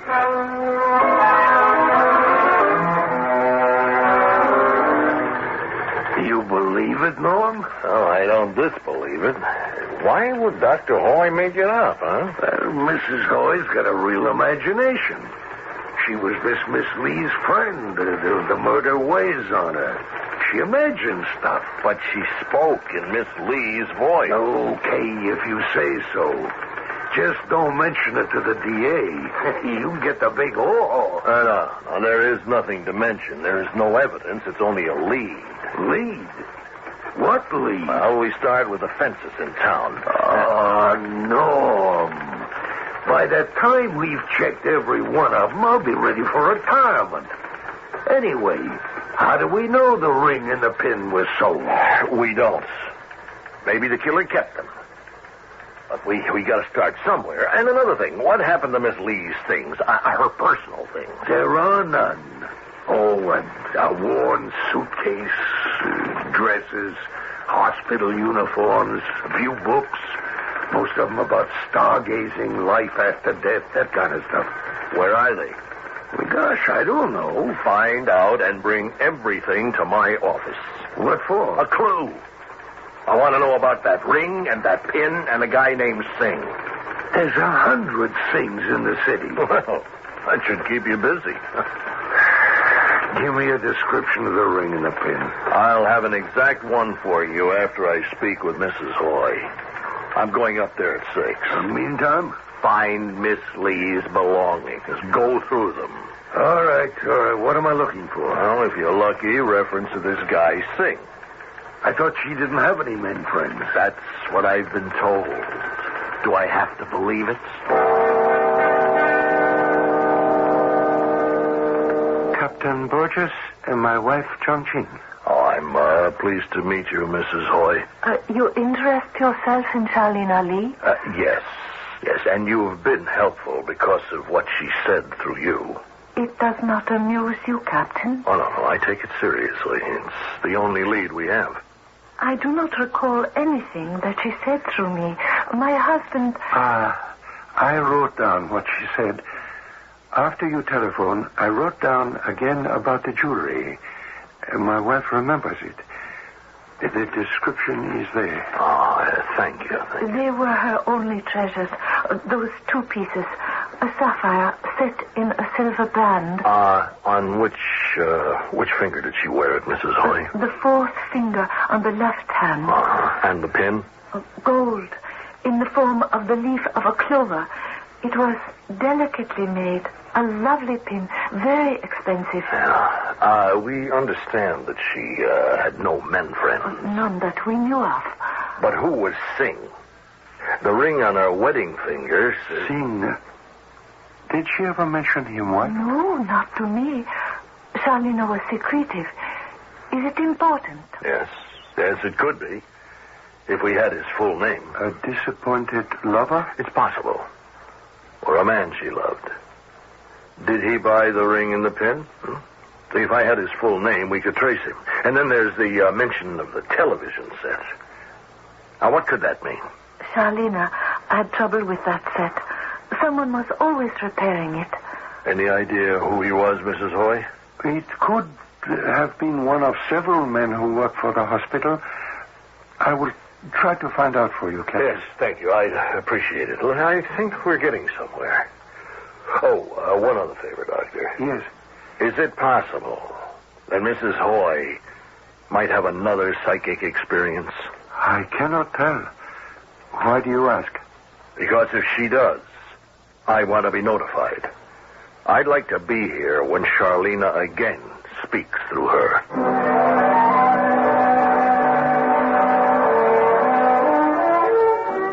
You may shake your head. I did when I first heard the story. When you're asked to believe in a literal voice from the grave, the voice of a corpse that spoke through a sleeping, living person. But however strange it may seem, it happened. That opens up speculation about a number of subjects. Life after death, spirits that may wander the earth, the riddle of the universe. I'll have more when I return shortly with Act 2.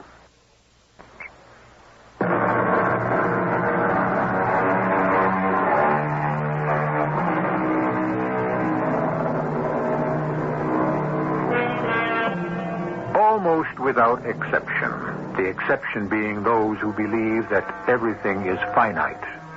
We wonder what happens after death occurs. Religion, in its many aspects, holds forth the promise of life after death, presupposing that the soul is immortal. Some believe that a person's soul or spirit wanders the earth until, for some reason, it finds peace.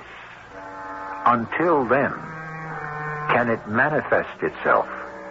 Can a dead person speak to the living? In Dr. Hoy's office at the hospital. Good morning, Dwight. Morning. Is it okay to work on that, Doctor? Eh? The intercom. Well, they told me... Oh, right, yes. The buzzer doesn't work. Huh? Oh, I guess I can fix that. I'll hurry. Well, there's no need to hurry. I'm free until 10. I'll get out of your way. Okay. Won't take me long. Heard anything about Miss Lee? Oh, nothing here, Doctor. Cops have turned everyone inside out. They got any leads? No, but they haven't given up. Have any of the nurses an idea of who might have murdered her? How would I know? Will you date some of them, Dwight? Hey, we got other things to talk about. She's quickly forgotten, except by one or two friends. She was a loner. Did you ever date her? No. The cops asked me. Guess it hit Mrs. Hoy pretty hard, huh? Right? Yes. She still dreams about it. So I heard. There you go. You're all fixed, Doctor. You heard about my wife's dreams? Good. Try it. Come on, push your secretary. Oh, yes, all right. See if she buzzes back. Good. Thank you, Dwight. That was quick now. Oh, that's okay. May I request a favor? I'd pay you for it, of course. Sure. Can you repair... Oh, well, of course you can. A television set? One of ours at home. Yeah, I guess so, but, well, Nodo's better than I am. You know, Johnny Nodo? Another guy in maintenance. You know him? He's very, very good. Yes. Maybe I'll speak to him. Well, I can't do the work, but you see, Johnny's the expert. He takes care of all the screens here. I'm not bad. I'm just slower. Oh, then why don't you help me out? Well, okay. Some evening. I'm off at 5. Fine. I'll let you know when it's convenient. Will that be all right? Sure. Oh, by the way, Dwight, just curiosity, who told you about the dreams? Your wife? About Charlena? Oh, Johnny. He had it from a floor nurse, and she had it from your secretary. At least, that's what he told me. Why? Well, not important. Just odd. Maybe Mrs. Hoy did talk about her dream. Why not? Cafeteria, maybe. All women talk. But Mrs. Hoy doesn't know the details of the dream. Only I do, Dwight. Yeah? Well, then how come I heard it from Johnny? I'll speak to my secretary. Yeah, that's where it started. I mean, that's what Johnny said. Did Johnny know that Miss Lee spoke through my wife? Charlena's dead. Oh, you're kidding me, Doc. I'm serious. It worries me. Mrs. Hoy could be in danger. No. Who believes Charlena talked to Mrs. Hoy? Nobody, I suppose. Well, you let me know about the TV set. Nice to talk to you, Doc. Miss Michaels, please telephone Captain Burgess in the Detective Bureau, and then I have a question to ask you.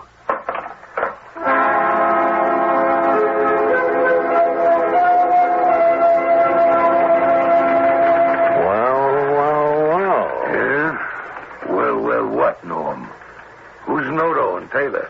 Maintenance men at Oakdale General. They're electricians. So? They know how to repair TV sets. You're reaching. Nodo was on the night shift, 5 until 12. Taylor was off at 5 and went home. Can they account for where they were between 5:30 and 7 when the fire was discovered? Sure. Nodo punched in at 5. Taylor went home. Witnesses? Sure. Security saw Nodo at 6 repairing a lamp connection in the lobby. Taylor's wife swears he was home by 6. Well, I didn't think he was married. Isn't he on the town? Well, it's an arrangement. He's a macho guy. Or thinks he is. Where does he live? Foster Avenue by the lake. Drive to work? No, he takes a bus. Mm-hmm. And Miss Lee? She had a car. She left alone? Was anyone in the car with her? Is it a parking lot attendant? Sure. Well, did anyone question him? I'll find out. Do that. Anything on the fences? No, nothing. What about Miss Lee's personal effects? Red tape. I'll get them released by tomorrow. Anything else? No, not offhand. We need a break, Ralph. Those alibis aren't watertight. Look, why don't we pick up those two guys and go at them? Too soon. Excuse me. Captain Burgess. Dr. Hoy, Captain. I have some information for you. Go ahead. My secretary denies gossiping about Mrs. Hoy's visitation from Charlene Lee. I showed her my handwritten transcript. She had never seen it before. You believe her? Absolutely. Then I chatted with all the floor superintendents. One of them admitted that she had heard about my wife's strange experience from an orderly who can't remember who he heard it from. Someone in the cafeteria, he thinks, but he can't pin it down. So somebody did open your desk drawer. That is my opinion. I agree. Doctor, will you be at home tonight? Yes? May I pay you a visit? Certainly. I want to talk over some speculations. That is progress, Captain Burgess. Yes, of a sort. We're no longer groping around. Now we're trying to find flaws in some alibis, and I'm sorry Mrs. Hoy is retired, but it is late. It's my fault. How could she help you, Captain? There are 4 pieces to the puzzle. The ring, the pin, the TV set, and Singh. I'd hoped that Mrs. Hoy might remember something about Singh. Now, is that a man's name, first, last? Either. Well, you've helped us a great deal already. Let me go. Captain. What are you doing? Keep your hands My wife. off me. Speaking in her sleep. Go. Come, Captain. Another psychic visitation? But she's in pain. This is our bedroom. I opened the door after she fell asleep. Go away from me, please. Charlena's voice. Oh. That is the voice of Charlene Lee. Good Lord. You're choking me. My pin, my gold pin. Let go of me. Give that back. That pin. Sing, give it to me. Ring. My engagement ring. Sing. Help me. Tian Ching is killing me. Sing. Yuan. Engagement ring. Good pin. Don't breathe. Choking. Avenge me. Television set. To repair. Avenge me. Jiang Qing. We have witnessed her murder. He strangled her, and then he stabbed her. But we still don't know who he was. Jiang Qing. Jiang Qing? Yes. Wife, Charlena again has spoken through your lips. Who? Captain Burgess? I mean, Miss Lee mentioned Sing Yuan. Do you know him? I do not understand. She does not remember what her lips told us. But I have a name to work on. Sing Yuan. We'll find him somehow. May I see you alone, Dr. Hoy? Oh, of course, yes.